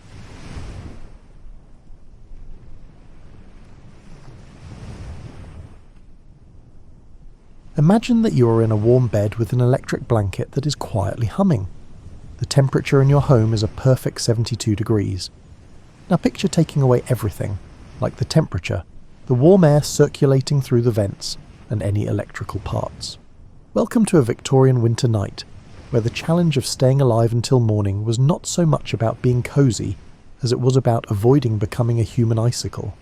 Some might say that Victorian families were tougher than ours, and there were times when they were. However, they were not superhuman. They just found creative ways to stay warm that would make current safety inspectors faint. Over the course of the 1800s, Jack Frost did more than just nip at noses. He made himself at home for the winter. In the 1800s, the average Victorian home used about as little energy as a submarine's screen door. That kind of big room with high ceilings that looks so classy in period dramas? They were monsters that ate heat. It would get warm up to those fancy carvings and stay there, making everyone below shiver like a bunch of chihuahuas in the snow. A single pane of glass could have been made of paper because it kept out so much cold. But this is where Victorian creativity came in handy. These families didn't just put up with it. They came up with a huge number of ways to stay warm that would make current survivalists look weak. In our climate-controlled world, they understood that merely turning up the heat isn't the only way to stay warm. You also need to utilise available resources and think creatively. In Victorian times, most families started getting ready for winter, like they were getting ready for battle. In October, they would start the Great Move, but not to warmer places. Instead, they would go to warmer rooms in their own homes. In the summer, the lobby would be empty, like a ghost town, and everyone would cram into the room with the best fireplace or stove. The kitchen turned into mission control for staying alive in the winter. Not only because that's where the food was made, but also because the cast iron range was basically a small fire that cooked food. In Victorian times, smart mums would bake during the coolest parts of the day so that the bread would heat the whole family. For hours the oven would stay on, warming the room and making something beneficial at the same time. In terms of being useful, nothing was thrown away when it was used for making heat. Instead of going down the drain, the hot water used to wash dishes would sit in tubs around the room and slowly warm the air. Even the family dog made money as a living, breathing foot warmer. By December, he was everyone's best friend. Families would sit around the kitchen table for everything, not just meals. They would do their chores, sew, read, and even do their dentistry if Uncle Herbert had been putting off that toothache again. The kitchen table turned into the family's main meeting place, a place where people could hang out and a safe place to be. The real test, though, came at night, when the sun went down and the temperature dropped even more. That's when Victorian families had to make a choice. Do they try to heat the bedrooms or just accept that going to sleep is like going on an Arctic hike? Most chose the second option, resulting in inventive solutions that would make your great-grandmother proud and your heating bill envious. In a Victorian home, the evening routine began hours before anyone went to sleep. It was kind of like getting ready for a siege, but with a lot more flannel and a lot fewer guns. From the youngest child to the family father, everyone had a part to play in the big project of keeping warm every night. One could presume that Victorian families endured the cold in their separate bedrooms, each member confronting the chill in isolation, like thermal martyrs. But you'd be wrong, and that's a good thing, as that would have been a recipe for disaster that even Charles Dickens wouldn't wish on his worst characters. Victorian households innovated what could be termed strategic bedroom consolidation. Consider it the antithesis of social isolation, aimed at survival rather than indulging in Netflix consumption. When temperatures fell below tolerable levels, the family would forsake their dispersed summer sleeping arrangements and convene for a substantial slumber party in the room that retained heat most effectively. The master bedroom, typically the most spacious and therefore the warmest, transformed into a shelter for family members escaping the frigid conditions of their individual quarters. Parents often share not only their bed, but also their entire bedroom with children, grandparents, and occasionally the family cat, which has an extraordinary talent for occupying the hottest spot while maximising area usage. This practice extended beyond mere body heat, although that was certainly advantageous. The focus was on concentrating all heating efforts in a single area, rather than attempting to warm the entire house. Consider it akin to indoor camping, albeit with greater decorum and far superior bedding. The evening migration would commence around dinner time. Initially, the warming pans would be retrieved, these clever copper or brass devices resembling a frying pan with a cover and an extended handle. One would load them with hot coals or heated stones, then insert them between the sheets to mitigate the frigidness of the bedding. It resembled a rudimentary heating pad, but it could potentially ignite your residence if not handled with caution. Children alternated in transporting these warming pans from bed to bed, a task that encompassed elements of duty, adventure, and the challenge of preventing a fire hazard in the household. The warming pan procession was a matter of great importance. Fail to synchronize properly, and an individual would discover themselves in a bed that was either still frigid or bore actual burn marks on the linens. The warming pans were only the initial step in the process. The true protagonists of Victorian bedtime warmth were the hot water bottles, although referring to them as bottles is charitable. These were often composed of stone, ceramic, or subsequently rubber, and they retained heat akin to little thermal batteries. Families would operate several bottles simultaneously, creating a continuous production line of warm comfort that necessitated precision like that of a Swiss timepiece.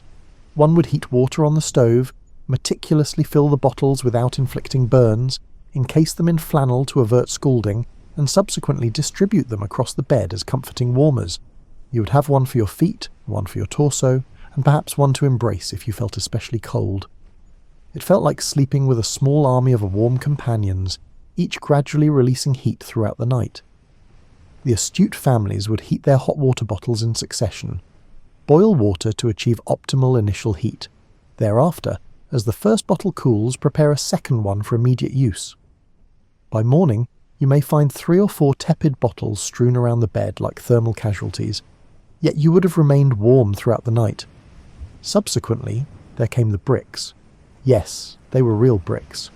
Victorian families would heat standard construction bricks in the oven, or by the fire, encase them in towels or flannel, and utilised them as bed warmers. These items retained heat exceptionally well and could maintain warmth for your feet for hours. What are the drawbacks? If you shifted improperly during sleep, you may awaken with contusions resembling bricks on your shins. However, at least they would be warm contusions. The bed-sharing arrangements became rather innovative as well. Children would be organised by size and thermal output, the warmest positioned centrally, with the tiniest nestled between their siblings, filling in a human heat sandwich. Parents would act as external barriers, preventing the children from rolling out and providing the initial defence against the chilly air that invariably infiltrated even the thickest blankets. If you've wondered why your grandmother loved flannel, you're about to learn Victorian textile strategy. These families built sleep systems for heat retention with flannel as their secret weapon. Discuss flannel first. This was not the mall-style flannel that looks like fluffy paper. Victorian flannel was strong and durable like medieval armour. Wearing a vintage flannel nightgown was thermal warfare, not just a bedtime routine. Modern outdoor enthusiasts would envy the layering system. Start with a flannel chemise or undershirt, then a nightgown and possibly a dressing robe. You looked like a mobile textile experiment once you were dressed for bed. The main goal was to be a warm, movable textile experiment, which you achieved. Women's nightgowns were technical marvels. These gowns had more fabric than modern bridal gowns, with long sleeves that could cover the hands, high necklines that reached the chin, and a large skirt that could fit a small family. One of these flannel fortresses wraps you like a toasty tent when you lie down. However, creating the bed was the real highlight. Victorian beds were thermal systems designed to retain heat. The base was usually a rope bed or metal springs with a straw or horsehair mattress to insulate the cold floor. Feather beds arrived next. The phrase feather bed conjures up visions of something airy and delicate, yet Victorian feather beds were like sleeping on a down mattress. These items may be 6 inches thick and weigh a small person. You sank into the feather bed like a warm, lovely cloud when you went to bed. The fundamentals behind feather bed warming are brilliant. Feathers and down created tiny air spaces that kept your body heat close. It was like sleeping in soft, comfy insulation, not harsh and pink. Once comfortable, the feather bed's weight kept one motionless, which was beneficial for heat retention, but detrimental if one needed to get up throughout the night. Sheets made of non-cotton were laid on the feather bed. Winter bedding was usually made of flannel or linen that had been carefully brushed to retain heat. Some households used wool winter bedding, which was harsh yet comfortable after acclimatization. The blankets were the real highlights. Victorian families arranged their blankets to resemble a winter shelter.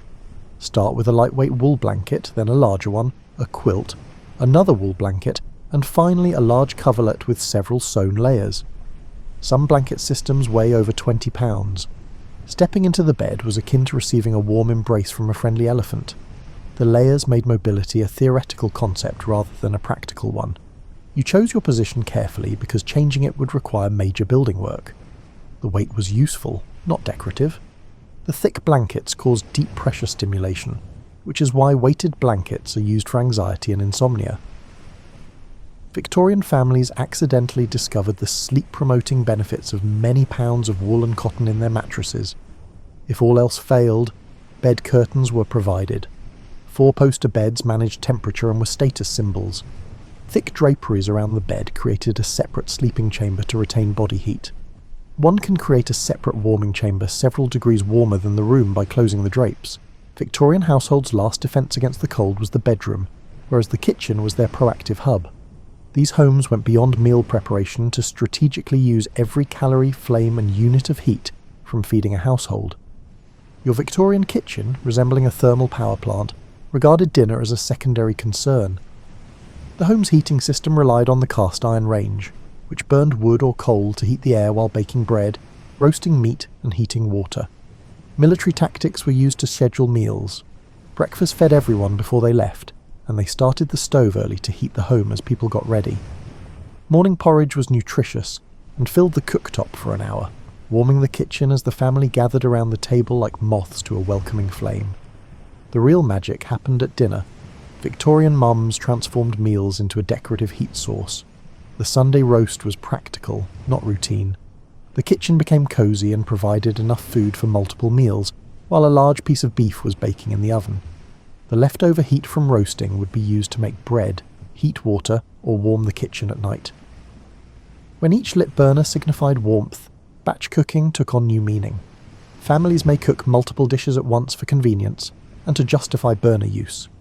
One burner would boil soup, the oven would bake bread, water would heat for washing, and tea might be brewing for beneficial measure. While the rest of the house looked like a walk-in freezer, the kitchen was busy and warm. This soup was the classic Victorian comfort food for more than taste. A big pot of soup can simmer for hours, filling the kitchen with warm, humid air and warming you. The soup's vapour injected dampness into the dry winter air, warming the space despite an unaltered temperature. It looked like a tasty, drinkable humidifier. Astute families coordinated their cooking and heating needs throughout the day. Morning baking heated the kitchen for breakfast and dressing. Midday cooking warms lunch and preps for afternoon activities. Dinner-time preparation would warm the family gathering. The food plan looked like a heating timetable. Hot beverages became internal heaters instead of refreshers. Tea was a social drink, a way to warm oneself, and a soothing object to hold.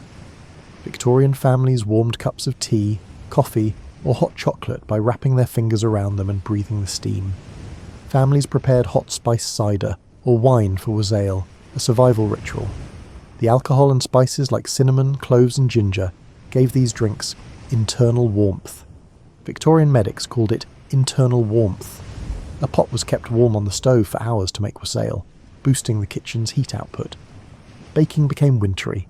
Bread making, which requires several hours in the oven, was conducted during the coldest hours. Kneading generates heat through physical strain. Rising dough demands a heated atmosphere, conveniently supplied by the kitchen, and baking heats the space for hours. Many families baked multiple loaves at once to justify keeping the oven hot. Some families even invented thermal cooking dishes that keep cooking and produce heat after being removed from the stove. Pot roast or stew would start on the fire and then simmer in a warm kitchen area, releasing heat. It evolved into a supper from a portable warmer. The kitchen became the family's unofficial winter living space. The warmth inevitably prompted socialising beyond cooking. Children did their homework at the kitchen table, elders read and mended, and the family talked in the evening. The stove's constant heat and the warmth of family gatherings made the kitchen table the centre of winter family life. Victorian families were geniuses. They turned themselves into human heating systems without comprehending the science. These people used medieval knowledge but got findings that would impress modern thermodynamics specialists. The Victorian approach to body heat management was simple. Heat yourself if you can't heat the air. This led to brilliant and dangerous answers, frequently within the same home. Exercise became about internal combustion rather than fitness. Victorian households engaged in warming activities before bedtime, which were practical exercises that stimulated blood circulation rather than jumping jacks or yoga poses. Women may brush their hair harder, males may chop more firewood, and youngsters may play more active games indoors. The idea wasn't to sweat, but to heat your internal furnace for the night. Victorian thermal science excelled in garments. Modern outdoor lovers would envy this family's layering skills. They understood loose layers held more warm air than tight ones. Natural fabrics like wool and cotton breathed better than synthetic materials, though they didn't know why. And covering your extremities was essential for core body warmth. It was an advanced undergarment game. Long underwear was the warming system's base, not merely for show. Victorian long johns were constructed of wool or cotton flannel to trap warm air adjacent to your skin and wick away moisture. Women's chemises and men's undershirts created a microclimate under garments. The true invention was strategic warming. Victorian households discovered that heating certain body sections was more effective than warming up everywhere. Warm feet made you feel warm even if the rest of your body was cold, so they learned to keep your feet warm.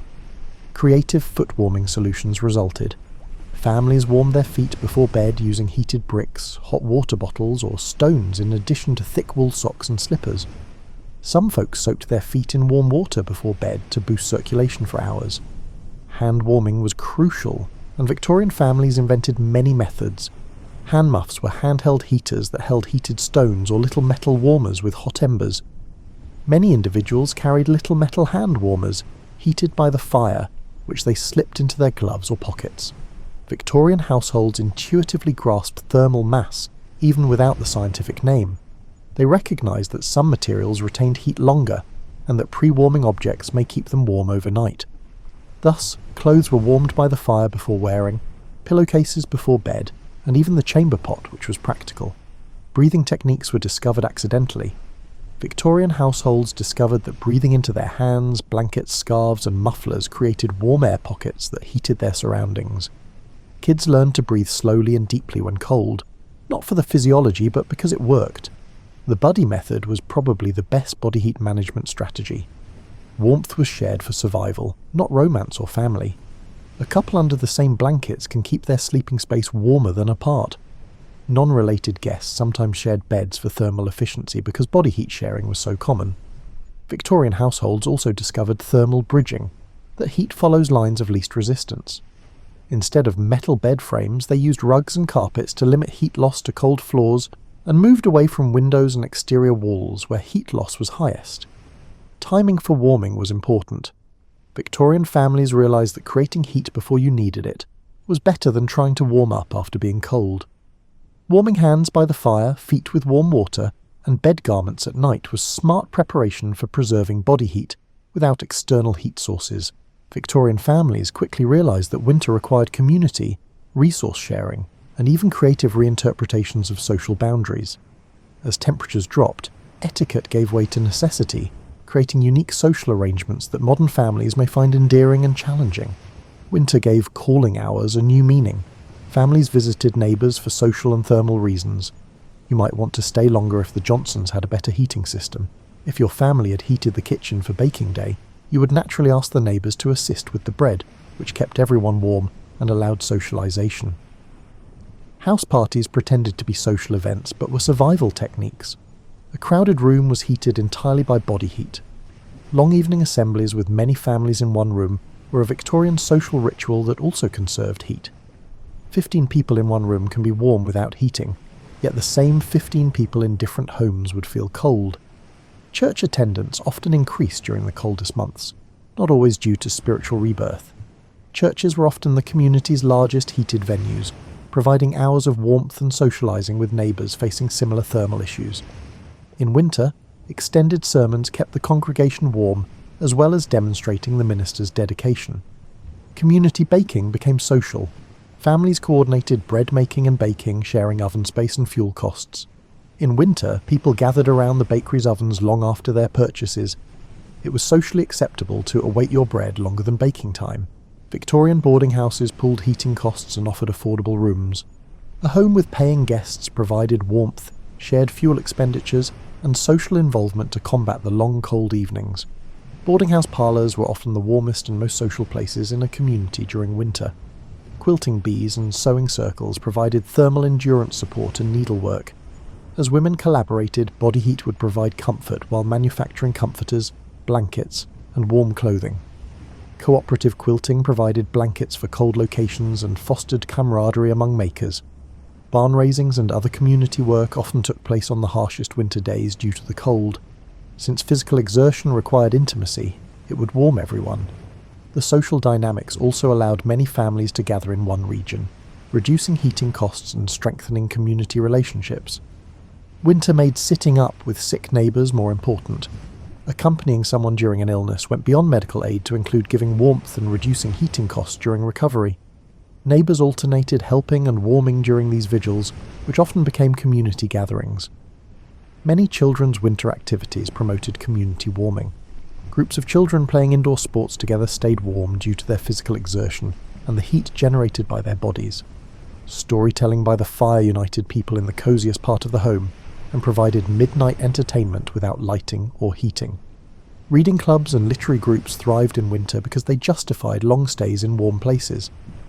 During long winter evenings, body heat kept a house full of people discussing the latest novel warm, providing cerebral stimulation. Heat altered courtship behaviours. Young couples spent more time in family parlours with relatives, not just because of chaperoning customs. Large families, coal stoves, and proximity-induced social friction exacerbated many Victorian romances. Visiting relatives or acquaintances during the winter for their better heating became a social norm. If a relative had a functioning fireplace, it was fine to stay there for weeks, or help extended family with heating costs. The visits were social, but everyone understood thermal math. Winter survival in Victorian times wasn't only about sleeping. What occurred as you left your comfortable blanket cocoon to confront a frigid winter morning? This everyday activity required ritual, performance art, and extreme athletic methods. Imagine being covered in 20 pounds of wool blankets and hot water bottles. You spent all night creating the perfect warm air pocket. Then you hear the church bells or your neighbour's rooster signalling morning. You must rise and face the world, where your breath will fog and your feet will go numb. Morning prep in the 1800s was like a planned dance while freezing. First rule, never stand up at once. You could just as well leap into a cold lake. It would jolt the system and erase all your warm work overnight. Instead, you'd slowly transform from a warm horizontal to a functional upright. While you slept, it started. Move your arms and legs under your sheets to get blood flowing. It resembled horizontal exercises. Instead of just warming up, you have to switch on your heaters inside before letting the cold air in. Even though Victorian families didn't understand metabolism and circulation, they understood that movement warmed things. A planned clothes arrangement followed. Victorians were sophisticated. Some put clothing beneath the covers and in a precise order adjacent to the bed the night before to warm it up with their body heat. Dressing became a military operation. They put on their underwear first, they often slept beneath the sheets, and added layers quickly to avoid becoming cold. Smart families invented a relay system to stay warm in the morning. The first family member up and best able to endure the cold would start the fires, heat the water, and warm the shared areas. The family's thermal advance scout ensured that everyone could get out of bed and into a safer world. Breakfast became about staying warm rather than eating. The morning meal was designed to warm you internally. Hot milk, cereal, tea, or coffee was almost too hot to drink. Due to the necessity to feed your internal fire all day, Victorian breakfast dishes were high in calories and kept you warm. Doing laundry in the morning was brave. Heating enough water for cleaning required forethought and fuel since there was no hot water. Many families used strategic hygiene by washing the most critical areas with warm water and saving the remainder for warmer weather or special events. Chamber pot etiquette became more complicated in the cold morning. In addition to convenience, this thermal survival equipment kept you from leaving the warm house to use the restroom. Victorians covered chamber pots for more than aesthetics. They kept the contents heated at night to prevent freezing. Kids needed rewards, excitement, and warmth to wake up on frigid mornings. Children's garments were warmed by the fire before going to bed. Dressing became a game where each item was a warm treat. Some families created morning rhymes or songs to keep kids moving and warm while getting dressed. In the morning, the kitchen was the hub for cooking and finishing the heat before leaving. Families would gather around the stove for last-minute warm-ups, outfit changes, and mental preparation before opening the door and venturing out into the frigid winter weather that could cause eyes to water and lungs to burn. The most interesting thing about Victorian winter mornings may have been the sense of success they offered individuals. Not living in a heated home or taking hot showers today makes getting out of bed, dressing, feeding, and getting ready for the day a daily win hard to conceive. People were proud of their frigid morning survival skills. In your climate-controlled home, you may dial down the thermostat to save electricity, but think about the Victorian family who survived the cold, with imagination, teamwork, and a big collection of flannel. They survived winters that would send modern families to the nearest hotel. They did it gracefully, with laughter, and with a tenderness we rarely remember. They planned for winter warmth, family and neighbourhood bonds, and personal fortitude that would last. Victorian families discovered that taking care of each other in cold weather provides warmth that contemporary central heating cannot. Consider the Victorian family that made winter an art while you switch on your electric blanket and smart heater tonight. They proved that family love and creativity can overcome the harshest nights.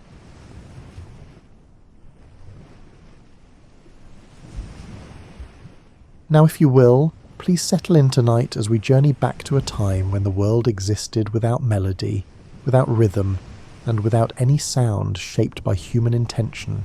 We're travelling to an era roughly 40,000 years ago, when our ancestors moved through landscapes of silence, broken only by wind, water, and the calls of creatures, a world where music hadn't yet awakened in the human mind.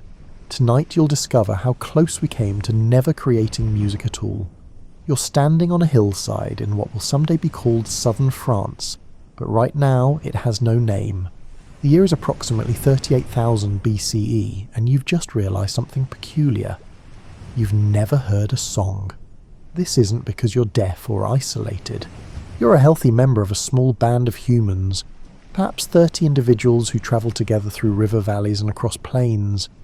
You communicate with words, quite sophisticated ones actually. You can describe the movement of prey animals, warn about dangerous weather, tell stories about ancestors, and even crack jokes that make your companions laugh. But the laugh itself is just an expression of emotion. It doesn't have a melody. Nothing does. The wind moves through the long grasses around you, creating a rushing sound that rises and falls. Water tumbles over rocks in the stream below, generating a constant murmur punctuated by irregular splashes. A hawk circles overhead, occasionally releasing a sharp cry. These sounds exist, certainly, but they exist the way colours exist, as environmental facts, not as anything you might intentionally create or replicate. Your people make plenty of noise during the day. There's the rhythmic scraping sound as someone works a hide with a stone tool, the crack of wood being broken for a fire, and the shuffle of feet through dry leaves. When the group moves together, there's a complex layering of footfalls, breathing, and the rustle of carried materials. But none of this is organised. No one synchronises their footsteps, matches their breathing, or times their work sounds to create patterns. The idea simply doesn't exist. At night, lying on your bed of gathered grasses and furs, you listen to the sounds of sleep. Someone snores in an irregular pattern. Another person shifts position, creating brief scratching sounds against the ground. A baby, not yours but one you help care for, occasionally whimpers or makes small sleeping sounds. These noises happen, but they don't form anything you'd call rhythm or melody. What's fascinating is that you have every physical capability for making music. Your vocal cords can produce an astonishing range of sounds. Your ears can distinguish minute variations in pitch and timing. Your brain can recognise patterns and predict sequences. You're basically a sophisticated music-making machine, except nobody has thought to use any of these abilities for anything beyond communication and environmental awareness.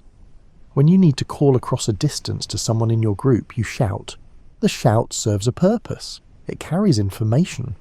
You might stretch out a vowel sound to make it travel farther, but this is pure functionality. You're not exploring the aesthetic qualities of sustained tones. You're just trying to be heard over the wind. There are moments when your voice naturally rises and falls in pitch as you speak, following the emotional content of what you're saying. Excitement raises your pitch slightly. Sadness might lower it, but these variations happen automatically, driven by feeling rather than intention. You're not consciously choosing to create pleasing sound patterns. The very concept of pleasing sound patterns exists nowhere in your mind. Your people clap their hands sometimes, usually as part of emphasis during communication, or to brush off dirt and moisture. The clapping makes a sharp, percussive sound, but it doesn't occur to anyone to clap in rhythm or to clap together in synchronized patterns. Each clap is an independent action, related to an immediate physical need or communicative purpose. Children in your group play extensively and their play is noisy. They chase each other, shrieking with excitement. They splash in water, creating wild, irregular sounds. They bang stones together while mimicking the tool-making they've watched adults perform. All of this generates sound, but none of it generates music. The children don't invent clapping games or chanting songs because these ideas belong to a future that hasn't arrived yet. Sometimes your group works together on large tasks, dragging a fallen tree, moving heavy stones, processing a large animal after a successful hunt. These collaborative efforts involve considerable noise, grunting, breathing hard, and the sounds of strain and effort. But everyone works at their own pace, breathing and grunting according to their individual rhythm. There's no heave-ho coordination, no work songs to synchronize effort.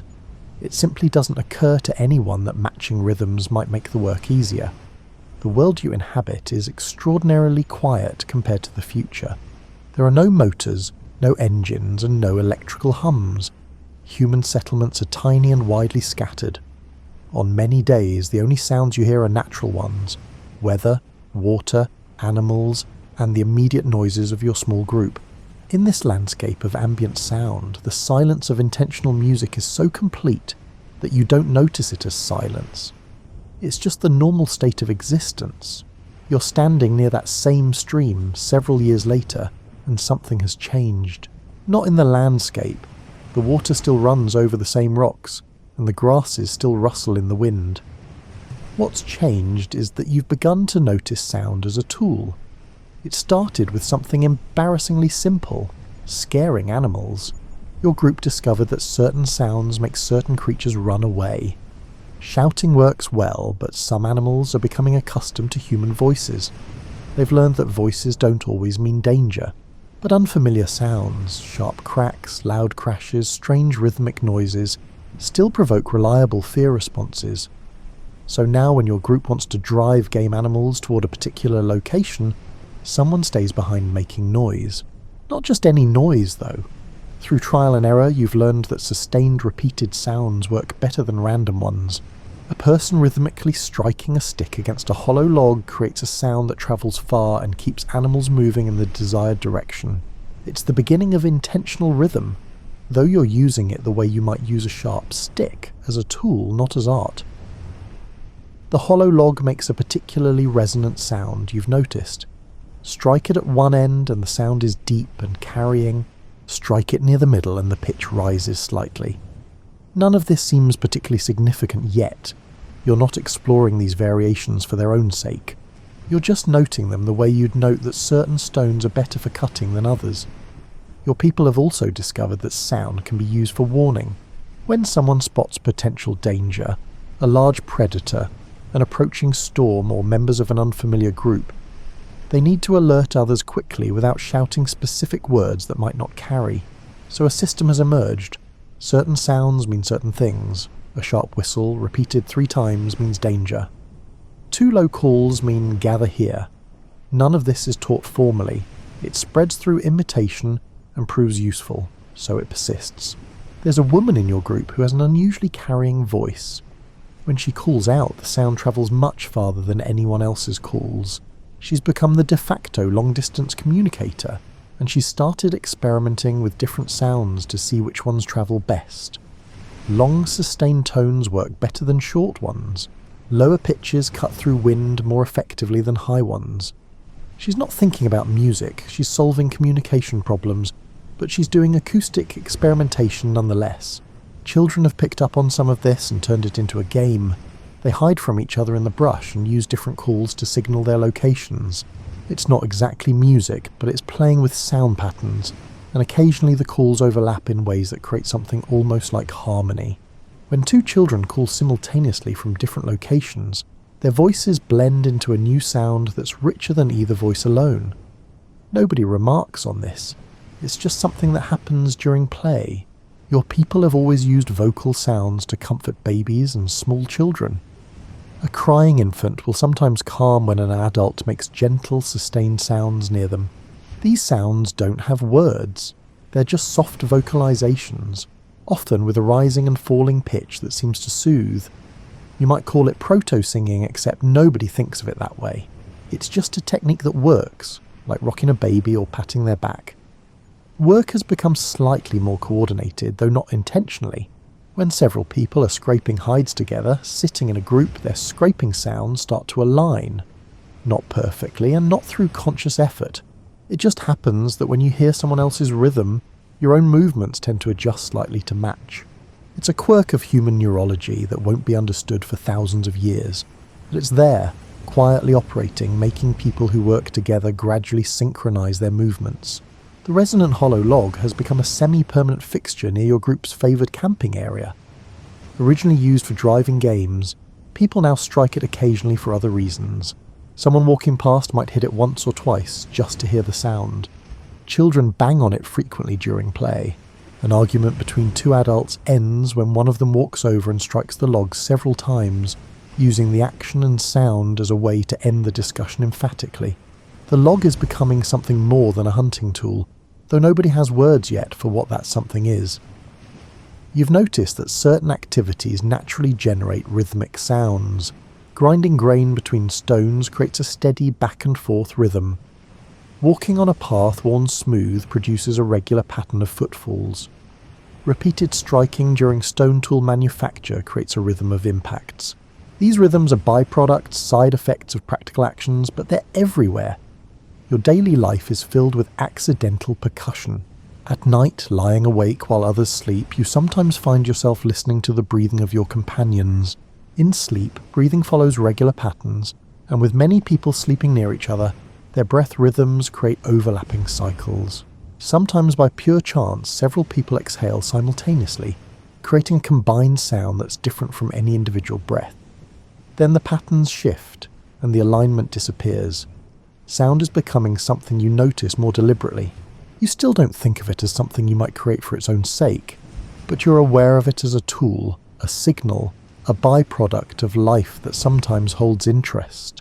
You're not yet making music, but you're standing much closer to it than you were a few years ago. You're sitting by yourself in late afternoon light, waiting for the hunting party to return, and you're bored. Your hands need something to do, so you pick up a stick and start tapping it against the stone you're sitting on. Tap, tap, tap. The regular rhythm is mindless, automatic. Something to occupy your hands while your mind wanders. Then you miss. The stick glances off the edge of the stone and hits a different stone lying beside it. The sound is different, sharper, higher. Without thinking, you repeat the pattern. 2 taps on the large stone, 1 tap on the smaller one. Large, large, small. Large, large, small. The pattern pleases you in a way you can't quite articulate. It's not useful. It doesn't communicate information. It just feels right, so you keep doing it. A child approaches, curious about what you're doing. She picks up another stick and starts hitting stones randomly. The sounds are chaotic, clashing with your pattern. You're about to tell her to stop when she accidentally falls into rhythm with you.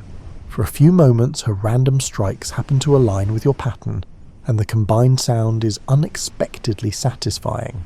Then she gets distracted and wanders off. But something has lodged in your mind. The memory of 2 sound patterns fitting together.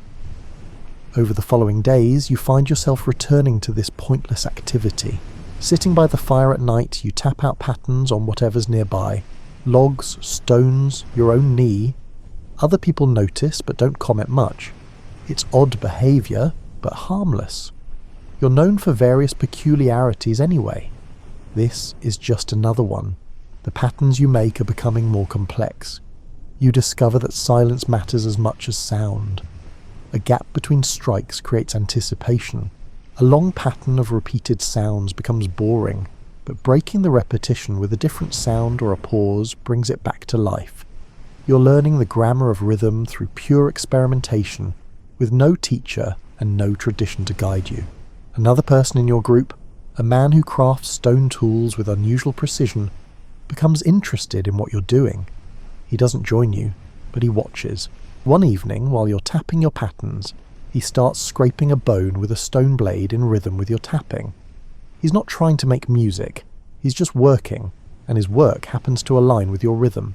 But the combination of tapping and scraping creates something neither sound alone could create. Texture, layering, and depth.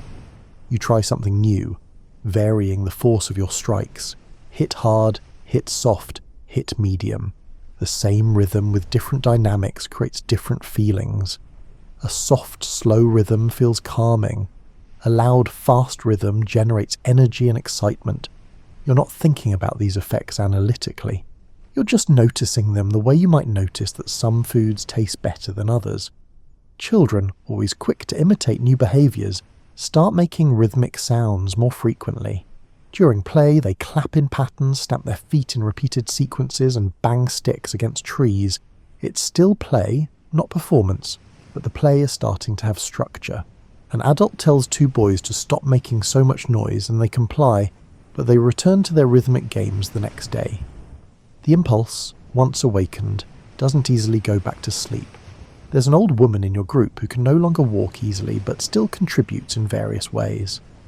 She's taken to sitting near the fire and creating rhythmic sounds using whatever's at hand, sticks, stones, or bone fragments.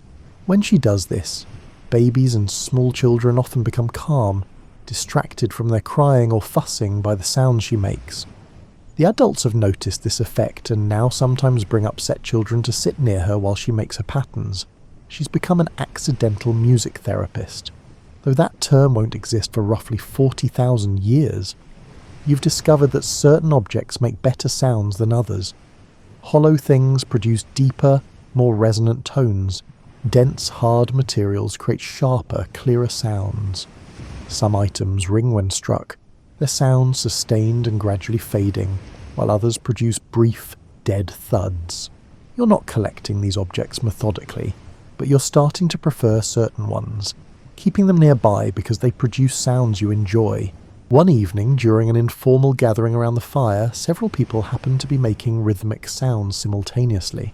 You're tapping your pattern, the old woman is creating a steady beat, someone is cracking nuts with stones in rhythm, and a few children are clapping. Nobody planned this coordination, but for perhaps 30 seconds, all these separate rhythms align into a complex layered sound that makes everyone stop and listen. Then someone's rhythm speeds up, the alignment falls apart, and normal chaos returns. But you remember that moment, that brief, accidental harmony, the feeling of separate sounds fitting together into something larger than any single sound could be.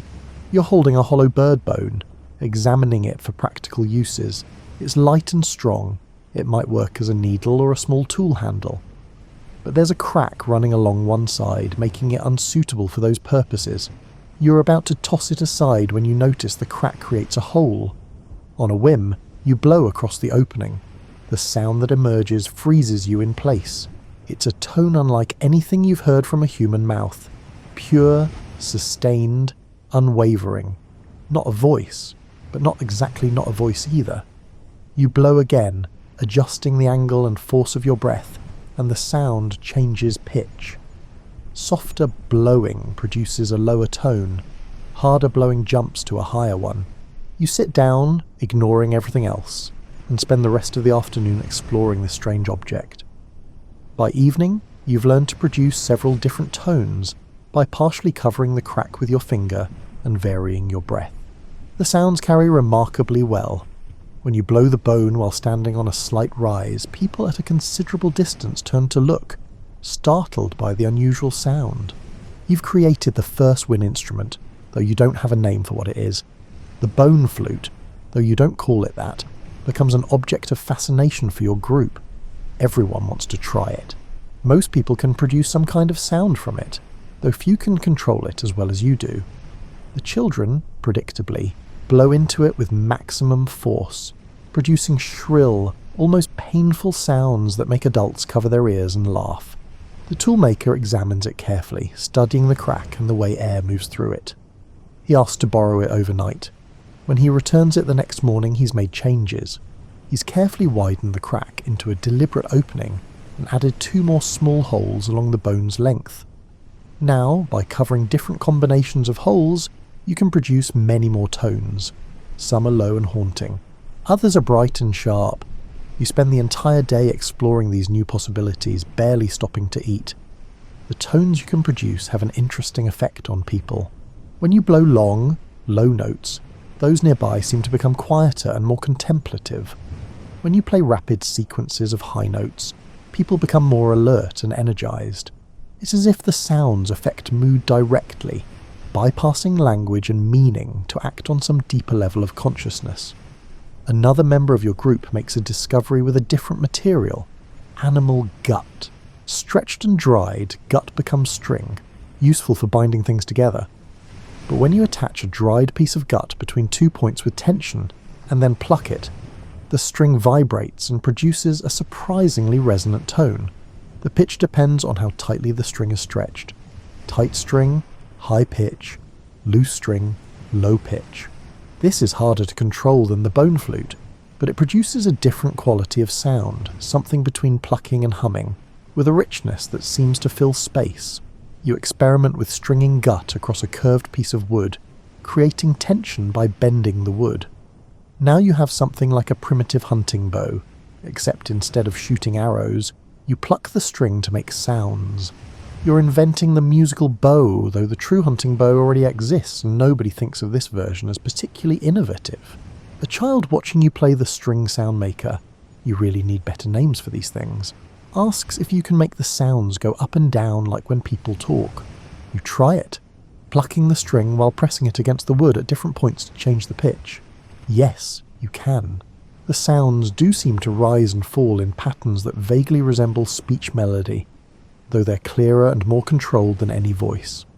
The hollow log your people have been using for years gets a significant upgrade. Someone notices that hitting it in different places produces different pitches, so they start carving it deliberately, making some areas thinner to produce higher tones, and leaving other areas thick for deeper sounds. What was a simple noisemaker becomes a tuned percussion instrument.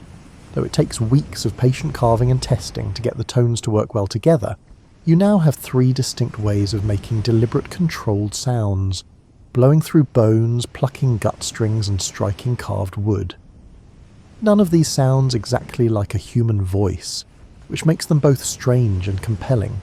They're sounds from the human world, but not quite human sounds. On an evening when the weather is mild and the work is done, several people bring out these new sound makers simultaneously. Someone plays the bone flute with its multiple tone holes. Another person plucks the gut string. You strike the carved log in varying rhythms.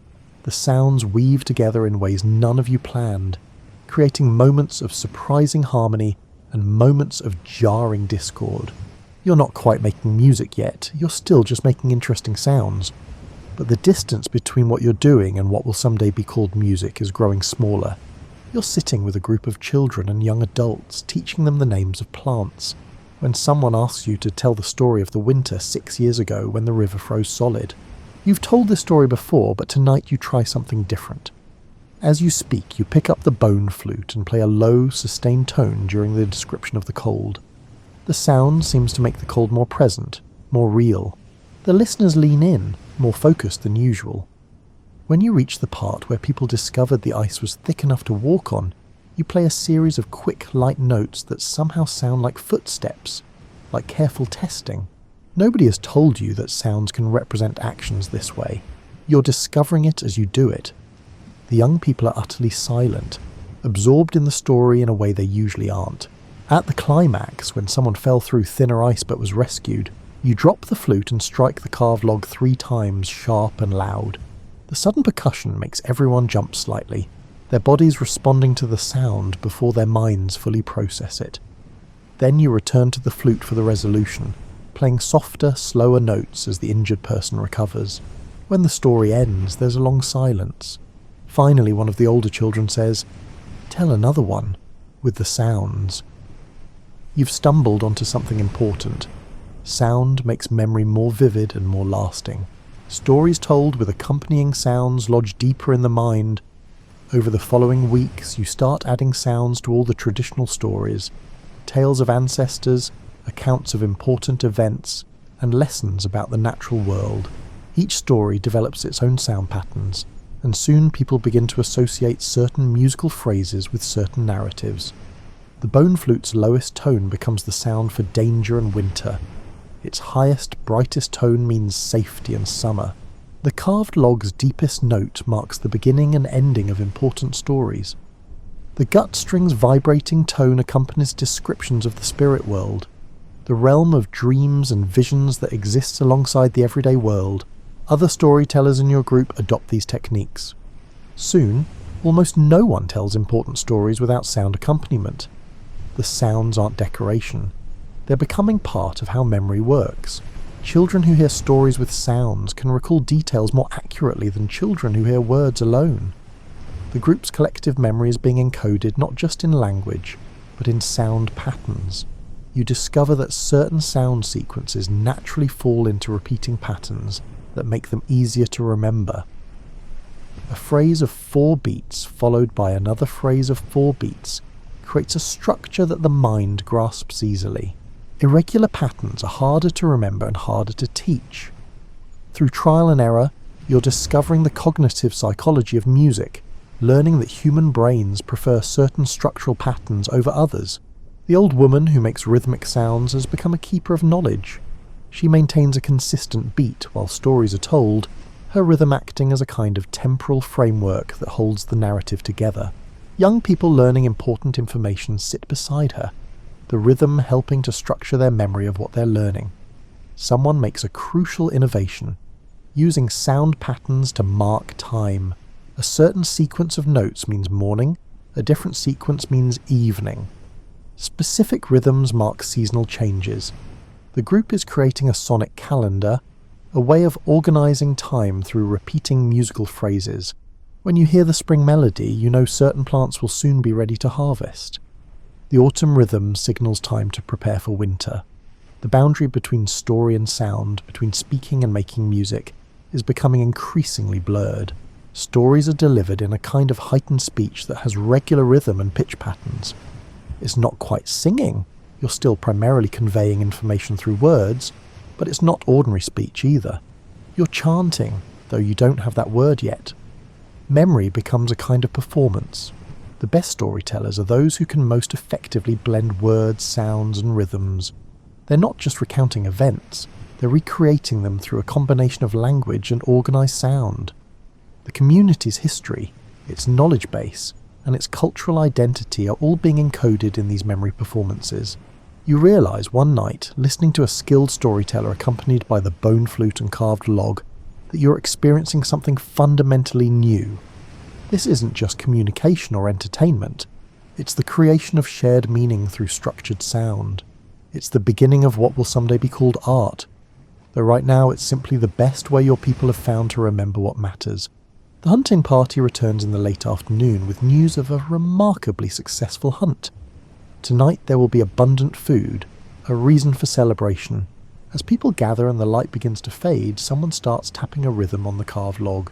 Then someone else joins in, clapping in time. Within moments, dozens of people are making rhythmic sounds together. Clapping, stomping, striking objects, and clicking tongues. This has happened before, but tonight something different occurs.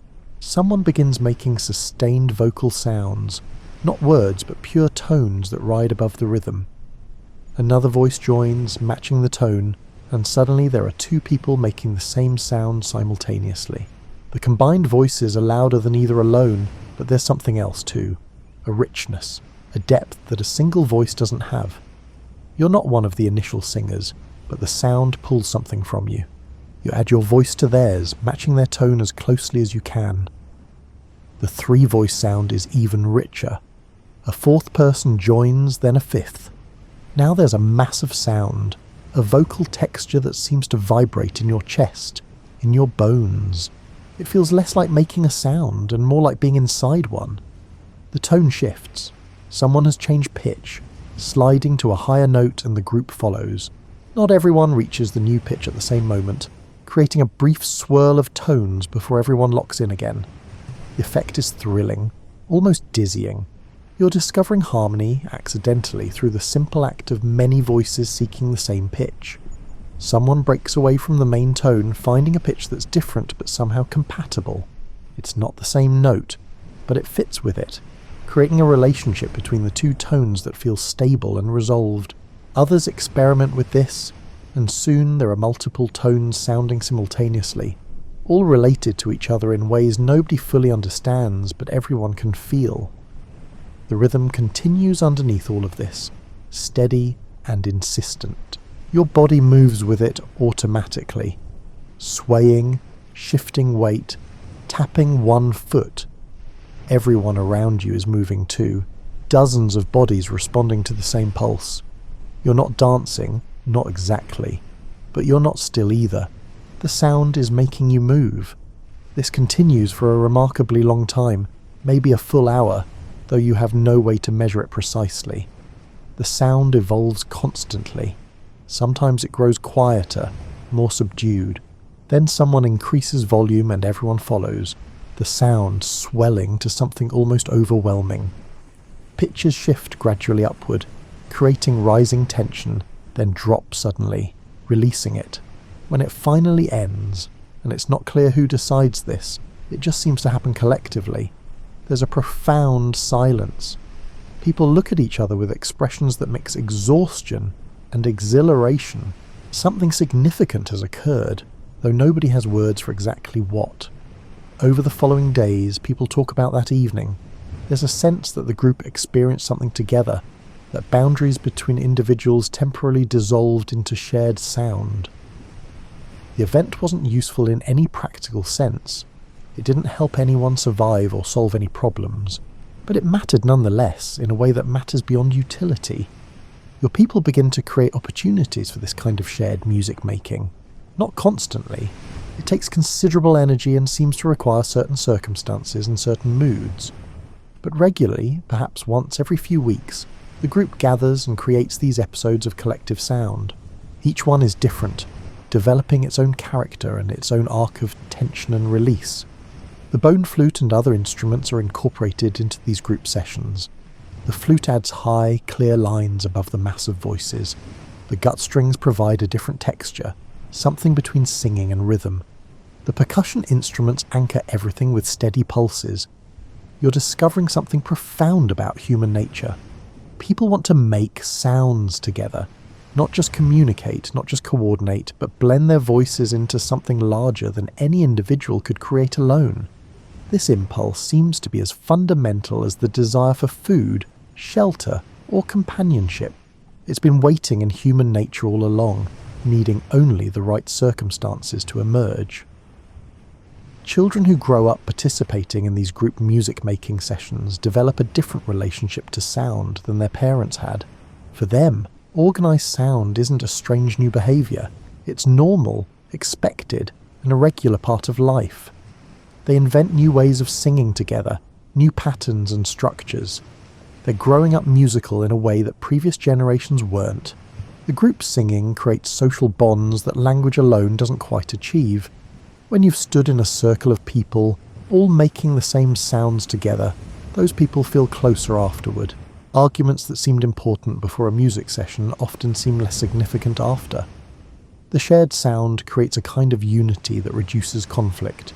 You're witnessing the birth of music's social function, discovering that it's not just about making interesting sounds or preserving memory. It's also about creating connection, building community, and giving a group of individuals a way to temporarily become a single organism with many voices. You're older now, with grey in your hair and grandchildren you help care for. Music, that word doesn't exist yet, but the thing itself does, has become an established part of life for your people. Children grow up learning songs, stories are preserved in chants, and group gatherings include collective singing. It seems permanent, inevitable, but you're about to learn how fragile it all is. The trouble starts with weather. 3 consecutive years bring insufficient rain. The plants your people depend on produce less food. Animals become scarce, moving to areas with better resources. Your group, which has remained in this general region for generations, faces a decision. Move to new territory or endure serious hardship. They decide to move, breaking into smaller bands that might survive more easily. Your group of 30 becomes 3 groups of 10. The bone flutes, the carved drums, the gut strings. These things are useful, but they're not essential. When people must carry only what they absolutely need, musical instruments don't make the cut. Most are left behind. In your smaller group, struggling to find adequate food in unfamiliar territory, music making becomes rare. There's no energy for group singing. Stories are told quickly, without elaboration or musical accompaniment, because everyone is exhausted. The complex chants that preserve important knowledge begin to simplify, losing their melodic elements, reverting to plain speech. Children in these hardship years don't learn the songs you learned. They know the stories, but only as spoken words, not as musical narratives. They can make rhythmic sounds when needed, but the elaborate patterns developed over years are forgotten. Within a single generation, much of what your people created musically simply vanishes. Your group reconnects with one of the other bands after 2 years. They've been through similar hardships and similar losses. When someone suggests making music together as you once did, the attempt is awkward. People have forgotten how certain songs go. Nobody can quite recreate the harmonies that once seemed so natural. The carved log one group maintained produces sounds, but nobody remembers how to play it skillfully. It's heartbreaking in a way. You remember the feeling of standing in a circle of voices, creating sound together. Your grandchildren will never have that experience, and it's not because of any catastrophe or enemy. It's simply because music, it turns out, requires not just invention but transmission, not just creation but preservation, and neither of those things is guaranteed. Other aspects of your culture prove more durable. Stone tool technology persists because it's essential, and because the tools themselves serve as teaching models. Hunting techniques survive because they are matters of life and death. Language continues because humans can't not speak. But music is different. It's valuable, but not vital, meaningful, but not mandatory. And so it nearly dies. You try to teach the old songs to children, but without group reinforcement, without regular practice, the teaching doesn't stick. The children learn fragments, corrupted versions, and simplified tunes that bear little resemblance to the originals. It's like watching something dissolve, watching complexity reduced to simplicity, watching art die of neglect. Then something unexpected happens. A period of abundance returns, rains come reliably, food becomes plentiful, your people stop moving constantly, establishing a more permanent settlement. And in the breathing room this creates, music begins to return. It doesn't return all at once or in its original form. A young woman who vaguely remembers hearing groups singing as a small child tries to recreate it with her friends. What they produce is simpler than what was lost, but it's something. A man finds a hollow bone and, half remembering, blows across it to make tones.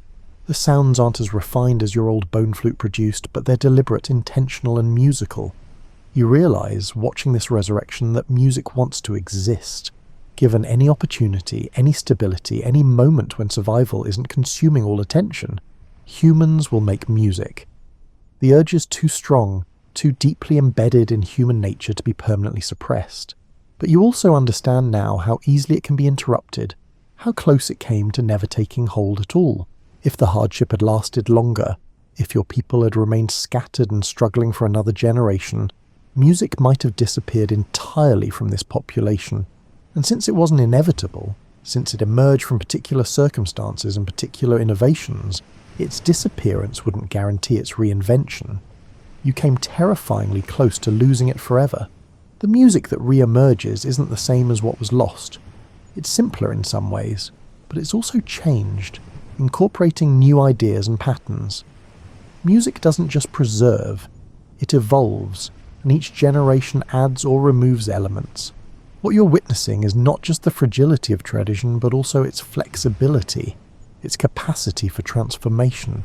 In your final years, sitting by the fire and watching young people make music that sounds both familiar and strange to your ears, you understand what you've been part of.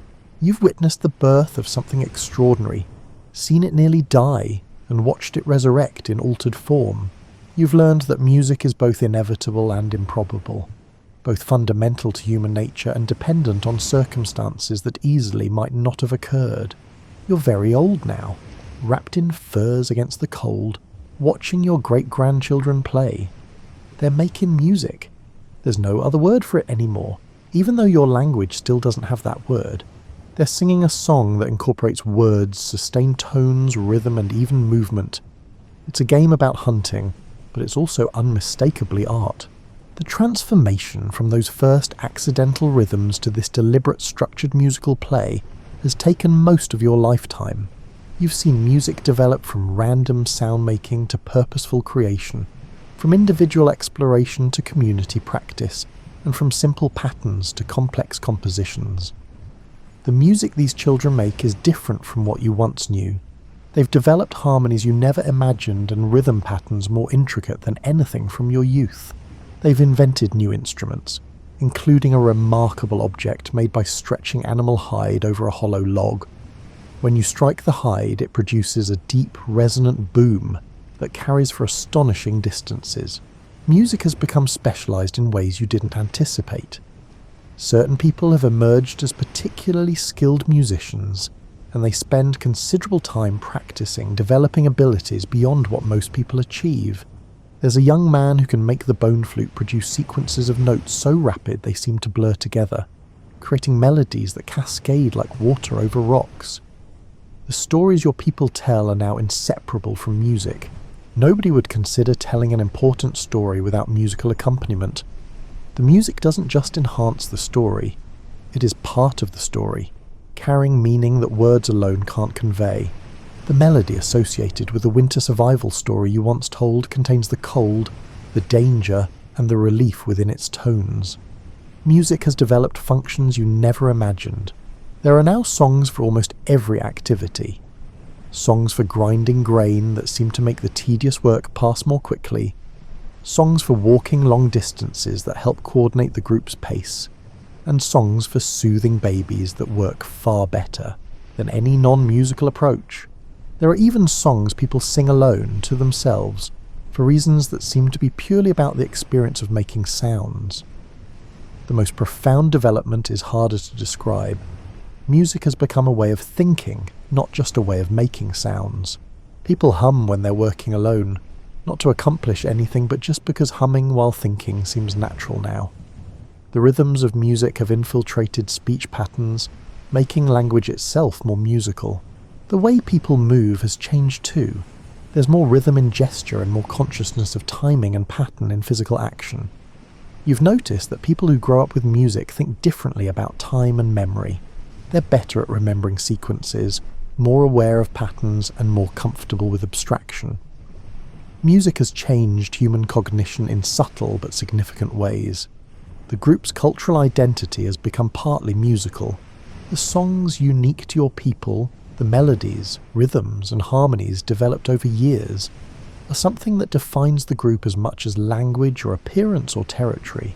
When you encounter people from another group, you can tell immediately that their music is different, that they have their own musical traditions that mark them as distinct. What strikes you most in these final years is how close all of this came to never happening. Music wasn't waiting in the future, inevitable and determined. It emerged from a series of accidents, innovations, and decisions that easily might have gone differently. The hollow bone with a crack might never have been blown across. The gut string might never have been plucked experimentally. The hardship years might have lasted longer, erasing everything before it could take root. And yet here it is. Music, art, the creation of beauty through organized sound. It exists now, woven into human life so thoroughly that future generations will assume it was always there, that it's an inherent part of being human. But you know better. You remember the silence. On quiet evenings, listening to the complex songs being performed by the fire, you sometimes think about all the potential music that never got made because it was too fragile, too dependent on circumstances, or too easily lost. You think about the alternate version of history where humans never quite stumbled onto music, where life remained functional but aesthetically barren. But that's not the history that happened. This is a history of how humans discovered that sound could be shaped, that voices could blend, that rhythm could organize time, and that melody could carry meaning beyond words. A history where music, against all the odds and fragilities, took hold in human consciousness and wouldn't let go. Your great-grandchildren are singing now, their voices rising into the darkening sky. The song they're creating will last maybe 5 minutes, and then it will be gone, surviving only in memory until someone performs it again. But even in its impermanence, even in its fragility, it exists. Music exists. That, you think as you listen, is the miracle. Not that music is eternal or perfect or protected, but simply that it exists at all, that it emerged from silence and survived long enough to become part of what it means to be human. The song continues. The fire burns, the night deepens around you, and the sounds, those carefully organized, intentionally created, thoroughly human sounds, carry on into the darkness, already becoming memory, already preparing to be reborn in tomorrow's voices.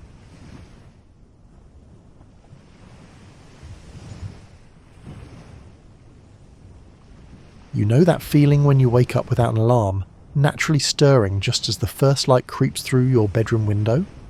That's actually your body remembering something incredibly ancient. Your ancestors didn't need smartphones buzzing at 6:30 AM because they had something far more reliable, the sun itself, and a deep understanding of how the world moves around them. Picture yourself living 5,000 years ago. Imagine a world without clocks ticking on walls, digital displays glowing in the dark, or scheduling apps reminding you about meetings. Instead, you would awaken to the sound of the rooster's crow, a reminder that people actually kept roosters as their own personal alarm clocks. The internal timing system of these birds is so precise that they would crow at nearly the same time every morning, within a few minutes variation. But here's where it gets interesting. You wouldn't think, oh, it's 6:15 AM. You'd think, the sun is one hand's width above the horizon, or the shadows are 3 times longer than my height. Ancient people measured time by observing the world around them, and they became incredibly skilled at reading these natural signals. In ancient Egypt, priests would watch for the moment when certain stars appeared on the horizon just before dawn. They called these deacon stars, and they divided the night into segments based on which stars were visible. It wasn't just about knowing when to wake up, it was about understanding the rhythm of the universe itself. Your ancestors, approximately 200 generations back, had to be time experts out of necessity. Farmers needed to know when to plant and harvest. Sailors needed to navigate by the stars. Religious ceremonies had to happen at specific moments. Missing the right time could mean the difference between a successful harvest and starvation, or between safely reaching port and becoming lost at sea. The funny thing is, they were probably better at telling time than you are right now. Without a watch, could you tell if it's closer to 2 PM or 4 PM just by looking around? Ancient people could estimate time within minutes, just by glancing at shadows or noticing which birds were singing. They didn't just track hours, they understood seasons with incredible precision. They knew that when the Pleiades star cluster appeared at a certain angle, it was time to start preparing for winter. When specific flowers bloomed, it meant the rains would come in exactly 3 weeks. Such information wasn't superstition, it was accumulated knowledge passed down through generations of careful observation. Imagine living so connected to natural rhythms that you could sense time in your bones. You'd wake up naturally before dawn, work during the productive hours when light was good, rest during the heat of midday, and settle into evening activities as the sun began to set. Your body would be synchronized with the Earth's rotation in a way that modern people can barely imagine. The ancient Chinese divided day and night into 12 periods, each lasting about 2 hours, but instead of numbers they named these periods after animals. The hour of the rat, 11 PM to 1 AM, the hour of the ox, 1 AM to 3 AM, and so on. Each animal represented the time when that creature was most active. It's practical and poetic at the same time, very different from our cold, numerical approach to time. What strikes you most about ancient timekeeping isn't just how they did it, but how relaxed they were about precision. If someone said, "Meet me when the sun is halfway to its highest point," everyone understood this might vary by 10 or 15 minutes depending on the season, the weather, or simply how carefully you were paying attention. Time was fluid, natural, and forgiving. The system wasn't primitive. It was sophisticated in ways we've forgotten.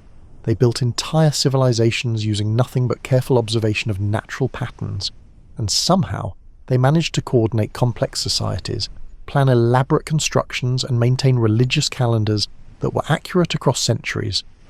As you drift towards sleep tonight, you're participating in the same daily rhythm that has guided humans for thousands of years. Your body knows it's time to rest, just as it has always known. Let's talk about the most obvious timekeeper your ancestors used, the sun. But they didn't just notice that it rose and set. They became experts at reading the sun's position, understanding its moods, and predicting its behavior with startling accuracy. You've probably noticed that the sun doesn't rise in exactly the same spot every day. During the summer, it rises further north and travels high across the sky. In winter, it rises further south and stays lower. Ancient people not only noticed this, they used it as a sophisticated calendar system.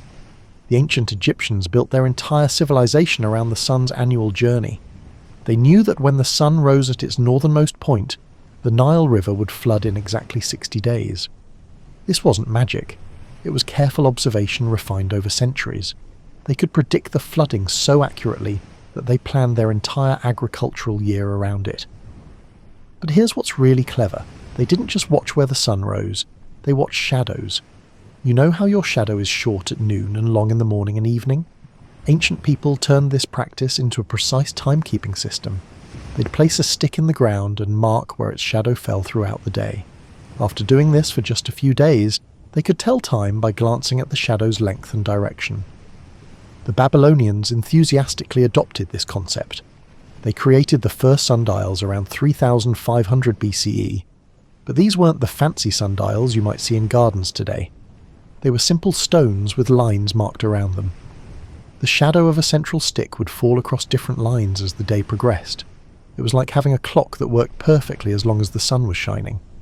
What's amusing is that different cultures developed completely different ways of dividing daylight.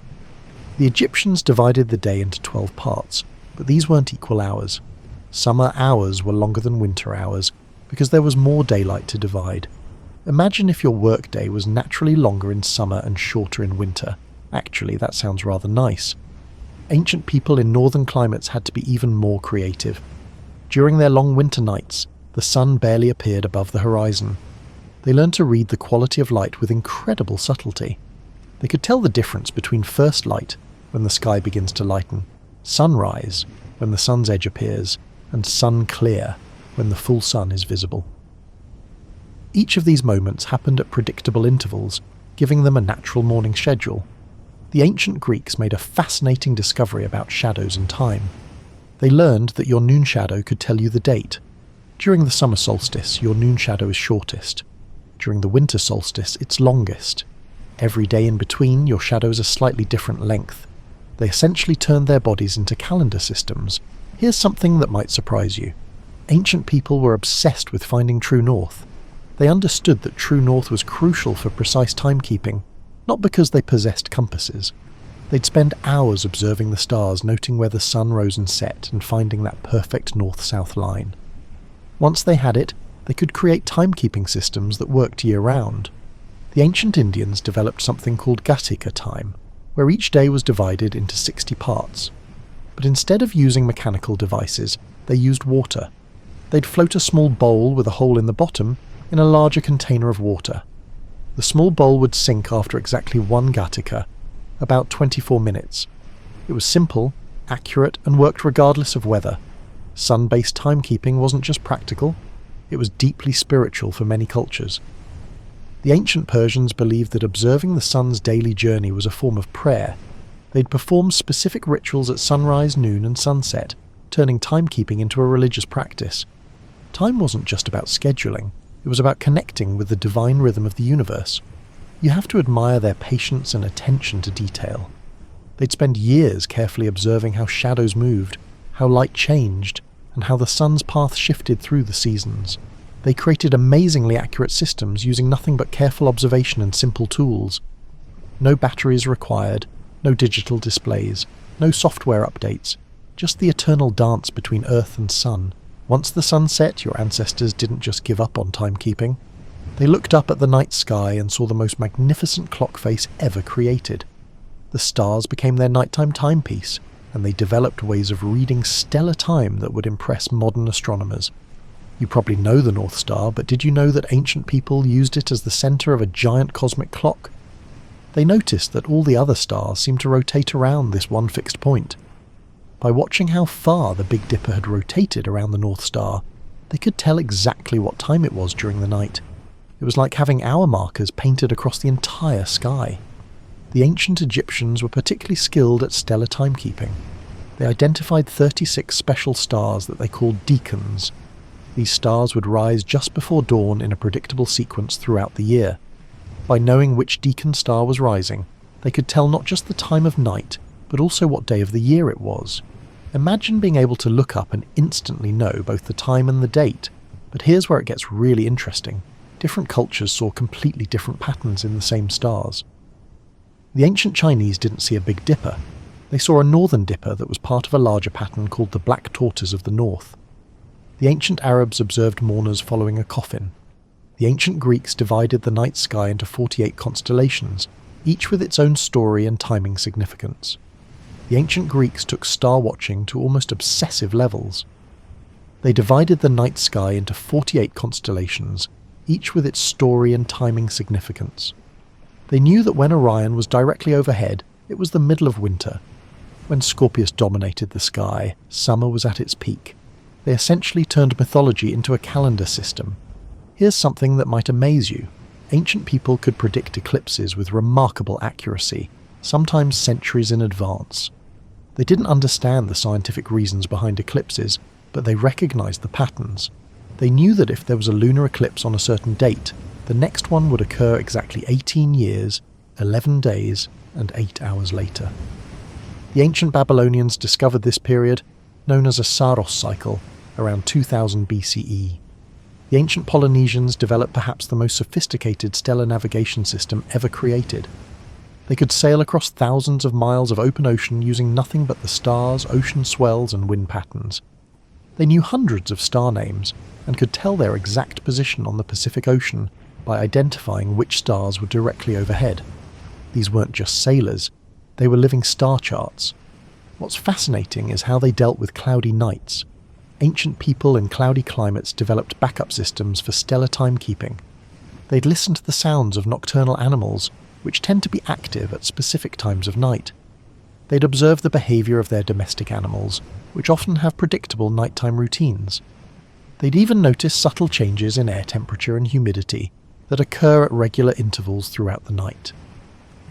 The ancient Mayans built entire cities aligned with stellar events. They knew that Venus appears as both a morning star and an evening star in a predictable 584-day cycle. They used this cycle to plan wars, ceremonies, and agricultural activities. Their calendar was so accurate that it's only off by about 2 minutes per year, more precise than the calendar we use today. Ancient people also noticed that the stars change position throughout the year. The constellation visible at midnight in January would be completely different from the one visible at midnight in July. They used this stellar seasonal change as a long-term calendar. Farmers would know to plant crops when certain stars appeared at dusk and harvest, when those same stars appeared at dawn. The ancient Chinese developed a system where they divided the sky into 28 mansions, each representing a different day of their lunar month. As the moon moved through these stellar mansions, it provided a natural calendar that combined timekeeping with astronomical observation. They could tell you the date and the moon's phase next week. Perhaps most remarkably, ancient people understood that the stars themselves were slowly moving. They realized that the North Star wouldn't always be the North Star, and that the constellation patterns were gradually shifting. This knowledge, called precession, shows just how carefully they were observing the night sky over generations. When clouds covered the sun and stars, your ancestors didn't just shrug and give up on timekeeping. They got creative. They discovered that time could be measured by watching water drip, sand fall, or even by observing how long it took certain things to burn. These inventions were the world's first truly portable clocks. The water clock, or clepsydra, was probably the most ingenious timekeeping device of the ancient world. Picture a large container with a small hole in the bottom. Water would drip out at a steady rate, and you could tell time by seeing how much water remained. The ancient Egyptians used these as early as 3400 BCE, and they were surprisingly accurate. The trick was getting the hole exactly the right size. Too big, and the water rushed out; too small, and it barely dripped. But here's what's clever. They realized that water flows faster when there's more pressure, which means a full container would empty faster than a nearly empty one. So they designed containers with special shapes that compensated for this. Some were shaped like flower pots, wider at the top than the bottom. Others had complex internal mechanisms that kept the water pressure constant. These weren't just functional, they were works of art decorated with intricate carvings and religious symbols. The ancient Babylonians advanced water clocks significantly.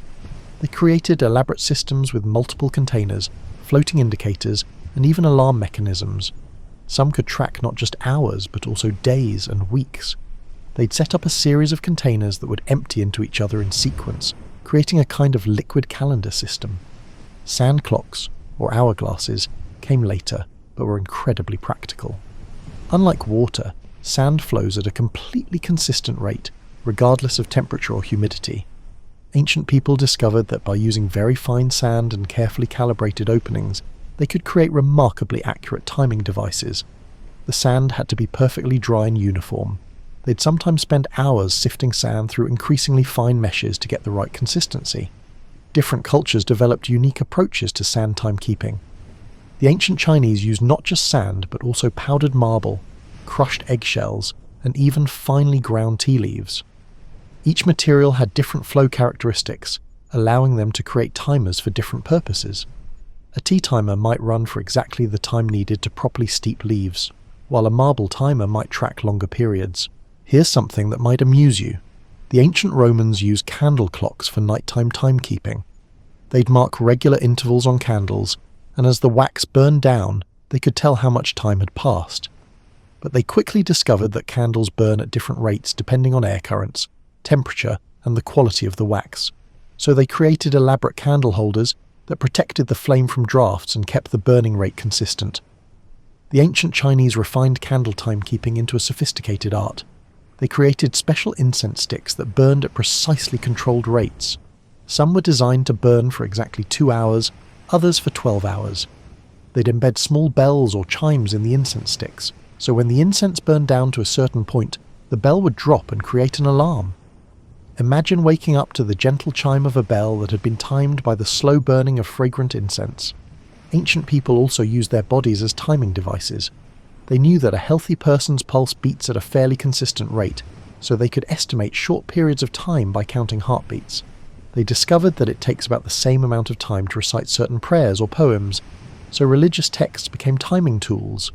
A priest might know that a particular chant lasted exactly long enough for a water clock to empty one level. The ancient Indians developed something called ghati measurements using floating bowls. They'd place a metal bowl with a tiny hole in the bottom into a larger container of water. The bowl would slowly fill and sink, taking exactly 24 minutes.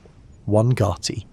By using multiple bowls of different sizes, they could create complex timing systems that tracked everything from minutes to months.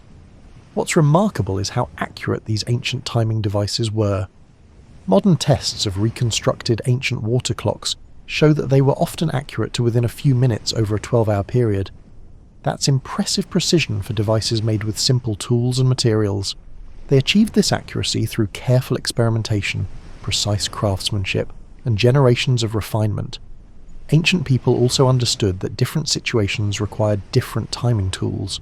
Water clocks were perfect for daytime use but could freeze in winter. Although they functioned in all weather conditions, sand clocks were delicate and susceptible to humidity fluctuations.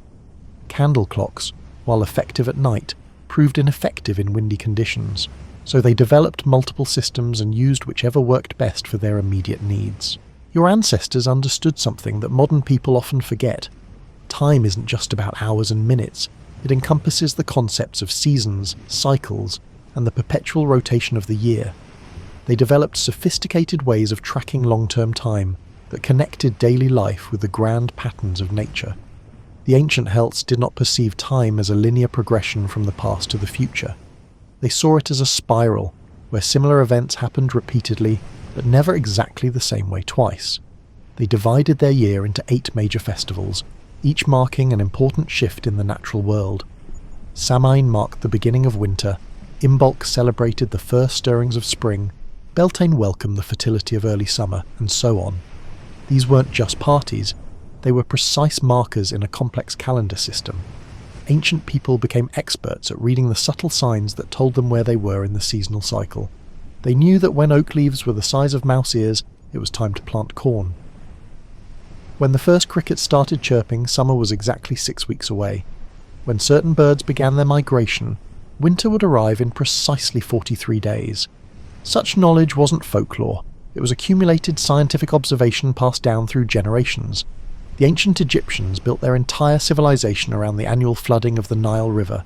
They knew that when the star Sirius appeared just before dawn, the flood would begin in exactly 70 days. They could predict the flood's timing, height, duration, and receding time.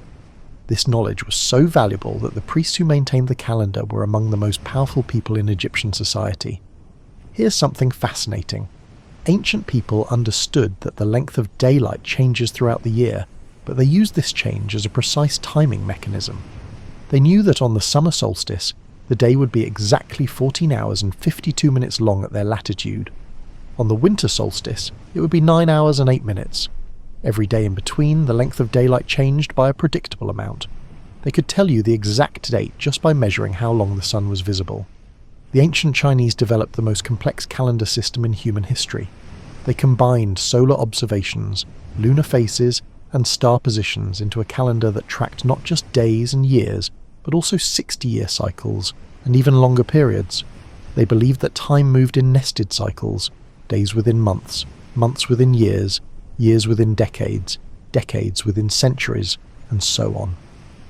Their calendar was so sophisticated that it's still used today for determining traditional Chinese holidays.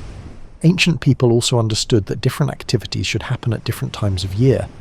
The ancient Greeks knew that certain crops should be planted when specific stars appeared, that wine should be made when the moon was in a particular phase, and that important decisions should be made during certain seasons. They didn't just track time, they used it to optimize their daily lives. The ancient Mayans created a calendar system that was more accurate than anything Europeans had at the time. They calculated that a year was 365.2420 days long, remarkably close to the modern measurement of 365.2422 days. They could predict eclipses hundreds of years in advance and knew exactly when Venus would appear as a morning star or evening star.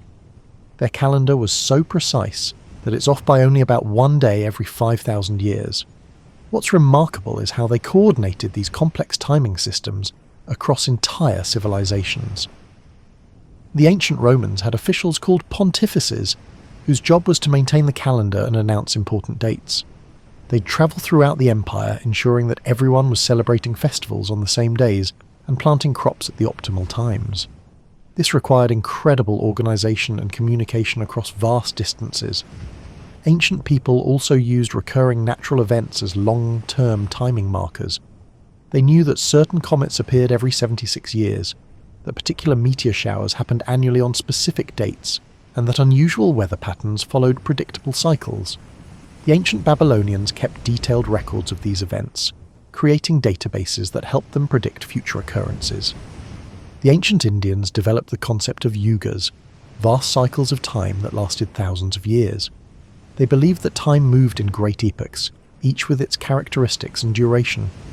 While such an approach might seem impractical, it actually helped them understand long-term climate patterns, population cycles, and agricultural trends. They were thinking about time on scales that modern people rarely consider. Perhaps most importantly, ancient people understood that time wasn't just about scheduling, it was about meaning. They knew that certain times were auspicious for beginning new projects, that other times were better for reflection and rest, and that the timing of events could influence their outcomes. They lived in harmony with temporal rhythms that connected their daily lives with the cosmos itself. Long before anyone understood circadian rhythms or hormone cycles, your ancestors knew something profound. Your body is a living clock. They developed sophisticated ways of reading internal biological signals to track time, and they understood that humans are naturally synchronized with the rhythms of the earth. Ancient people noticed that they naturally felt hungry at certain times of day, grew sleepy at predictable intervals, and experienced peak energy at specific hours. They didn't just accept these patterns, they used them as timing devices. The ancient Romans divided their day around meal times. Prima hora was the first hour after sunrise, sexta hora was midday when they ate their main meal, and vesper was evening when they had a light supper. Their entire schedule revolved around when their bodies naturally wanted to eat. The ancient Chinese took this idea even further. They believed that different organs in the body had peak energy at different times of day. The liver was most active from 1 a.m. to 3 a.m., the lungs from 3 a.m. to 5 a.m., the large intestine from 5 a.m. to 7 a.m., 7 a.m., and so on. They used this organ clock not just for medical treatment, but also for daily scheduling. They'd plan different activities for times when the relevant organs were at peak function. Here's something that might surprise you. Ancient people were incredibly skilled at estimating times through physical activities. They knew that it took exactly the same amount of time to walk from their home to the well each morning, to milk a cow, or to prepare a simple meal. They turned routine activities into timing devices. A weaver might know that it took exactly 2 hours to complete a certain pattern, or a blacksmith might time his work by how long it took to forge a particular tool. Ancient people also understood that children's bodies change at predictable rates, and they used this information as a long-term timing system. They knew that a child's first tooth would appear at about 6 months, that they'd start walking around their first birthday, and that they'd reach certain developmental milestones at specific ages. Parents could estimate a child's age even without formal birth records by observing these natural developmental markers. The ancient Egyptians noticed that pregnant women experienced predictable changes at specific intervals. They could determine how far along a pregnancy was by observing certain physical signs, and they knew that labour would begin when the woman's body showed particular signals. Midwives became skilled at reading these biological clocks to predict exactly when births would occur. Ancient people were also fascinated by the connection between human rhythms and lunar cycles. They observed that women's menstrual cycles often synchronized with the moon's phases, and they used this connection for both timekeeping and health monitoring. They noticed that many people slept differently during full moons, that certain illnesses followed lunar patterns, and that emotional states seemed to fluctuate with the moon's position. Here's what's really interesting. Ancient people understood that the aging process itself was a kind of slow clock. They could estimate someone's age by observing subtle changes in skin texture, hair colour, posture, and movement patterns. Experienced elders could look at a person and tell you not just their approximate age, but also what season they were born in, what kind of work they did, and even what foods they typically ate. The ancient Indians developed detailed knowledge about how the body's energy levels changed throughout the day. They identified specific times when people were naturally more alert, more creative, or more physically capable. They scheduled important activities during these peak periods and reserved rest times for when the body naturally wanted to slow down. This wasn't just practical, it was a sophisticated understanding of human biology. Ancient people also used sleep patterns as timing devices. They knew that healthy people naturally went through predictable sleep cycles, and they could estimate how long someone had been asleep by observing their breathing patterns, body position, and eye movements.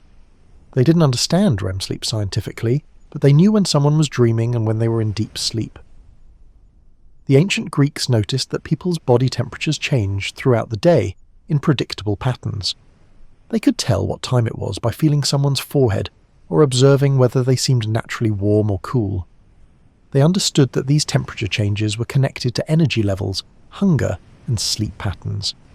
Ancient people were also skilled at reading the subtle signs that indicated someone's overall health and vitality. They knew that certain physical changes meant someone was getting sick, that other changes indicated recovery, and that some patterns showed long-term health trends. They essentially used the human body as a diagnostic instrument that could reveal information about both time and health. What's remarkable is how accurately ancient people could estimate time using only their bodies and natural observations. Modern studies show that people who live without clocks often develop incredibly precise internal timing. They can wake up at specific times, know when to eat, and coordinate complex activities using only their internal biological rhythms. As you settle into sleep tonight, you're participating in the same daily rhythm that guided humans for thousands of years, before electric lights and digital clocks changed everything. Your ancestors weren't just getting by without modern timekeeping, they were living in harmony with natural rhythms that connected them to the earth, the sky, and their own bodies in ways that modern people can barely imagine. The ancient timekeepers understood something profound. Time isn't just about measurement, it's about meaning, rhythm, and connection.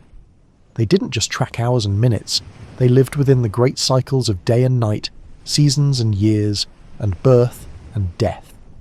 Their timekeeping systems weren't just practical tools, they were ways of understanding their place in the universe. Think about how different their relationship with time must have been. They couldn't rush through their days checking phones every few minutes. They couldn't stay up all night working under artificial lights. They couldn't schedule back-to-back meetings or eat lunch at their desks. Instead, they lived according to natural rhythms that their bodies understood instinctively. The ancient Egyptians had a beautiful concept called ma'at, which meant living in harmony with the natural order of things. This included living in harmony with natural time, waking with the sun, eating when hungry, working when energy was high, and resting when the body needed rest. They believed that fighting against natural rhythms was not just impractical, but actually harmful to physical and spiritual health. Ancient people also understood that different types of time required different approaches. They had practical time for daily activities, seasonal time for agricultural planning, ceremonial time for religious observances, and sacred time for connecting with the divine. They didn't expect one system to handle all these different needs. They developed multiple overlapping ways of understanding and measuring time. Here's something that might make you smile. Ancient people were probably less stressed about time than we are today. They couldn't be precisely punctual in the modern sense, so they developed social customs that accommodated natural variations in timing. If you arranged to meet someone when the sun is halfway to its highest point, everyone understood that this might vary by 10 or 15 minutes depending on the season and weather. Flexibility was built into their social systems. The ancient Chinese had a saying, "The best time to plant a tree was 20 years ago. The second best time is now." They understood that time wasn't just about scheduling, it was about understanding the right moment for different activities. They developed sophisticated knowledge about timing that went far beyond simple measurement to include wisdom about when to act, when to wait, and when to rest. Ancient timekeepers also understood something that modern people often forget. Time is cyclical, not linear. Days repeat, seasons return, and patterns recur. They didn't think of time as a straight line moving from past to future, but as a spiral where similar events happened repeatedly, but never exactly the same way twice. This gave them a sense of continuity and connection that helped them navigate uncertainty. What's most remarkable is how much ancient people could accomplish using only natural timekeeping methods. They built magnificent structures aligned with celestial events, coordinated complex civilizations across vast distances, and maintained accurate calendars for centuries. They did all this without any mechanical devices, using only careful observation, accumulated knowledge, and deep understanding of natural patterns. The ancient timekeepers left us more than just historical curiosities. They left us a different way of thinking about time, one that's more natural, more connected, and perhaps more human. They remind us that time isn't just about productivity and efficiency, it's about rhythm, meaning, and living in harmony with the world around us. As you close your eyes tonight, you're following a pattern that connects you to every human who has ever lived. Your body knows it's time to sleep, just as it has always known. Your internal clock, refined over thousands of years of evolution, is still keeping perfect time. In a world of digital displays and constant connectivity, you still carry within you the ancient wisdom of natural timekeeping. The next time you wake up naturally, just as the first light appears, remember that you're experiencing something timeless. You're participating in the same daily miracle that guided your ancestors for millennia. You're proof that even in our modern world, the ancient rhythms still pulse within us, connecting us to the eternal dance of earth and sky, day and night, rest and waking. Sleep well, knowing that your body's own ancient clock will wake you exactly when you need to wake, just as it always has.